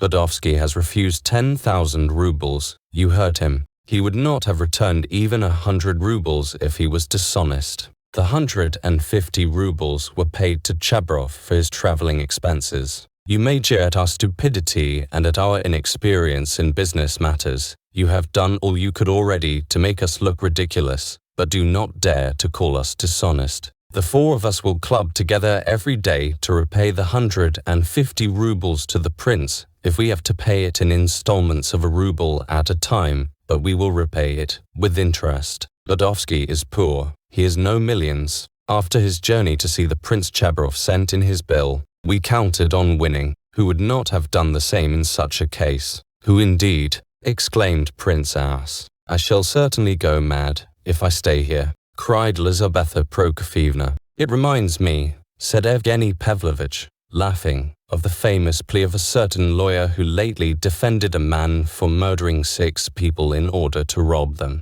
He excused his client on the score of poverty. It is quite natural, he said in conclusion, considering the state of misery he was in, that he should have thought of murdering these 6 people. Which of you, gentlemen, would not have done the same in his place? Enough, cried Lizaveta Prokofievna abruptly, trembling with anger. We have had enough of this balderdash. In a state of terrible excitement, she threw back her head, with flaming eyes, casting looks of contempt and defiance upon the whole company, in which she could no longer distinguish friend from foe. She had restrained herself so long that she felt forced to vent her rage on somebody. Those who knew Lizaveta Prokofievna saw at once how it was with her. She flies into these rages sometimes, said Ivan Fedorovitch to Prince S. the next day, but she is not often so violent as she was yesterday.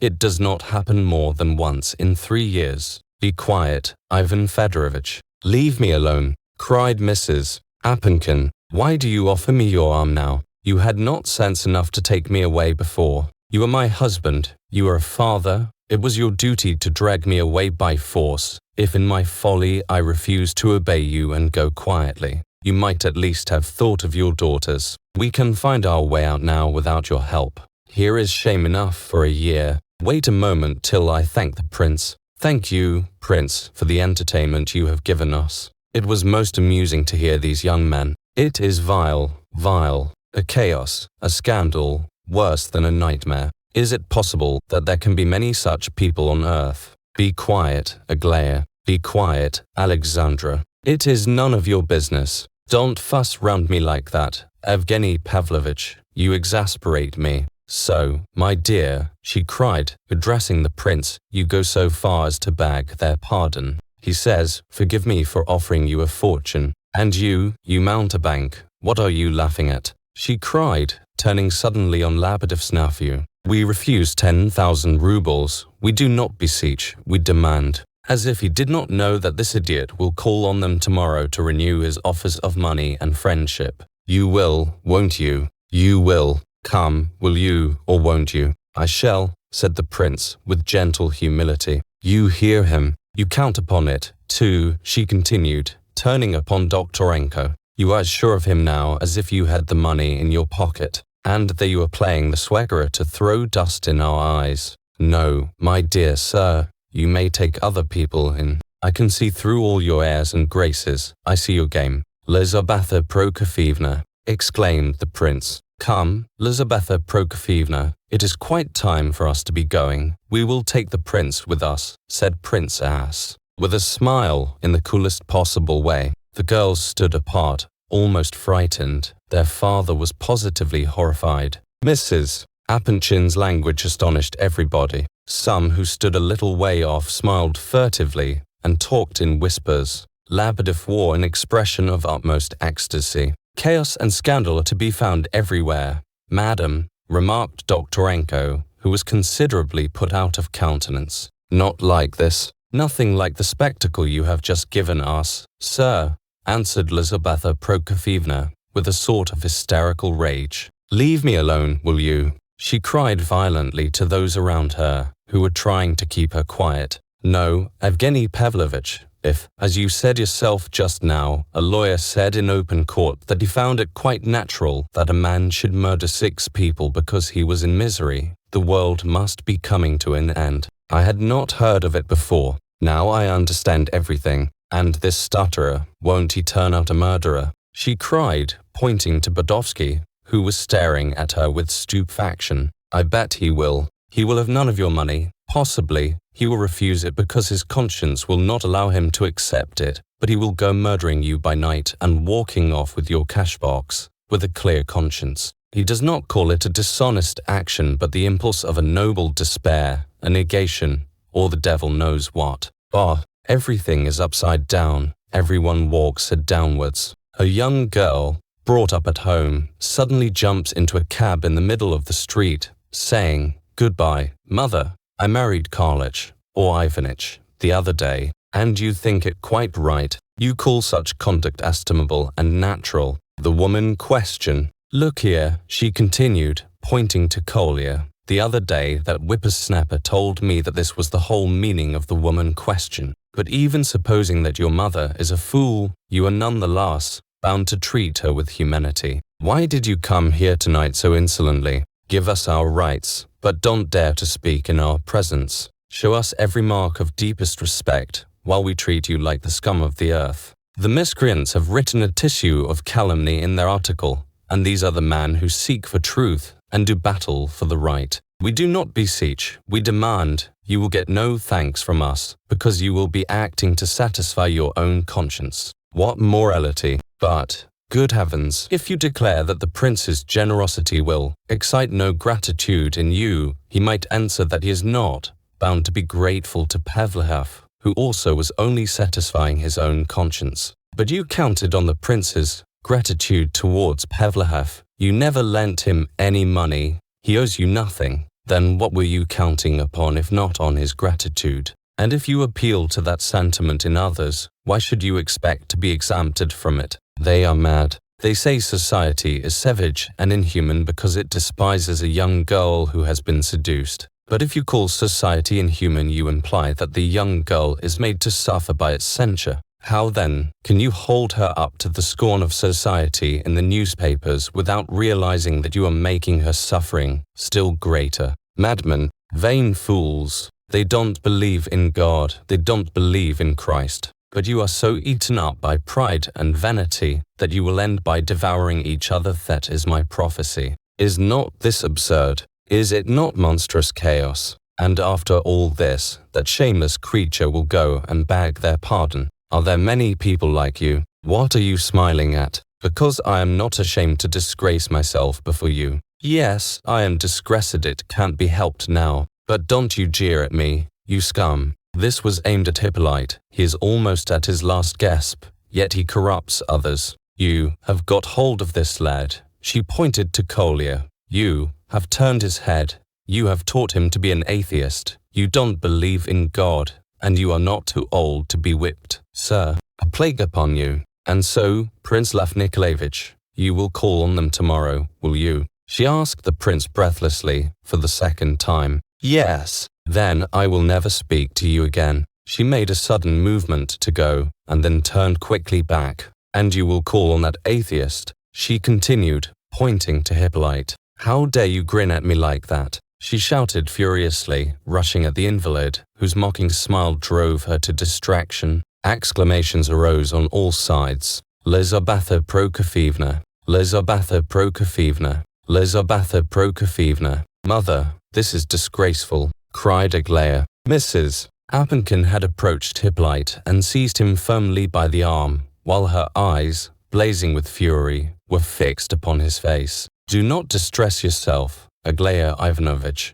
he answered calmly. Your mother knows that one cannot strike a dying man. I am ready to explain why I was laughing. I shall be delighted if you will let me. A violent fit of coughing, which lasted a full minute, prevented him from finishing his sentence. He is dying, yet he will not stop holding forth, cried Lizabetha Prokofyevna. She loosed her hold on his arm, almost terrified, as she saw him wiping the blood from his lips. Why do you talk? You ought to go home to bed. So I will, he whispered hoarsely. As soon as I get home I will go to bed at once, and I know I shall be dead in a fortnight. Botkin told me so himself last week. That is why I should like to say a few farewell words, if you will let me. But you must be mad. It is ridiculous. You should take care of yourself. What is the use of holding a conversation now? Go home to bed, do, cried Mrs. Apenkin in horror. When I do go to bed I shall never get up again, said Hippolyte with a smile.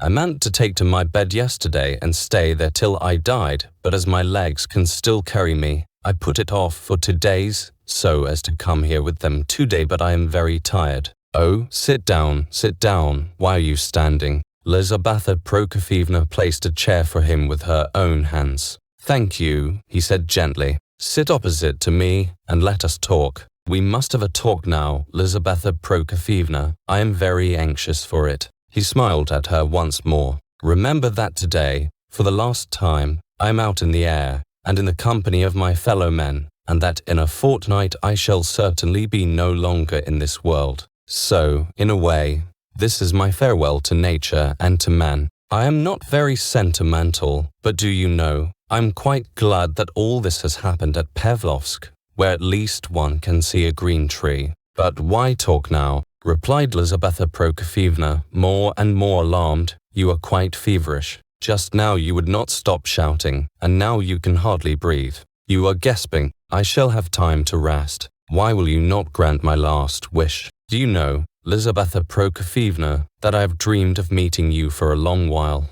I had often heard of you from Kolya. He is almost the only person who still comes to see me. You are an original and eccentric woman. I have seen that for myself, though you know, I have even been rather fond of you. Good heavens! And I very nearly struck him. You were prevented by Aglaya Ivanovna. I think I am not mistaken. That is your daughter, Aglaya Ivanovna. She is so beautiful that I recognized her directly, although I had never seen her before. Let me, at least, look on beauty for the last time in my life, he said with a wry smile. You are here with the prince and your husband, and a large company. Why should you refuse to gratify my last wish? Give me a chair, cried Lizaveta Prokofyevna, but she seized one for herself and sat down opposite to Hippolyte. Kolya, you must go home with him, she commanded, and tomorrow I will come myself. Will you let me ask the prince for a cup of tea? I am exhausted. Do you know what you might do, Lizaveta Prokofyevna?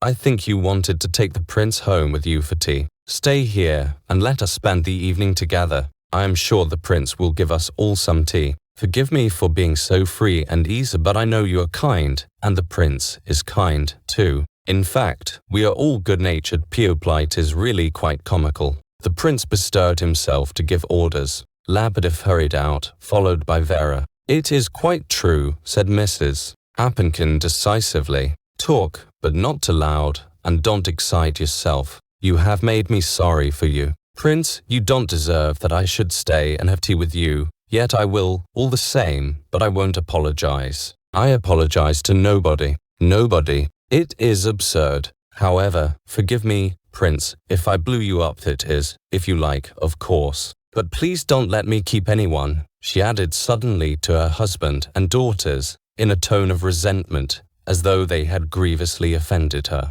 I can come home alone quite well. But they did not let her finish, and gathered round her eagerly. The prince immediately invited everyone to stay for tea, and apologized for not having thought of it before. The general murmured a few polite words, and asked Lizaveta Prokofyevna if she did not feel cold on the terrace. He very nearly asked Hippolyte how long he had been at the university, but stopped himself in time. Evgeny Pavlovich and Princess suddenly grew extremely gay and amiable. Adelaida and Alexandra had not recovered from their surprise, but it was now mingled with satisfaction. In short, everyone seemed very much relieved that Lizaveta Prokofyevna had got over her paroxysm. Aglaya alone still frowned and sat apart in silence. All the other guests stayed on as well. No one wanted to go, not even General Ivolgin, but Lebedev said something to him in passing which did not seem to please him, for he immediately went and sulked in a corner.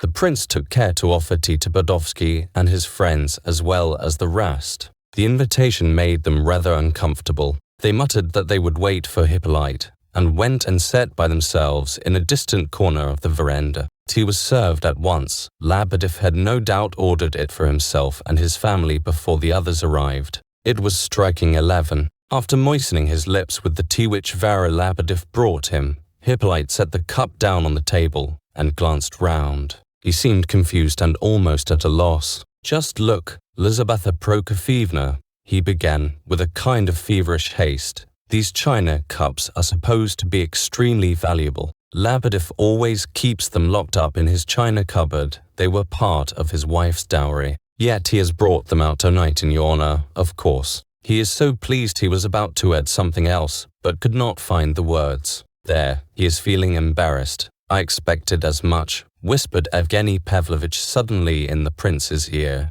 It is a bad sign. What do you think? Now, out of spite, he will come out with something so outrageous that even Lizaveta Prokofyevna will not be able to stand it. Myshkin looked at him inquiringly. You do not care if he does, added Evgeny Pavlovitch. Neither do I. In fact, I should be glad, merely as a proper punishment for our dear Lizaveta Prokofyevna. I am very anxious that she should get it without delay, and I shall stay till she does. You seem feverish. Never mind, by and by. Yes, I am not feeling well, said the prince impatiently, hardly listening. He had just heard Hippolyte mention his own name. You don't believe it, said the invalid, with a nervous laugh. I don't wonder, but the prince will have no difficulty in believing it. He will not be at all surprised. Do you hear, Princedo, you hear that? Said Lizaveta Prokofyevna, turning towards him. There was laughter in the group around her, and Lebedev stood before her gesticulating wildly.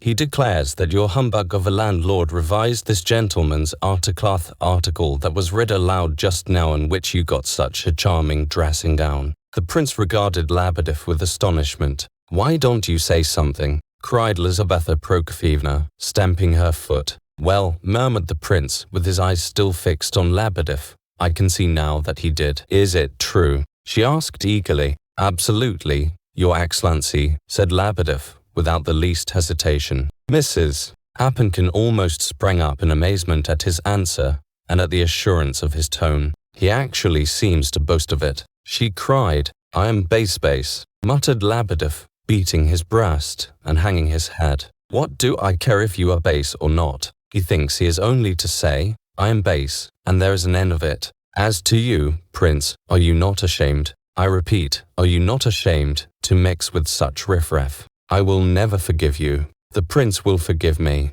said Lebedev with emotional conviction. Callas suddenly left his seat and approached Lizaveta Prokofyevna. It was only out of generosity, madam, he said in a resonant voice, and because I would not betray a friend in an awkward position, that I did not mention this revision before, though you heard him yourself threatening to kick us down the steps. To clear the matter up, I declare now that I did have recourse to his assistance, and that I paid him 6 rubles for it. But I did not ask him to correct my style. I simply went to him for information concerning the facts, of which I was ignorant to a great extent, and which he was competent to give. The story of the gaiters, the appetite in the Swiss professor's house, the substitution of 50 rubles for 250 or such details, in fact, were got from him. I paid him 6 rubles for them, but he did not correct the style. I must state that I only revised the first part of the article, interposed Lebedev with feverish impatience, while laughter rose from all around him. But we fell out in the middle over one idea, so I never corrected the second part. Therefore, I cannot be held responsible for the numerous grammatical blunders in it. That is all he thinks of, cried Lizaveta Prokofyevna. May I ask when this article was revised? Said Evgeny Pavlovitch to Kala. Yesterday morning, he replied. We had an interview which we all gave our word of honor to keep secret. The very time when he was cringing before you and making protestations of devotion. Oh, the mean wretches! I will have nothing to do with your Pushkin, and your daughter shall not set foot in my house. Lizaveta Prokofyevna was about to rise when she saw Hippolyte laughing and turned upon him with irritation. Well, sir, I suppose you wanted to make me look ridiculous. Heaven forbid, he answered with a forced smile. But I am more than ever struck by your eccentricity, Lizaveta Prokofyevna. I admit that I told you of Lebedev's duplicity on purpose. I knew the effect it would have on you alone, for the prince will forgive him. He has probably forgiven him already, and is racking his brains to find some excuse for him. Is not that the truth, Prince? He gasped as he spoke, and his strange agitation seemed to increase. Well, said Mrs. Apenkin angrily, surprised at his tone. Well, what more? I have heard many things of the kind about you. They delighted me. I have learned to hold you in the highest esteem, continued Hippolyte. His words seemed tinged with a kind of sarcastic mockery. Yet he was extremely agitated, casting suspicious glances around him, growing confused, and constantly losing the thread of his ideas. All this, together with his consumptive appearance and the frenzied expression of his blazing eyes, naturally attracted the attention of everyone present. I might have been surprised, though I admit I know nothing of the world, not only that you should have stayed on just now in the company of such people as myself and my friends, who are not of your class, but that you should let these young ladies listen to such a scandalous affair, though no doubt novel reading has taught them all there is to know. I may be mistaken, I hardly know what I am saying, but surely no one but you would have stayed to please a whippersnapper. Yes, a whippersnapper, I admit it, to spend the evening and take part in everything only to be ashamed of it tomorrow. I know I express myself badly. I admire and appreciate it all extremely, though the expression on the face of His Excellency, your husband, shows that he thinks it very improper. He burst out laughing, and was seized with a fit of coughing which lasted for 2 minutes and prevented him from speaking. He has lost his breath now, said Lizaveta Prokofyevna coldly, looking at him with more curiosity than pity. Come, my dear boy, that is quite enough, let us make an end of this. Ivan Fedorovitch, now quite out of patience, interrupted suddenly. Let me remark in my turn, sir, he said in tones of deep annoyance, that my wife is here as the guest of Prince Lev Nikolayevich, our friend and neighbor, and that in any case, young man, it is not for you to pass judgment on the conduct of Lizaveta Prokofyevna, or to make remarks aloud in my presence concerning what feelings you think may be read in my face. Yes, my wife stayed here, continued the general, with increasing irritation, more out of amazement than anything else. Everyone can understand that a collection of such strange young men would attract the attention of a person interested in contemporary life. I stayed myself, just as I sometimes stop to look on in the street when I see something that may be regarded as a curiosity, suggested Evgeny Pavlovitch, seeing His Excellency involved in a comparison which he could not complete. That is exactly the word I wanted, said the general with satisfaction and curiosity. However, the most astonishing and, if I may so express myself, the most painful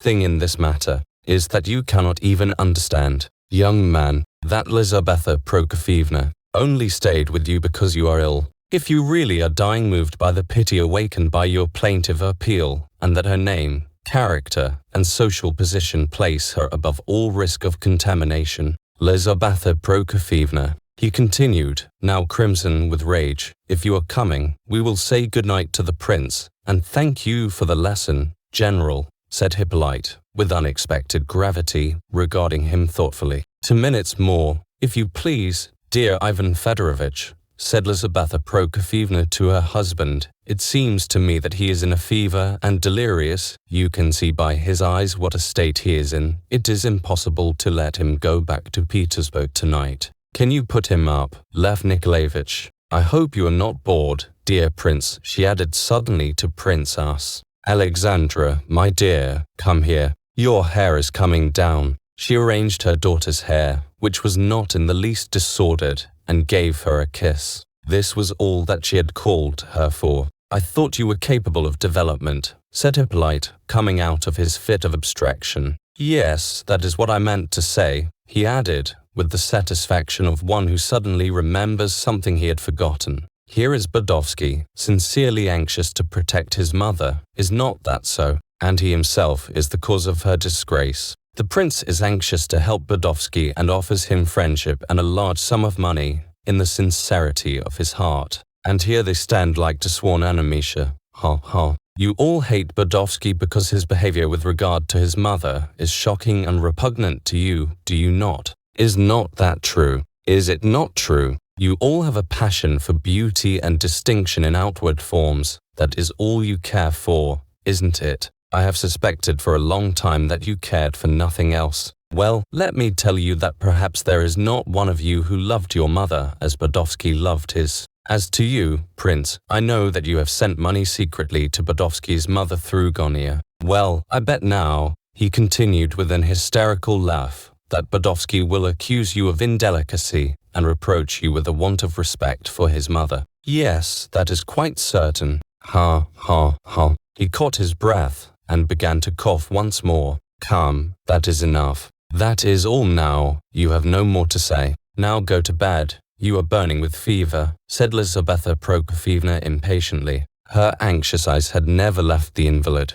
Good heavens, he is going to begin again. You are laughing, I think. Why do you keep laughing at me? Said Hippolyte irritably to Evgeny Pavlovich, who certainly was laughing. I only want to know, Mr. Hippolyte, excuse me, I forget your surname. Mr. Terentieff, said the prince. Oh yes, Mr. Terentieff. Thank you, Prince. I heard it just now, but had forgotten it. I want to know, Mr. Terentieff, if what I have heard about you is true. It seems you are convinced that if you could speak to the people from a window for a quarter of an hour, you could make them all adopt your views and follow you. I may have said so, answered Hippolyte, as if trying to remember. Yes, I certainly said so, he continued with sudden animation, fixing an unflinching glance on his questioner. What of it? Nothing. I was only seeking further information to put the finishing touch. Evgeny Pavlovich was silent, but Hippolyte kept his eyes fixed upon him, waiting impatiently for more. Well, have you finished? Said Lizaveta Prokofievna to Evgeny. Make haste, sir. It is time he went to bed. Have you more to say? She was very angry. Yes, I have a little more, said Evgeny Pavlovich, with a smile. It seems to me that all you and your friends have said, Mr. Terentieff, and all you have just put forward with such undeniable talent, may be summed up in the triumph of right above all, independent of everything else, to the exclusion of everything else, perhaps even before having discovered what constitutes the right. I may be mistaken. You are certainly mistaken. I do not even understand you. What else? Murmurs arose in the neighborhood of Bodovsky and his companions. Lebedev's nephew protested under his breath. I have nearly finished, replied Evgeny Pavlovich. I will only remark that from these premises one could conclude that might is right mean the right of the clenched fist, and of personal inclination. Indeed, the world has often come to that conclusion. Proudhon upheld that might is right. In the American war, some of the most advanced liberals took sides with the planters on the score that the blacks were an inferior race to the whites, and that might was the right of the white race. Well, you mean, no doubt, that you do not deny that might is right. What then? You are at least logical. I would only point out that from the right of might to the right of tigers and crocodiles, or even Danilov and Gorsky, is but a step. I know nothing about that. What else? Hippolyte was scarcely listening. He kept saying, well, and what else? Mechanically, without the least curiosity, and by mere force of habit. Why, nothing else, that is all. However, I bear you no grudge, said Hippolyte suddenly, and, hardly conscious of what he was doing, he held out his hand with a smile. The gesture took Evgeny Pavlovich by surprise, but with the utmost gravity he touched the hand that was offered him in token of forgiveness. I can but thank you, he said, in a tone too respectful to be sincere, for your kindness in letting me speak, for I have often noticed that our liberals never allow other people to have an opinion of their own, and immediately answer their opponents with abuse, if they do not have recourse to arguments of a still more unpleasant nature. What you say is quite true, observed General Apenkin. Then, clasping his hands behind his back, he returned to his place on the terrace steps, where he yawned with an air of boredom. Come, sir, that will do. You weary me, said Lizaveta Prokofievna suddenly to Evgeny Pavlovich. Hippolyte rose all at once, looking troubled and almost frightened. It is time for me to go, he said, glancing round in perplexity. I have detained you. I wanted to tell you everything. I thought you all, for the last time. It was a whim. He evidently had sudden fits of returning animation when he awoke from his semi-delirium. Then, recovering full self-possession for a few moments, he would speak, in disconnected phrases which had perhaps haunted him for a long while on his bed of suffering, during weary, sleepless nights. Well, goodbye, he said abruptly. You think it is easy for me to say goodbye to you? Ha, ha. Feeling that his question was somewhat gauche, he smiled angrily. Then, as if vexed that he could not ever express what he really meant, he said irritably, in a loud voice, Excellency, I have the honor of inviting you to my funeral, that is, if you will deign to honor it with your presence. I invite you all, gentlemen, as well as the general. He burst out laughing again, but it was the laughter of a madman. Lizaveta Prokofievna approached him anxiously and seized his arm. He stared at her for a moment, still laughing, but soon his face grew serious. "Do you know that I came here to see those trees?" Pointing to the trees in the park. "It is not ridiculous, is it? Say that it is not ridiculous," he demanded urgently of Lizaveta Prokofyevna. Then he seemed to be plunged in thought. A moment later he raised his head, and his eyes sought for someone. He was looking for Evgeny Pavlovich, who was close by on his right as before, but he had forgotten this, and his eyes ranged over the assembled company. "Oh, you have not gone," he said, when he caught sight of him at last. "You kept on laughing just now, because I thought of speaking to the people from the window for a quarter of an hour. But I am not 18, you know, lying on that bed, and looking out of that window. I have thought of all sorts of things for such a long time that a dead man has no age, you know. I was saying that to myself only last week, when I was awake in the night. Do you know what you fear most? You fear our sincerity more than anything, although you despise us. The idea crossed my mind that night. You thought I was making fun of you just now, Lizaveta Prokofyevna. No, the idea of mockery was far from me. I only meant to praise you. Kolya told me the prince called you a child very well, but let me see, I had something else to say." He covered his face with his hands and tried to collect his thoughts. "Ah, yes, you were going away just now, and I thought to myself, I shall never see these people again ever again. This is the last time I shall see the trees, too. I shall see nothing after this but the red brick wall of Maya's house opposite my window. Tell them about it, to tell them. I thought, here is a beautiful young surely you are a dead man. Make them understand that. Tell them that a dead man may say anything and Mrs. Grundy will not be angry, haha. You are not laughing." He looked anxiously around. "But you know I get so many queer ideas, lying there in bed. I have grown convinced that nature is full of mockery. You called me an atheist just now, but you know this nature. Why are you laughing again? You are very cruel," he added suddenly, regarding them all with mournful reproach. "I have not corrupted Kolya," he concluded in a different and very serious tone, as if remembering something again.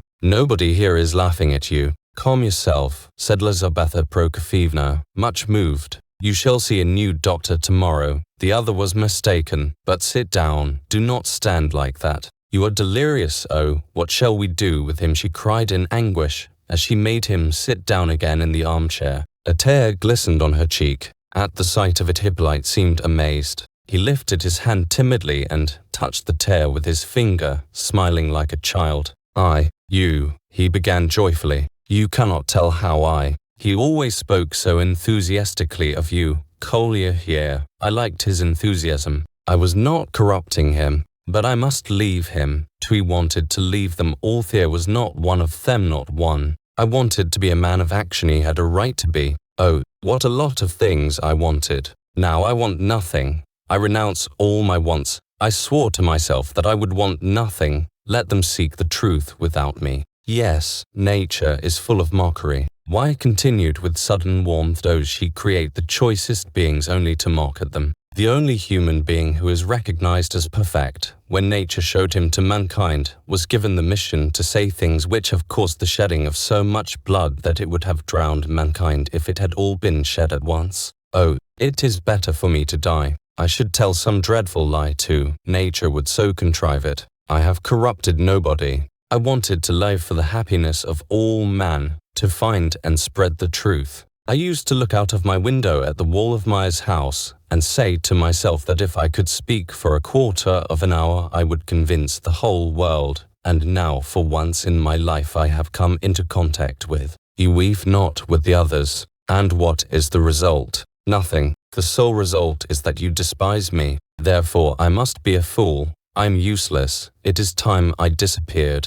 And I shall leave not even a memory, not a sound, not a trace, not a single deed. I have not spread a single truth. Do not laugh at the fool. Forget him forever. I beseech you, do not be so cruel as to remember. Do you know that if I were not consumptive, I would kill myself? Though he seemed to wish to say much more, he became silent. He fell back into his chair and, covering his face with his hands, began to sob like a little child. Oh, what on earth are we to do with him? Cried Lizaveta Prokofyevna. She hastened to him and pressed his head against her bosom, while he sobbed convulsively. Come, come, come. There, you must not cry, that will do. You are a good child. God will forgive you, because you knew no better. Come now, be a man. You know presently you will be ashamed. Hippolyte raised his head with an effort, saying, I have little brothers and sisters, over there, poor avid innocent. She will corrupt them.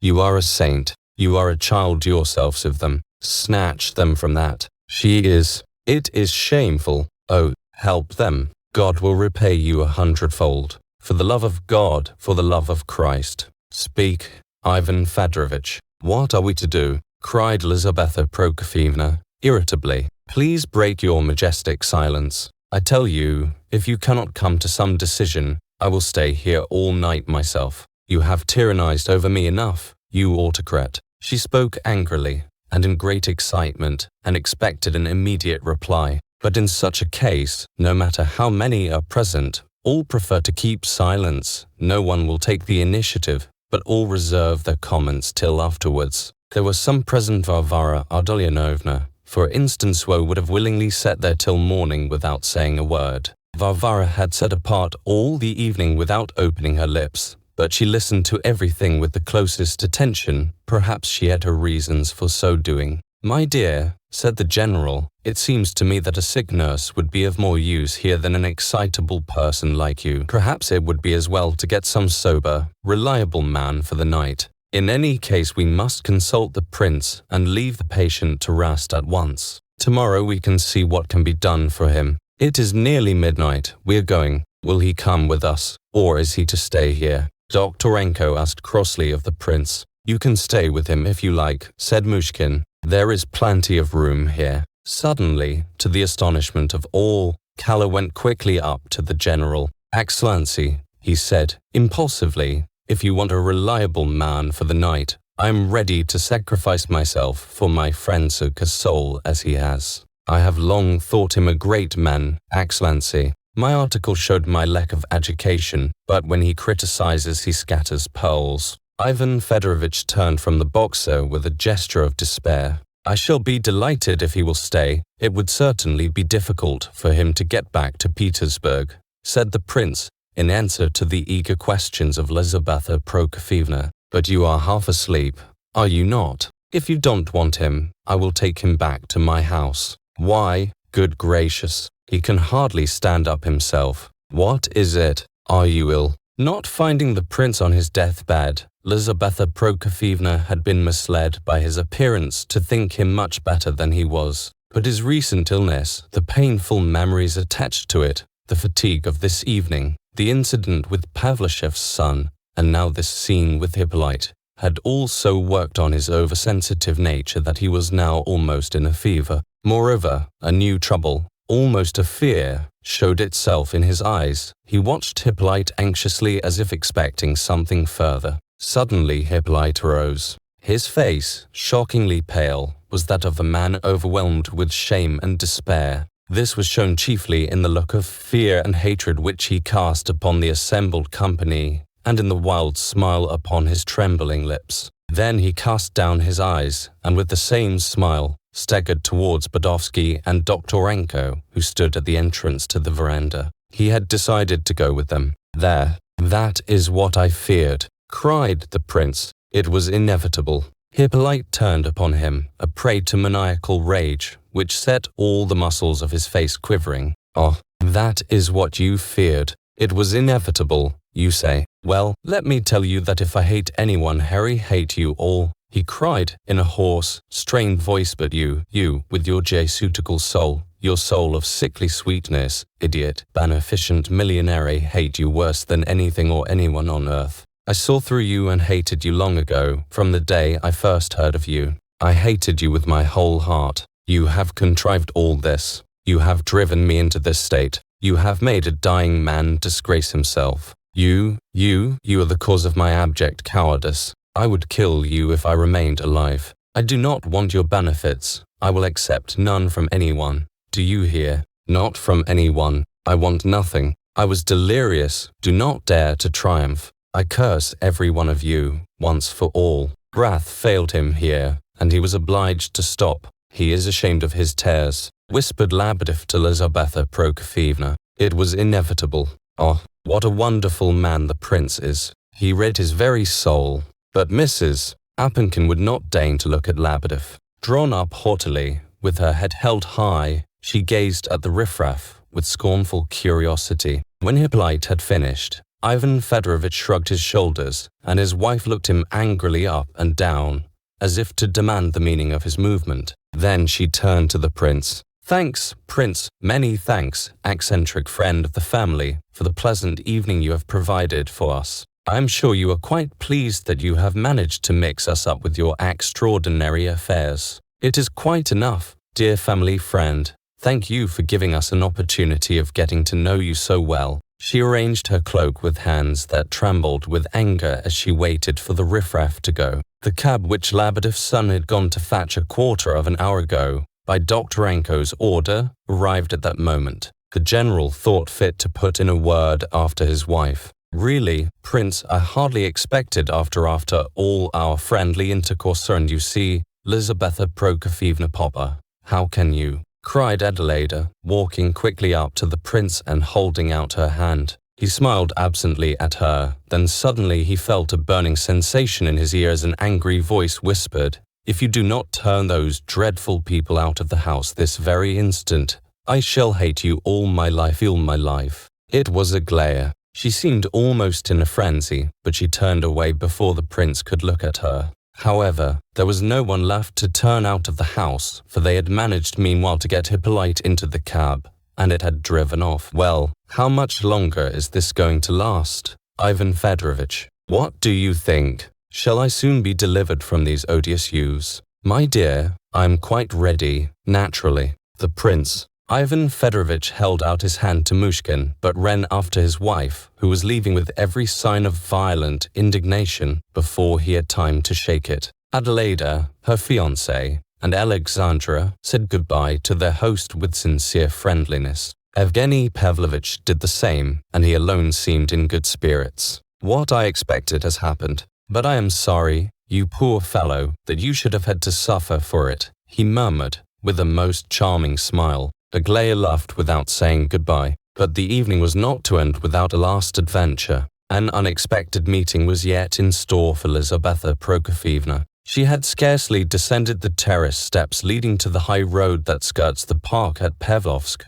when suddenly they dashed by a smart open carriage, drawn by a pair of beautiful white horses. Having passed some 10 yards beyond the house, the carriage suddenly drew up, and one of the ladies seated in it turned sharp round as though she had just caught sight of some acquaintance whom she particularly wished to see. "Evgeny Pavlovitch, is that you?" cried a clear, sweet voice which caused the prince and perhaps someone else to tremble. "Well, I am glad I've found you at last. I've sent to town for you twice today myself. My messengers have been searching for you everywhere." Evgeny Pavlovitch stood on the steps like one struck by lightning. Mrs. Appenkin stood still too, but not with the petrified expression of Evgeny. She gazed haughtily at the audacious person who had addressed her companion, and then turned a look of astonishment upon Evgeny himself. "There's news," continued the clear voice. "You need not be anxious about Kupferov's ice. Rogozhin has bought them up. I persuaded him to. I dare say we shall settle Biskup too, so it's all right, you see. Au revoir, tomorrow. And don't worry." The carriage moved on and disappeared. "The woman's mad," cried Evgeny, at last, crimson with anger, and looking confusedly around. "I don't know what she's talking about. What eyes? Who is she?" Mrs. Appenkin continued to watch his face for a couple of seconds, then she marched briskly and haughtily away towards her own house, the rest following her. A minute afterwards, Evgeny Pavlovitch reappeared on the terrace in great agitation. "Prince," he said, "tell me the truth. Do you know what all this means?" "I know nothing whatever about it," replied the latter, who was himself in a state of nervous excitement. No, well, nor do I," said Evgeny Pavlovitch, laughing suddenly. "I haven't the slightest knowledge of any such ice as she mentioned.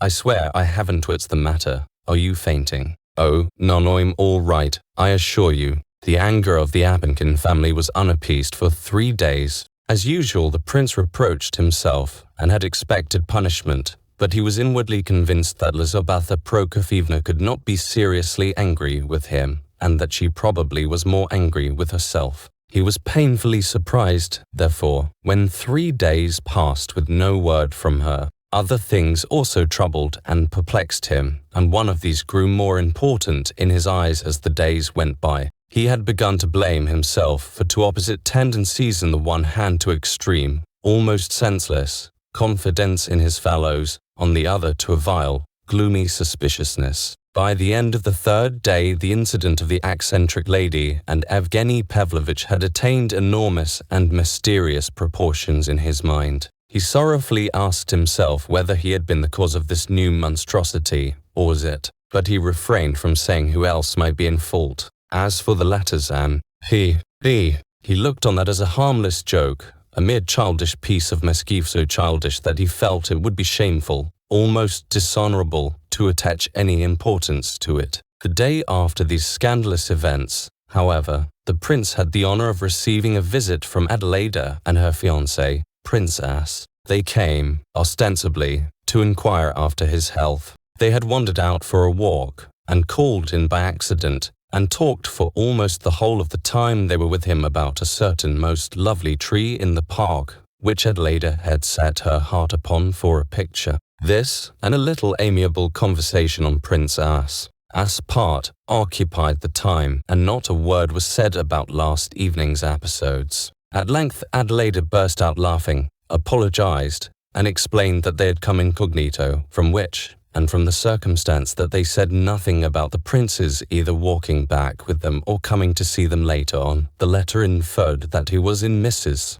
Apanchin's black books. Adelaida mentioned a watercolor that she would much like to show him, and explained that she would either send it by collier or bring it herself the next day, which to the prince seemed very suggestive. At length, however, just as the visitors were on the point of departing, Prince S. seemed suddenly to recollect himself. "Oh yes, by the by," he said, "do you happen to know, my dear Lev Nikolayevich, who that lady was who called out to Evgeny Pavlovitch last night from the carriage?" "It was Nastasya Filippovna," said the prince. "Didn't you know that? I cannot tell you who her companion was, but what on earth did she mean? I assure you it is a real riddle to me, and to others, too." Prince S. seemed to be under the influence of sincere astonishment. "She spoke of some bills of Evgeny Pavlovitch's," said the prince, simply, "which Rogozhin had bought up from someone, and implied that Rogozhin would not press him."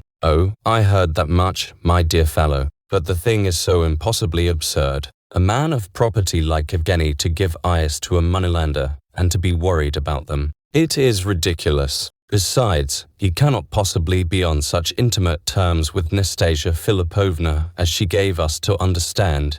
That's the principal part of the mystery. He has given me his word that he knows nothing whatever about the matter, and of course I believe him. Well, the question is, my dear prince, do you know anything about it? Has any sort of suspicion of the meaning of it come across you?" "No, I know nothing whatever about it. I assure you I had nothing at all to do with it." "Oh, prince, how strange you have become. I assure you, I hardly know you for your old self. How can you suppose that I ever suggested you could have had a finger in such a business? But you are not quite yourself today, I can see." He embraced the prince and kissed him. "What do you mean, though?" asked Myshkin, "by such a business? I don't see any particular business about it at all." "Oh, undoubtedly. This person wished somehow, and for some reason, to do Evgeny Pavlovitch a bad turn by attributing to him before witnesses qualities which he neither has nor can have," replied Princess, dryly enough. Myshkin looked disturbed, but continued to gaze intently and questioningly into Prince S.'s face. The latter, however, remained silent. "Then it was not simply a matter of bills," Myshkin said at last, with some impatience. "It was not, as she said. But I ask you, my dear sir, how can there be anything in common between Evgeny Pavlovitch and again Rogozhin? I tell you he is a man of immense wealth, as I know for a fact, and he has further expectations from his uncle." Simply Nastasya Filippovna. Prince S. paused, as though unwilling to continue talking about Nastasya Filippovna. "Then at all events he knows her." remarked the prince after a moment's silence. Oh, that may be. He may have known her some time ago, or 3 years, at least. He used to know Totsky, but it is impossible that there should be any intimacy between them. She has not even been in the place. Many people don't even know that she has returned from Moscow. I have only observed her carriage about for the last 3 days or so. It's a lovely carriage, said Adelaida. Yes, it was a beautiful turnout, certainly. The visitors left the house, however, on no less friendly terms than before, but the visit was of the greatest importance to the prince from his own point of view. Admitting that he had his suspicions from the moment of the occurrence of last night, perhaps even before, that Nastasya had some mysterious end in view, yet this visit confirmed his suspicions and justified his fears. It was all clear to him. Prince S. was wrong, perhaps, in his view of the matter, but he was somewhere near the truth, and was right in so far as that he understood there to be an intrigue of some sort going on. Perhaps Prince S. saw it all more clearly than he had allowed his hearers to understand. At all events, nothing could be plainer than that he and Adelaida had come for the express purpose of obtaining explanations, and that they suspected him of being concerned in the affair. And if all this was so, then she must have some terrible object in view. What was it? There was no stopping her, as Myshkin knew from experience, in the performance of anything she had set her mind on. Oh, she is mad, mad, thought the poor prince. But there were many other puzzling occurrences that day, which required immediate explanation, and the prince felt very sad. A visit from Vera Lebedev distracted him a little. She brought the infant Lubotshka with her as usual, and talked cheerfully for some time. Then came her younger sister, and later the brother, who attended a school close by. He informed Myshkin that his father had lately found a new interpretation of the star called Wormwood, which fell upon the water springs, as described in the Apocalypse. He had decided that it meant the network of railroads spread over the face of Europe at the present time. The prince refused to believe that Lebedev could have given such an interpretation, and they decided to ask him about it at the earliest opportunity. Vera related how Keller had taken up his abode with them on the previous evening. She thought he would remain for some time, as he was greatly pleased with the society of General Ivolgin and of the whole family, but he declared that he had only come to them in order to complete his education. The prince always enjoyed the company of Lebedev's children, and today it was especially welcome, for Kolya did not appear all day. Early that morning he had started for Petersburg. Lebedev also was away on business, but Gavrila Ardalionovich had promised to visit Myshkin, who eagerly awaited his coming. About 7 in the evening, soon after dinner, he arrived. At the first glance it struck the prince that he, at any rate, must know all the details of last night's affair. Indeed, it would have been impossible for him to remain in ignorance considering the intimate relationship between him, Varvara Ardalionovna, and Titsin. But although he and the prince were intimate, in a sense, and although the letter had placed the Bodovsky affair in his hands, and this was not the only mark of confidence he had received, it seemed curious how many matters there were that were tacitly avoided in their conversations. Myshkin thought that Gonia at times appeared to desire more cordiality and frankness. It was apparent now, when he entered, that he was convinced that the moment for breaking the ice between them had come at last. But all the same Gonia was in haste, for his sister was waiting at Lebedev's to consult him on an urgent matter of business. If he had anticipated impatient questions or impulsive confidences, he was soon undeceived. The prince was thoughtful, reserved, even a little absent-minded, and asked none of the questions in particular that Gonia had expected. So he imitated the prince's demeanor and talked fast and brilliantly upon all subjects but the one on which their thoughts were engaged. Among other things, Gonia told his host that Nastasya Filippovna had been only for days in Pavlovsk, and that everyone was talking about her already. She was staying with Daria Alexeyevna in an ugly little house in Matrosky Street, but drove about in the smartest carriage in the place. A crowd of followers had pursued her from the first, young and old. Some escorted her on horseback when she took the air in her carriage. She was as capricious as ever in the choice of her acquaintances, and admitted few into her narrow circle. Yet she already had a numerous following and many champions on whom she could depend in time of need. One gentleman on his holiday had broken off his engagement on her account, and an old general had quarrelled with his only son for the same reason. She was accompanied sometimes in her carriage by a girl of 16, a distant relative of her hostess. This young lady sang very well. In fact, her music had given a kind of notoriety to their little house. Nastasya, however, was behaving with great discretion on the whole. She dressed quietly, though with such taste as to drive all the ladies in Pavlovsk mad with envy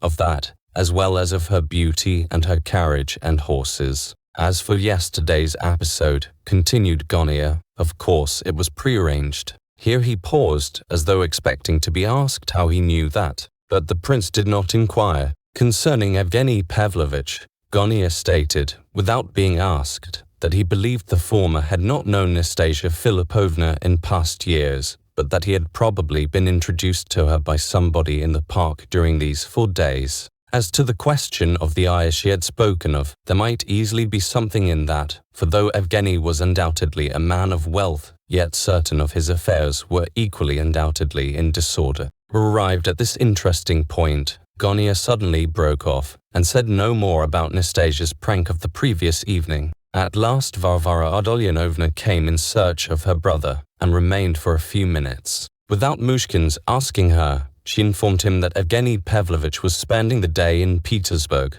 and perhaps would remain there over tomorrow, and that her husband had also gone to town, probably in connection with Evgeny Pavlovich's affairs. Lizabetha Prokofievna is in a really fiendish temper today, she added, as she went out, but the most curious thing is that Aglaya has quarrelled with her whole family, not only with her father and mother, but with her sisters also. It is not a good sign. She said all this quite casually, though it was extremely important in the eyes of the prince, and went off with her brother. Regarding the episode of Pavlishev's son, Gania had been absolutely silent, partly from a kind of false modesty, partly, perhaps, to spare the prince's feelings. The latter, however, thanked him again for the trouble he had taken in the affair. Myshkin was glad enough to be left alone. He went out of the garden, crossed the road, and entered the park. He wished to reflect, and to make up his mind as to a certain step. This step was one of those things, however, which are not thought out,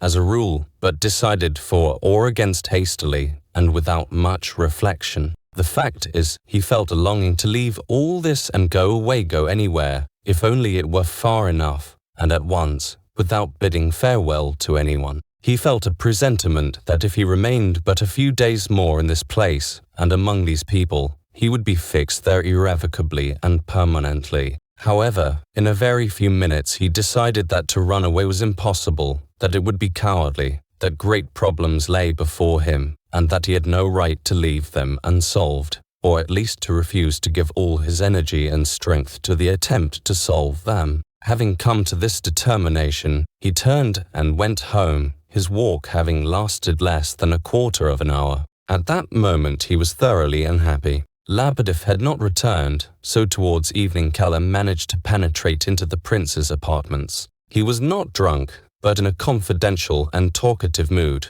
He announced that he had come to tell the story of his life to Myshkin, and had only remained at Pavlovsk for that purpose. There was no means of turning him out. Nothing short of an earthquake would have removed him. In the manner of one with long hours before him, he began his history, but after a few incoherent words he jumped to the conclusion, which was that having ceased to believe in God Almighty, he had lost every vestige of morality, and had gone so far as to commit a theft. "Could you imagine such a thing?" said he. "Listen to me, Keller," returned the prince. "If I were in your place, I should not acknowledge that unless it were absolutely necessary for some reason. But perhaps you are making yourself out to be worse than you are, purposely. I should tell it to no one but yourself, Prince, and I only name it now as a help to my soul's evolution. When I die, that secret will die with me. But, Excellency, if you only had the least idea, how difficult it is to get money nowadays.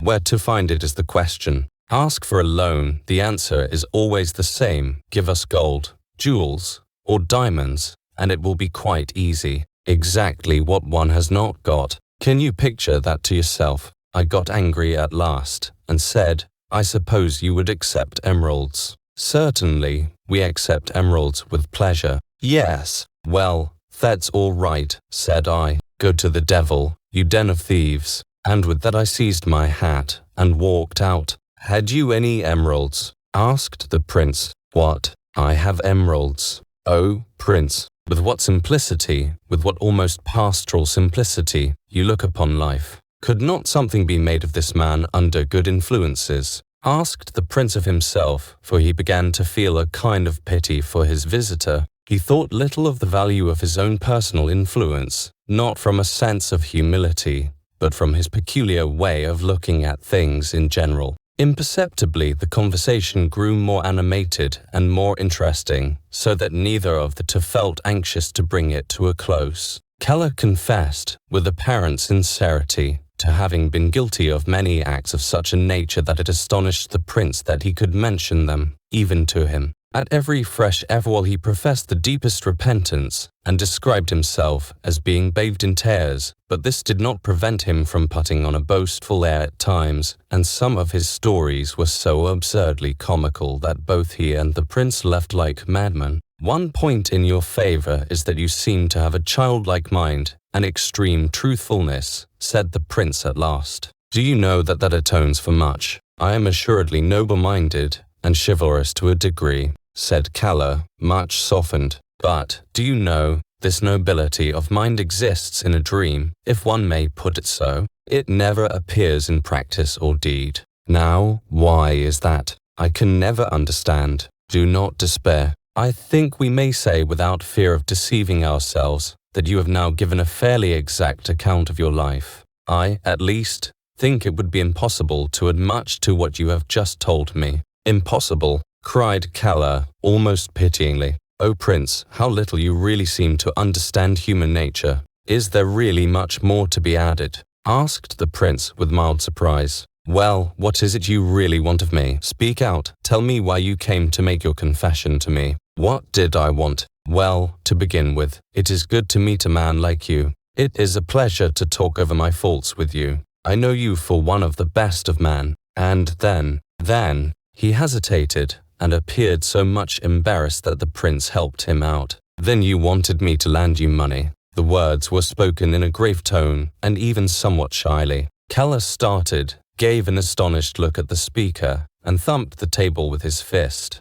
Well, Prince, that's enough to knock me down. It astounds me. Here you are, as simple and innocent as a knight of the golden age, and yet, you read a man's soul like a psychologist. Now, do explain it to me, Prince, because I really do not understand. Of course, my aim was to borrow money all along, and you asked the question as if there was nothing blamable in it, as if you thought it quite natural. Yes, from you it is quite natural, and you are not offended. Why should I be offended? Well, just listen, Prince. I remained here last evening, partly because I have a great admiration for the French Archbishop Bourdelot. I enjoyed a discussion over him till 3 o'clock in the morning with Labadeff, and then he swear by all I hold sacred that I'm telling you the truth, and I wish to develop my soul in this frank and heartfelt confession to you. This was my thought as I was sobbing myself to sleep at dawn, just as I was losing consciousness, tears in my soul,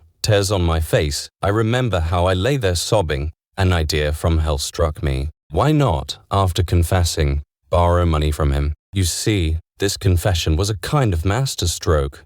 I intended to use it as a means to your good grace and favor, and then I meant to walk off with 150 rubles. Now, do you not call that base? It is hardly an exact statement of the case, said the prince in reply. You have confused your motives and ideas, as I need scarcely say too often happens to myself. I can assure you, Keller, I reproach myself bitterly for it sometimes. When you were talking just now, I seemed to be listening to something about myself. At times I have imagined that all men were the same, he continued earnestly, for he appeared to be much interested in the conversation, and that consoled me in a certain degree, for a double motive is a thing most difficult to fight against. I have tried, and I know, God knows whence they arise, these ideas that you speak of as base. I fear these double motives more than ever just now, but I am not your judge. and in my opinion it is going too far to give the name of baseness to it. What do you think? You were going to employ your tears as a ruse in order to borrow money, but you also sign fact. You have sworn to the fact that independently of this your confession was made with an honorable motive. As for the money, you want it for drink, do you not? After your confession, that is weakness, of course, but, after all, how can anyone give up a bad habit at a moment's notice? It is impossible. What can we do? It is best, I think, to leave the matter to your own conscience. How does it seem to you? As he concluded, the prince looked curiously at Kala. Evidently, this problem of double motives had often been considered by him before. Well, how anybody can call you an idiot after that is more than I can understand, cried the boxer. The prince reddened slightly. Bourdaloue, the archbishop, would not have spared a man like me. Kala continued, but you have judged me with humanity. To show how grateful I am, and as a punishment, I will not accept 150 rubles. Give me 25, that will be enough. It is all I really need, for a fortnight at least. I will not ask you for more for a fortnight. I should like to have given Agatha a present, but she does not really deserve it. Oh, my dear prince, God bless you. At this moment Lebedev appeared, having just arrived from Petersburg. He frowned when he saw the 25-ruble note in Kala's hand, but the latter, having got the money, went away at once. Lebedev began to abuse him. You are unjust. I found him sincerely repentant, observed the prince, after listening for a time. What is the good of repentance like that? It is the same exactly as mine yesterday, when I said, I am base, words, and nothing more. Then they were only words on your part. I thought, on the contrary. Well, I don't mind telling you the truth, you only, because you see through a man somehow. Words and actions, truth and falsehood, are all jumbled up together in me, and yet I am perfectly sincere. I feel the deepest repentance, believe it or not,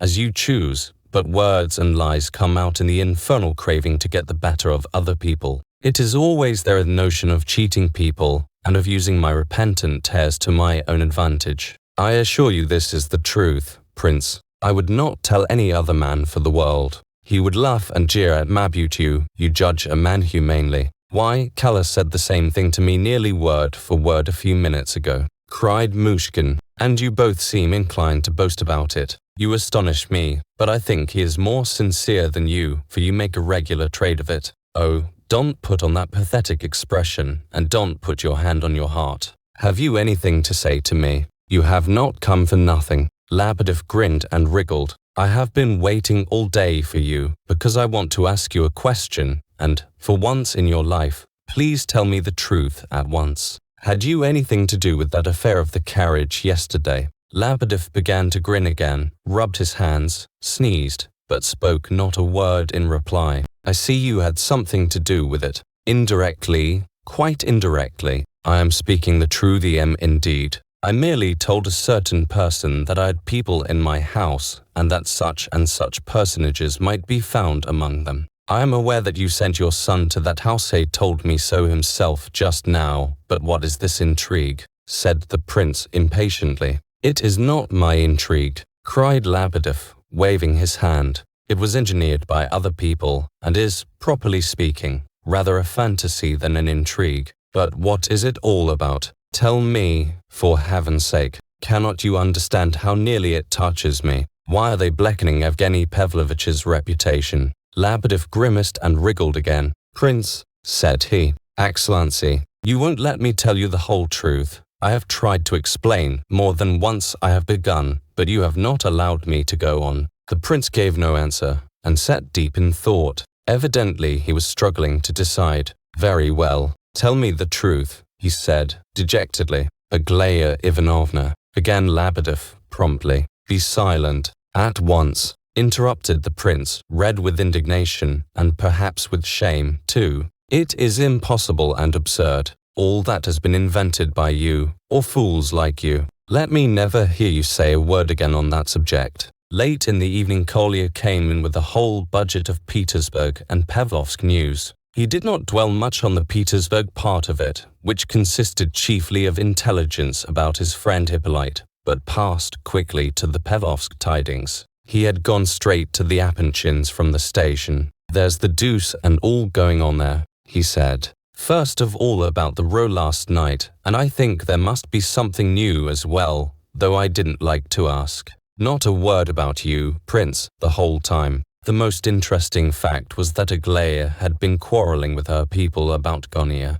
Kolya did not know any details except that it had been a terrible quarrel. Also Evgeny Pavlovich had called and met with an excellent reception all round. And another curious thing, Mrs. Apankin was so angry that she called Varya to a Varya was talking to the girl and turned her out of the house once for all she said. I heard it from Varya herself. Ms. Apankin was quite polite but firm, and when Varya said goodbye to the girls, she told them nothing about it, and they didn't know they were saying goodbye for the last time. I'm sorry for Varya, and for Gonia too. He isn't half a bad fellow in spite of his faults, and I shall never forgive myself for not liking him before. I don't know whether I ought to continue to go to the Apanchins now," concluded Kolya. "I like to be quite independent of others and of other people's quarrels if I can, but I must think over it." "I don't think you need break your heart over Gonia," said the prince, "for if what you say is true, he must be considered dangerous in the Apankin household, and if so, certain hopes of his must have been encouraged." What hopes?" cried Kolya. "You surely don't mean Aglaya?" "Oh, no. You're a dreadful sceptic, Prince," he continued, after a moment's silence. "I have observed of late that you have grown sceptical about everything. You don't seem to believe in people as you did, and are always attributing motives, and so onum I using the word sceptic in its proper sense. I believe so, but am not sure. Well, you'll change it. Right or wrong, you'll say that you are not sceptical, but jealous. There, you are deadly jealous of Gonia, over a certain proud damsel. Come." Kolya jumped up with these words and burst out laughing. He laughed as he had perhaps never laughed before, and still more when he saw the prince flushing up to his temples. He was delighted that the prince should be jealous about Aglaya. However, he stopped immediately on seeing that the other was really hurt, and the conversation continued very earnestly for an hour or more. Next day the prince had to go to town on business. Returning in the afternoon, he happened upon General Apankin at the station. The latter seized his hand, glancing around nervously, as if he were afraid of being caught in wrongdoing, and dragged him into a first-class compartment. He was burning to speak about something of importance. "In the first place, my dear prince, don't be angry with me. I would have come to see you yesterday, but I didn't know how Lizaveta Prokofyevna would take it. My dear fellow, my house is simply a hell just now. A sort of sphinx has taken up its abode there. We live in an atmosphere of riddles. I can't make head or tail of anything. As for you, I feel sure you are the least to blame of any of us, though you certainly have been the cause of a good deal of trouble. You see, it's all very pleasant to be a philanthropist, but it can be carried too far. Of course, I admire kind-heartedness, and I esteem my wife, but the general wandered on in this disconnected way for a long time. It was clear that he was much disturbed by some circumstance which he could make nothing of. It is plain to me that you are not in it at all," he continued, at last, a little less vaguely, "but perhaps you had better not come to our house for a little while. I ask you in the friendliest manner, mind, just till the wine changes again. As for Evgeny Pavlovich," he continued with some excitement, "the whole thing is a calumny, a dirty calumny. It is simply a plot, an intrigue, to upset our plans and to stir up a quarrel. You see, Prince, I'll tell you privately, Evgeny and ourselves have not said a word yet. We have no formal understanding. We are in no way bound on either side, but the word may be said very soon. Don't you see, very soon, and all this is most injurious, and is meant to be so. Why, I'm sure I can't tell you. She's an extraordinary woman. You see, an eccentric woman. I tell you I am so frightened of that woman that I can't sleep. What a carriage that was, and where did it come from? I declare, I was base enough to suspect Evgeny at first, but it seems certain that that cannot be the case, and if so, why is she interfering here? That's the riddle. What does she want? Is it to keep Evgeny to herself? But, my dear fellow, I swear to you, I swear he doesn't even know her, and as for those bills, why, The whole thing is an invention, and the familiarity of the woman. It's quite clear we must treat the impudent creature's attempt with disdain and redouble our courtesy towards Evgeny. I told my wife so. Now I'll tell you my secret conviction. I'm certain that she's doing this to revenge herself on me, on account of the past, though I assure you that all the time I was blameless. I blush at the very idea, and now she turns up again like this, when I thought she had finally disappeared. Where's Rogozhin all this time? I thought she was Mrs. Rogozhin long ago. The old man was in a state of great mental perturbation. The whole of the journey, which occupied nearly an hour, he continued in this strain, putting questions and answering them himself, shrugging his shoulders, pressing the prince's hand, and assuring the latter that, at all events, he had no suspicion whatever of him. This last assurance was satisfactory, at all events. The general finished by informing him that Evgeny's uncle was head of one of the civil service departments, and rich, very rich, and a gourmand. And, well, heaven preserve him, of course, but Evgeny gets his money, don't you see? But, for all this, I'm uncomfortable. I don't know why. There's something in the air. I feel there's something nasty in the air, like a bat, and I'm by no means comfortable. And it was not until the third day that the formal reconciliation between the prince and the Appenchins took place, as said before. It was 7 in the evening, and the prince was just preparing to go out for a walk in the park, when suddenly Mrs. Appenkin appeared on the terrace. In the first place, don't dare to suppose, she began, that I'm going to apologize. Nonsense. You were entirely to blame. The prince remained silent. Were you to blame, or not?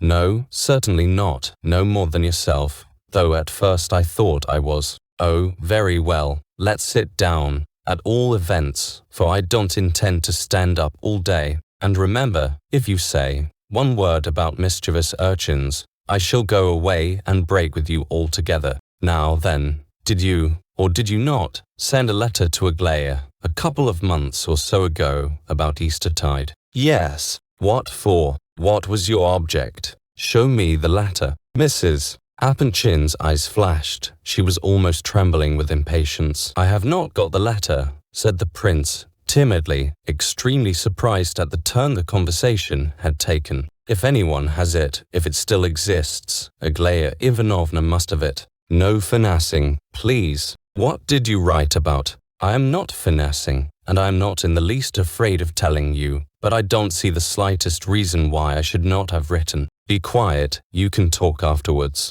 What was the letter about? Why are you blushing? The prince was silent. At last he spoke. I don't understand your thoughts, Lizabetha Prokofyevna, but I can see that the fact of my having written is for some reason repugnant to you. You must admit that I have a perfect right to refuse to answer your questions. But, in order to show you that I am neither ashamed of the letter, nor sorry that I wrote it, and that I am not in the least inclined to blush about it. Here the prince's blushes redoubled. I will repeat the substance of my letter, for I think I know it almost by heart. So saying, the prince repeated the letter almost word for word, as he had written it. My goodness, what utter twaddle, and what may all this nonsense have signified, pray, if it had any meaning at all, said Mrs. Appenkin, cuttingly, after having listened with great attention. I really don't absolutely know myself. I know my feeling was very sincere. I had moments at that time full of life and hope. What sort of hope? It is difficult to explain, but certainly not the hopes you have in your mind. Hopes, well, in a word, hopes for the future, and a feeling of joy that there, at all events, I was not entirely a stranger and a foreigner. I felt an ecstasy in being in my native land once more. And one sunny morning I took up a pen and wrote her that letter, but why to her? I don't quite know. Sometimes one longs to have a friend near, and I evidently felt the need of one then, added the prince, and paused. Are you in love with her? And no. I wrote to her as to a sister. I signed myself her brother. Oh yes, of course, on purpose. I quite understand. It is very painful to me to answer these questions, Lizabetha Prokofyevna. I dare say it is, but that's no affair of mine. Now then, assure me truly as before heaven, are you lying to me or not? No, I am not lying. Are you telling the truth when you say you are not in love?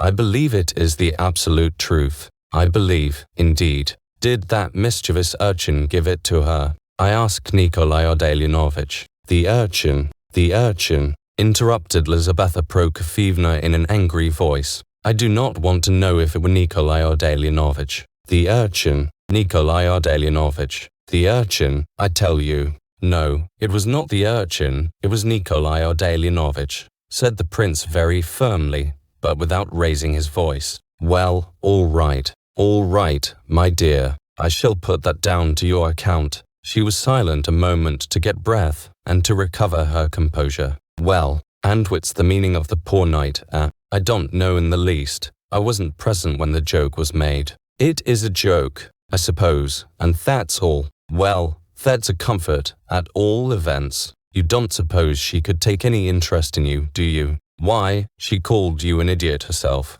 I think you might have spared me that, murmured the prince reproachfully, almost in a whisper. Don't be angry. She is a willful, mad, spoilt girl. If she likes a person she will pitch into him and chaff him. I used to be just such another, but for all that you needn't flatter yourself, my boy, she is not for you. I don't believe it, and it is not to be. I tell you so at once, so that you may take proper precautions. Now, I want to hear you swear that you are not married to that woman. Lizaveta Prokofyevna, what are you thinking of? Cried the prince, almost leaping to his feet in amazement. Why, you very nearly were, anyhow. Yes, he nearly was, whispered the prince, hanging his head. Well then, have you come here for her? Are you in love with her? With that creature? I did not come to marry at all, replied the prince. Is there anything you hold sacred? There is. Then swear by it that you did not come here to marry her. I'll swear it by whatever you please. I believe you. You may kiss me. I breathe freely at last. But you must know, my dear friend, Aglaya does not love you, and she shall never be your wife while I am out of my grave. So be warned in time. Do you hear me? Yes, I hear. The prince flushed up so much that he could not look her in the face. I have waited for you with the greatest impatience, not that you were worth it. Every night I have drenched my pillow with tears. Not for you, my friend, not for you. Don't flatter yourself. I have my own grief. Always the same, but I'll tell you why I have been awaiting you so impatiently. Because I believe that Providence itself sent you to be a friend and a brother to me. I haven't a friend in the world except Princess Bilokonsky, and she is growing as stupid as a sheep from old age. Now then, tell me, yes or no. Do you know why she called out from her carriage the other night? I give you my word of honor that I had nothing to do with the matter and know nothing about it. Very well, I believe you. I have my own ideas about it. Up to yesterday morning I thought it was really Evgeny Pavlovich who was to blame. Now I cannot help agreeing with the others. But why he was made such a fool of I cannot understand. However, he is not going to marry Aglaya. I can tell you that. He may be a very excellent fellow, but so it shall be. I was not at all sure of accepting him before, but now I have quite made up my mind that I won't have him. Put me in my coffin first and then into my grave, and then you may marry my daughter to whomsoever you please. So I said to the general this very morning. You see how I trust you, my boy. Yes, I see and understand. Mrs. Apenkin gazed keenly into the prince's eyes. She was anxious to see what impression the news as to Evgeny Pavlovich had made upon him. Do you know anything about Gavrila Ardalionovich? She asked at last. Oh yes, I know a good deal. Did you know he had communications with Aglaya? No, I didn't, said the prince, trembling a little and in great agitation. You say Gavrila Ardalionovich has private communications with Aglaya? Impossible. Only quite lately. His sister has been working like a rat to clear the way for him all the winter. I don't believe it, said the prince abruptly, after a short pause. Had it been so, I should have known long ago. Oh, of course, yes. He would have come and wept out his secret on your bosom. Oh, you simpleton, you simpleton. Anyone can deceive you and take you in like her. Aren't you ashamed to trust him? Can't you see that he humbugs you just as much as ever he pleases? I know very well that he does deceive me occasionally, and he knows that I know it, but the prince did not finish his sentence. And that's why you trust him, so I should have supposed. Good Lord, was there ever such a man as you? Tfu! And are you aware, sir, that this Gonia, or his sister Varia, have brought her into correspondence with Nastasya Filippovna? Brought whom? Cried Myshkin. Aglaya. I don't believe it. It's impossible. What object could they have? He jumped up from his chair in his excitement. Nor do I believe it, in spite of the proofs. The girl is self-willed and fantastic and insane. Chasse wicked, wicked. I'll repeat it for 1,000 years that chasse wicked. They all are. Just now, all my daughters, even that wet and Alexandra. And yet I don't believe it, because I don't choose to believe it, perhaps, but I don't. Why haven't you been? She turned on the prince suddenly. Why didn't you come near us all these 3 days? The prince began to give his reasons, but she interrupted him again. Everybody takes you in and deceives you. You went to town yesterday. I dare swear you went down on your knees to that rogue and begged him to accept your 10,000 rubles. I never thought of doing any such thing. I have not seen him, and he is not a rogue, in my opinion. I have had a letter from him. Show it me. The prince took a paper from his pocketbook and handed it to Lizaveta Prokofyevna. It ran as follows: Sir, in the eyes of the world, I am sure that I have no cause for pride or self-esteem. I am much too insignificant for that. But what may be so to other men's eyes is not so to yours. I am convinced that you are better than other people. Doktorenko disagrees with me, but I am content to differ from him on this point. I will never accept 1 single kopeck from you, but you have helped my mother, and I am bound to be grateful to you for that, however weak it may seem. At any rate, I have changed my opinion about you, and I think right to inform you of the fact, but I also suppose that there can be no further intercourse between us.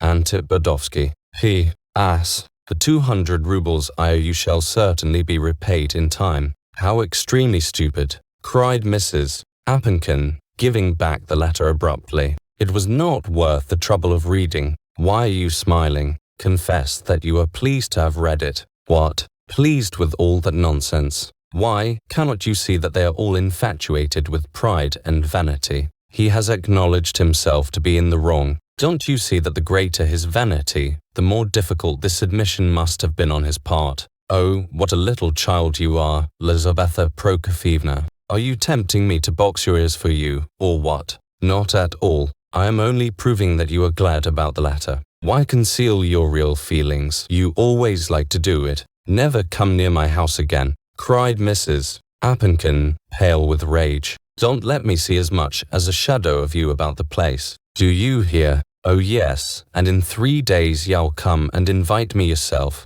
Aren't you ashamed now? These are your best feelings. You are only tormenting yourself. I'll die before I invite you. I shall forget your very name. I've forgotten it already. She marched towards the door. But I'm forbidden your house as it is, without your added threats, cried the prince after her. What? Who forbade you? She turned round so suddenly that one might have supposed a needle had been stuck into her. The prince hesitated. He perceived that he had said too much now. Who forbade you? Cried Mrs. Appenkin once more. Aglaya Ivanovna told me when. Speak quick. She sent to say, yesterday morning, that I was never to dare to come near the house again. Lizaveta Prokofyevna stood like a stone. What did she send? Whom? Was it that boy? Was it a message? Quick. I had a note, said the prince. Where is it? Give it here, at once. The prince thought a moment. Then he pulled out of his waistcoat pocket an untidy slip of paper, on which was scrawled, Prince Lev Nikolayevich, if you think fit, after all that has passed, to honor our house with a visit, I can assure you you will not find me among the number of those who are in any way delighted to see you. Aglaya Appenkin. Mrs. Appenkin reflected a moment. The next minute she flew at the prince, seized his hand, and dragged him after her to the door. Quicksome along, she cried, breathless with agitation and impatience. Come along with me this moment. But you declared I wasn't. Don't be a simpleton. You behave just as though you weren't a man at all. Come on. I shall see, now, with my own eyes. I shall see all. Well, let me get my hat, at least. Here's your miserable hat. He couldn't even choose a respectable shape for his hat. Come on. She did that because I took your part and said you ought to have come, little vixen. Else she would never have sent you that silly note. It's a most improper note. I call it most improper for such an intelligent, well-brought-up girl to write. I dare say she was annoyed that you didn't come, but she ought to have known that one can't write like that to an idiot like you, for you'd be sure to take it literally. Mrs. Appenkin was dragging the prince along with her all the time, and never let go of his hand for an instant. What are you listening for? She added, seeing that she had committed herself a little. She wants a clown like Yash hasn't seen one for some tomato play with. That's why she is anxious for you to come to the house. And right glad I am that shall make a thorough good fool of you. You deserve it, and she can do ito. She can, indeed, as well as most people.